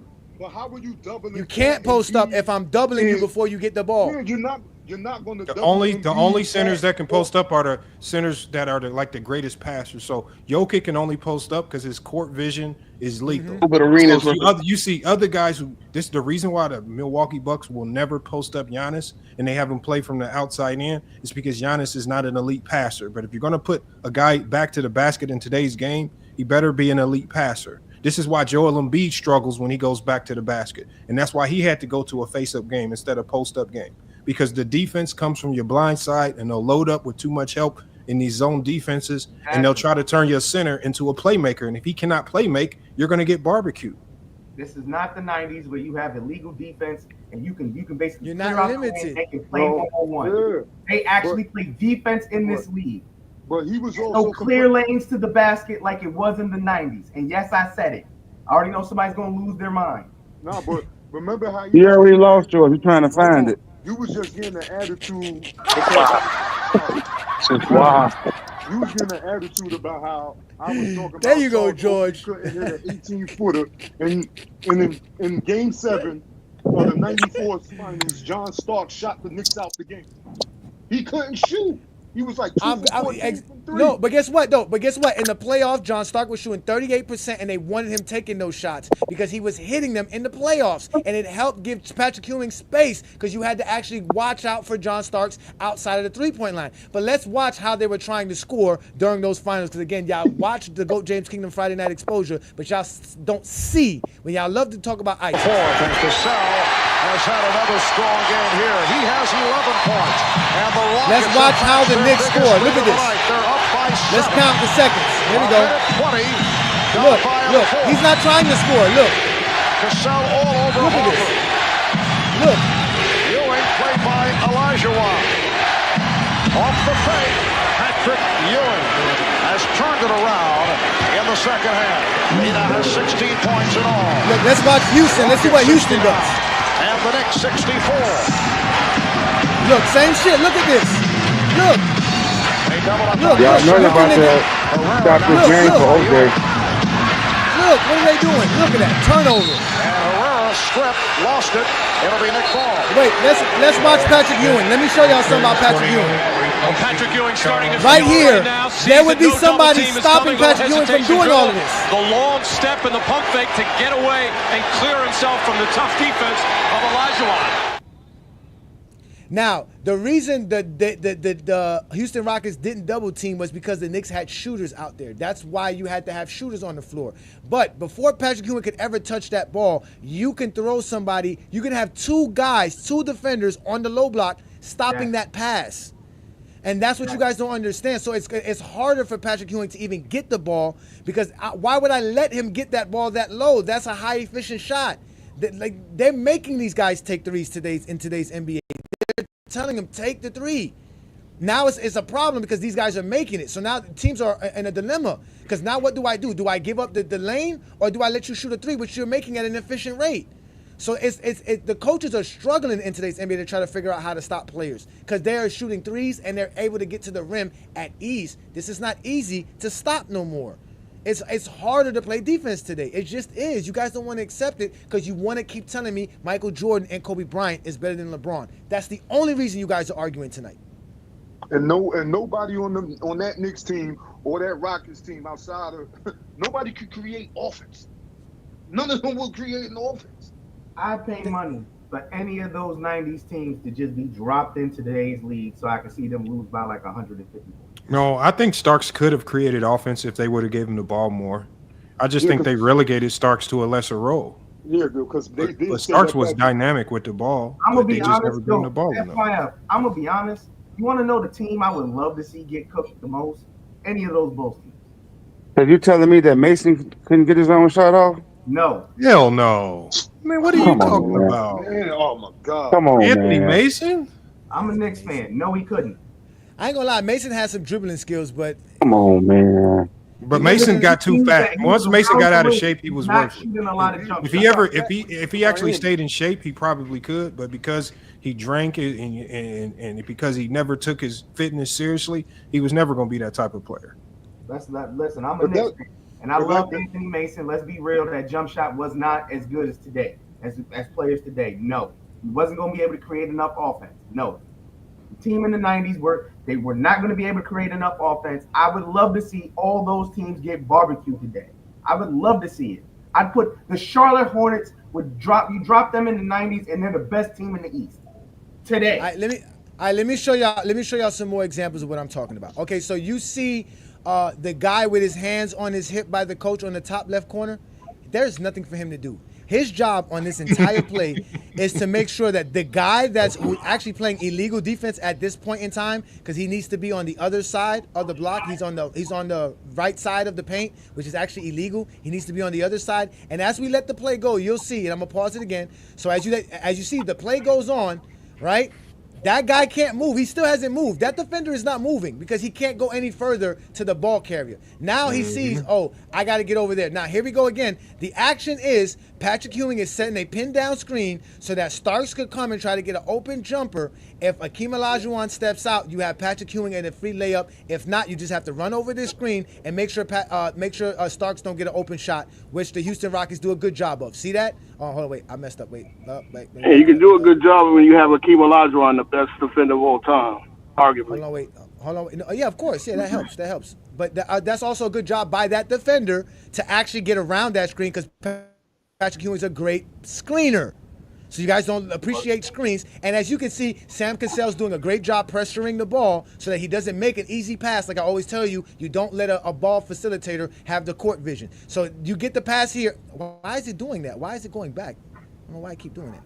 So let's go to, here we go. Okay, I keep hitting the wrong shot. Okay. Okay. This is what I want to get to right here. All right, so you see he passes the ball to Patrick, right?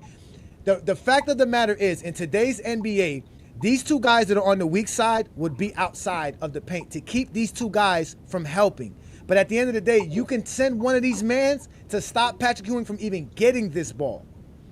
Of course. And then on top of that, on another thing, what you can do is the man that you see at the dotted line, he could actually be on the strong side. So this little move that Patrick's about to make, Patrick wouldn't have that space to do. Right here, he instead of number 2 being right there in front of the rim, that number 2 guy can take 2 feet in front of him.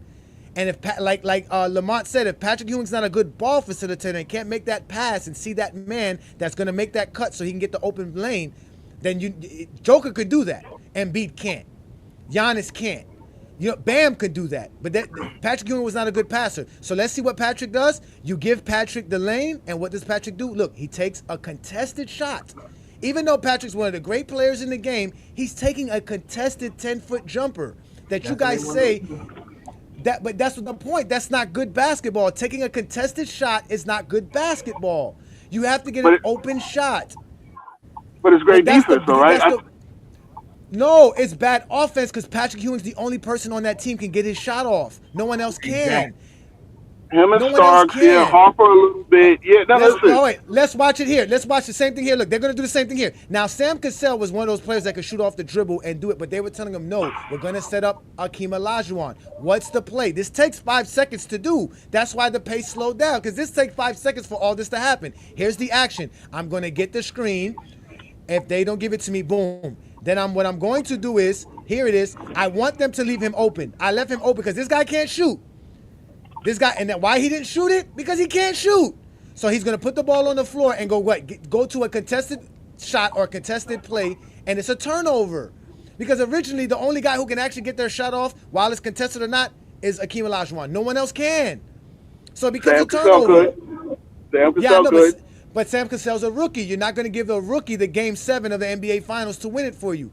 Completely agree. But you do realize Sam Cassell turned that series around, right? His insertion, because Kenny Smith was getting mauled. I agree with you. I agree All with right, you. Go get 3 or something.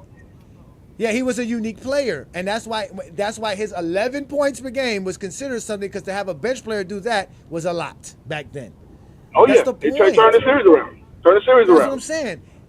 Again, it's not bad basketball. For 1994, it was great basketball. But the fact that I'm living in 2025 and I've watched over 20 more years of the NBA, that is not what I want to go back to. I'm happy with today's basketball. It's perfect. There's nothing wrong with it. It's not perfect. It does have its problems, but it's what we have. Game, bro. Y'all just don't appreciate it. The reason I say it's perfect, because I don't know nothing better. Maybe 10 years from now, it'll be better. 20 years from now, it'll be better. Then I can look back now and say, I liked it then, but today's basketball is better, just like I do now. Okay. But as of right now, as of today, there's no NBA better than today's NBA. It's just the greatest NBA. Shout out to your guy, Rex. Shout out to your guy, Rex, because this is one of the things he always argued, your guest, Rex, today. Every basketball in every era was beautiful. It's a strategy. One thing I don't like to do is shit on errors, right? I sat there, and I'm a critic of today's game, but I sat there on Christmas Day and watched. I didn't think I would do it because the Knicks came on first, right? I knew I was going to watch every minute of that game, but I watched most of all 5 games, which is the first time I've done that in a while. So Yeah, there's good basketball being played today. There are some things to criticize. There are some bad basketball played. There was some bad basketball played back in the 90s. But there was also some beautiful basketball play, right? There was a team that named Run TMC. Do you remember that team? Yeah, they were great. They shot a lot of threes. But that style of basketball got derailed because if a team played a slower pace, it was nothing you can do. They didn't play good enough defense to keep that pace to where they could create more turnovers, create more possessions for themselves if they were playing a team that would slow it down, like in the playoffs, where we all know when you get to the playoffs, the game does slow down. So that's why that team didn't succeed. But today's NBA is different. It's harder to slow today's game down because today's players are so athletic and so skilled that it doesn't matter if it's your point guard that's dribbling, your center could dribble, your power forward could dribble. They all can shoot. So now I got to worry about everybody. I got to figure out everything. That the scouting report is bigger. It's more. There's more film study. There's so much that goes into today's game that it was just easier back then. And again, they were limited. You were limited to what you can do. It was all one-on-one. That's why Michael Jordan was great. Because once you gave Michael the ball, whoever was sticking him was barbecue chicken. It was barbecue chicken. Unless you double teamed him and got the ball out of his hands. If not, if you went there too late, Mike was dunking on you. Then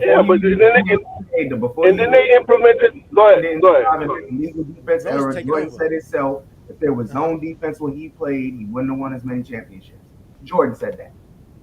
And he argued it when they tried to bring it in 2003 and 2004. He was like, no, don't do that. And they were but like, y'all why? do know there was zone defense back in the 90s too, right? 80s and 90s. Because no, you even showed it. It was illegal defense, It was illegal defense, bro. You basically showed them playing zone.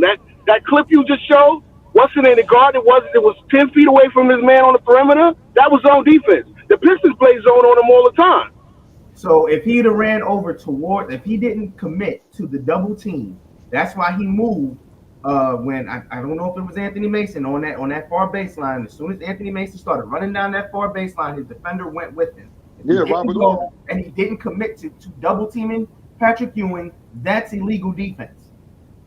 See, here's the thing. What you'll see in those films is a lot of instances of illegal defense that the refs just didn't call. Because if you call illegal defense every time, the game would take care of the most illegal defense calls. Michael Jordan. No, I agree with you. But they called it every game. Every game that I've gone back and watched, the complete game of, where I watched an entire game from the 90s or the 80s, they called illegal defense every game.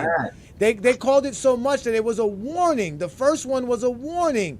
Then the second one was.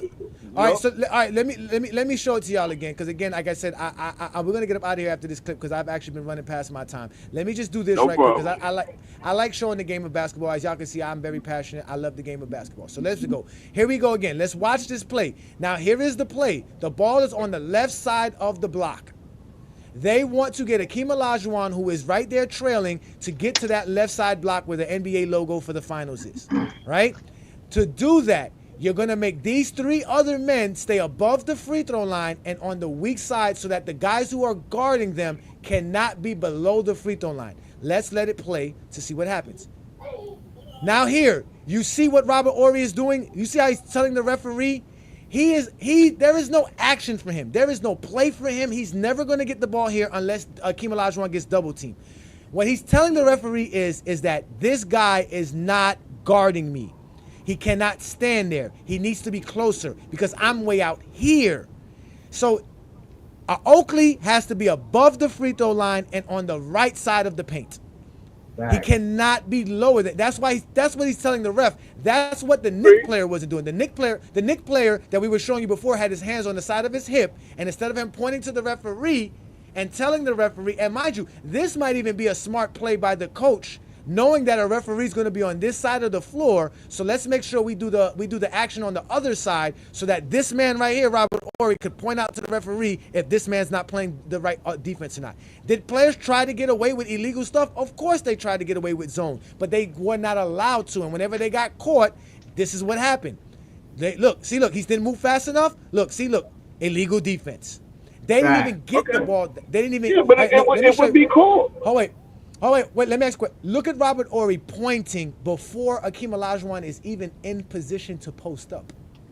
So that means it didn't even have nothing to do with what was going on the other side of the floor. Just the fact that that man was standing there and it had nothing to do with the play at all was illegal. He was too far in. He had to be closer. Ladies and gentlemen, that is bad defense. You can't be great. No wonder why Sam Cassell is dribbling with the ball with his back to the basket, because he's not going to do nothing but pass. That's his job. That's the play. That is simple basketball, ladies and gentlemen. We don't want that. I want my point guard putting pressure on this guard to where if he's not really guarding him well, that's a free basket. Look at the paint. It's wide open. But instead, I'm going to wait another 4 seconds. Look, he dribbled the ball 3 times.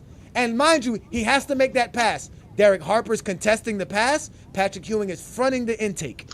So it's not even an easy pass. No wonder why he's going to dribble again. And then look. Then they call it. Like, that's bad basketball, ladies and gentlemen. That's not what I want to go back to. It was good in 1994, but it's not good now.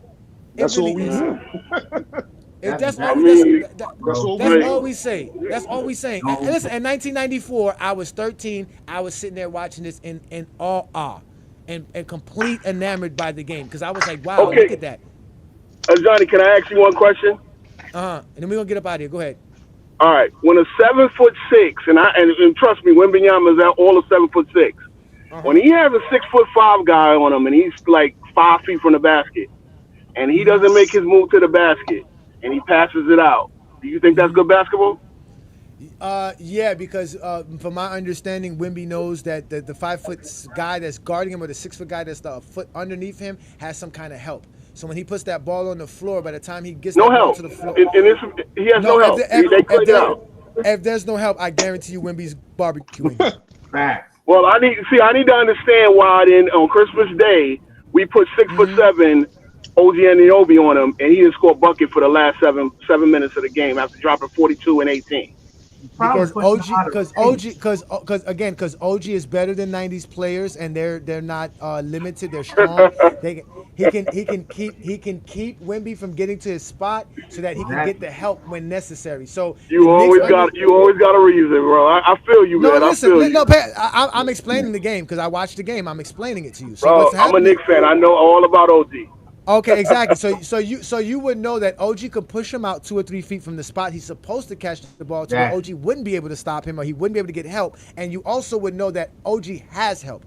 OG knows his help. It's the same thing in football, right? You have 2 safeties, right? If the 2 safeties are playing high, what does that tell the corner? I have help above me. I can play closer. I can push. I can stop the slants. I can stop the flat route. But if I'm playing a cover 3, I can't let that man get behind me, because what happens? I don't have help. So OG knows he can.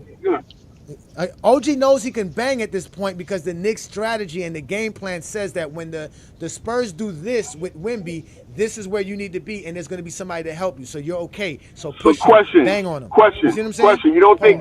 You don't think that '94 Knicks team would have played OG the same way? I mean, played Wembanyama the same way?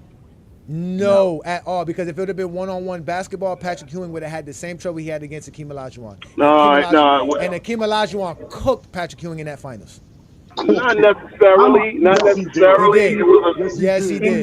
Yes, he did. I'm a Knicks fan, You shot bro. below 40%, man. Yes, he did, bro. I'm a Knicks fan, bro. I would. He did. What Wemby would do to Patrick Ewing would be criminal. He couldn't do. Wait. He couldn't do it to OG Anunoby, but he would do it to Patrick Ewing. See, first of all, you're comparing Wemby to Akeem, which Akeem is way more talented in the post than Wemby. Bro, I had to shut you the fuck up. I just told you that OG had help.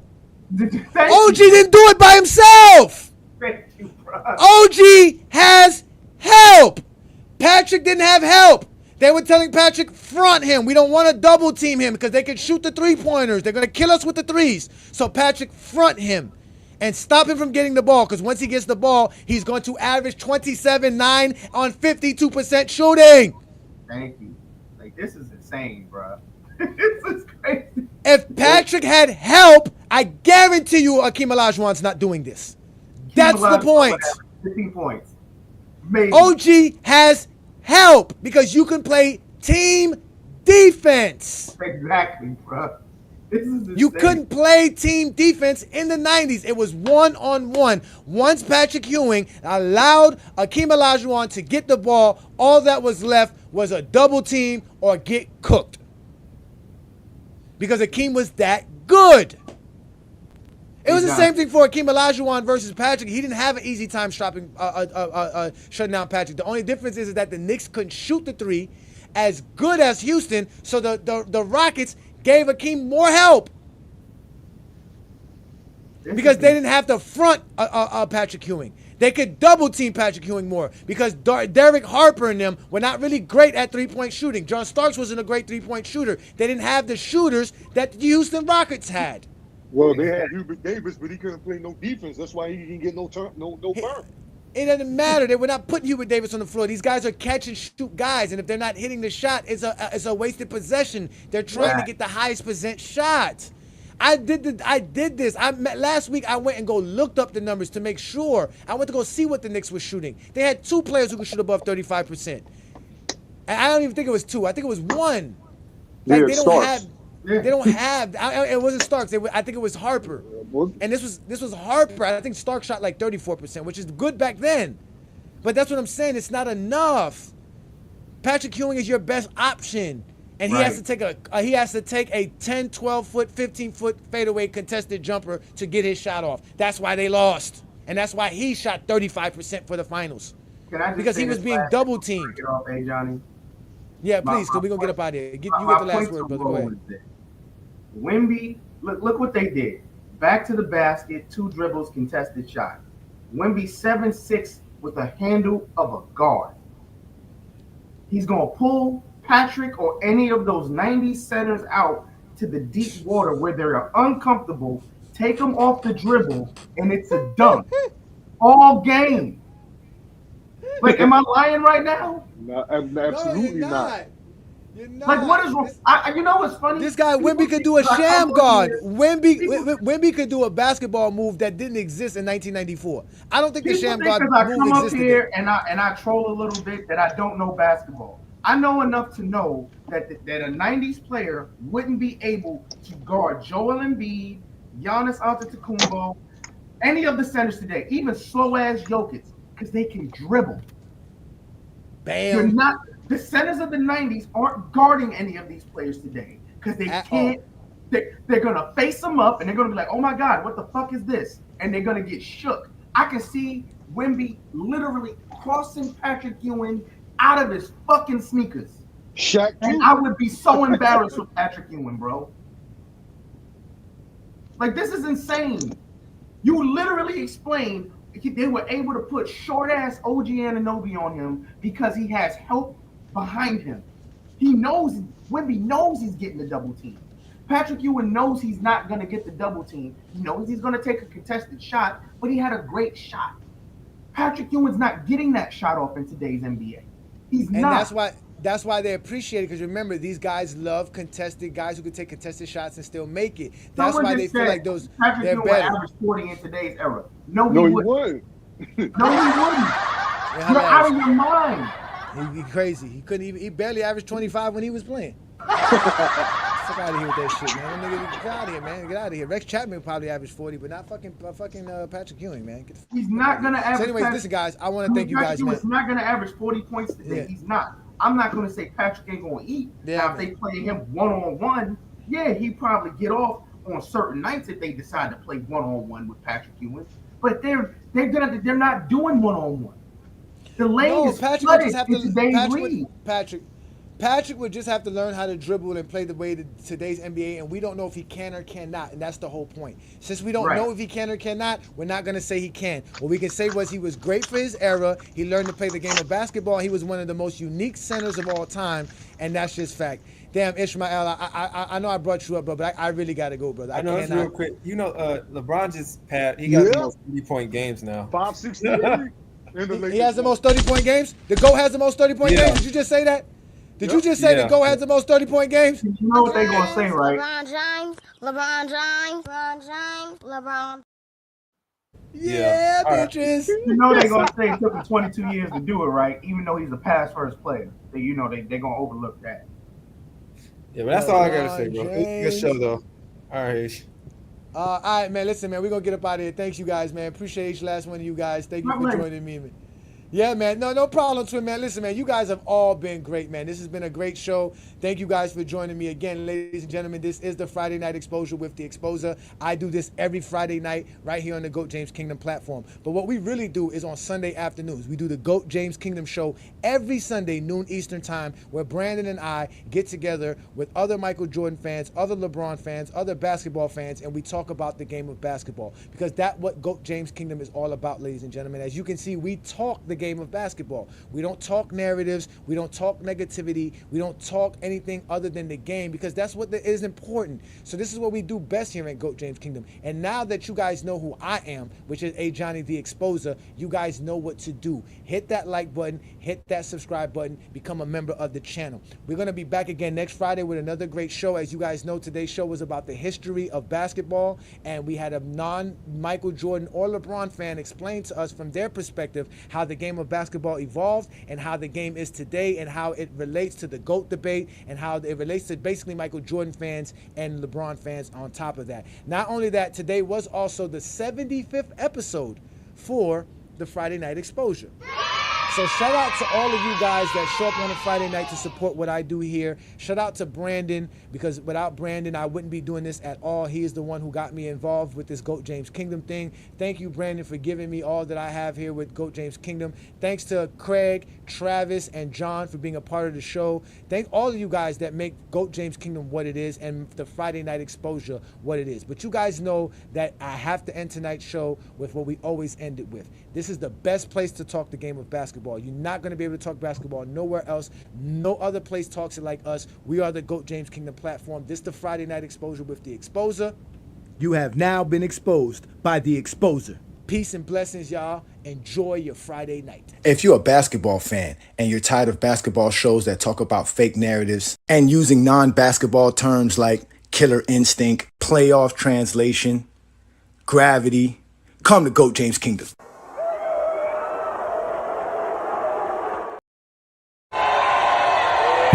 Welcome to GOAT James Kingdom, where basketball lives forever.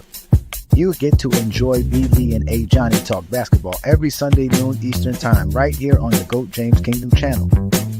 Support by subscribing, and also check out the membership at GOAT James Kingdom.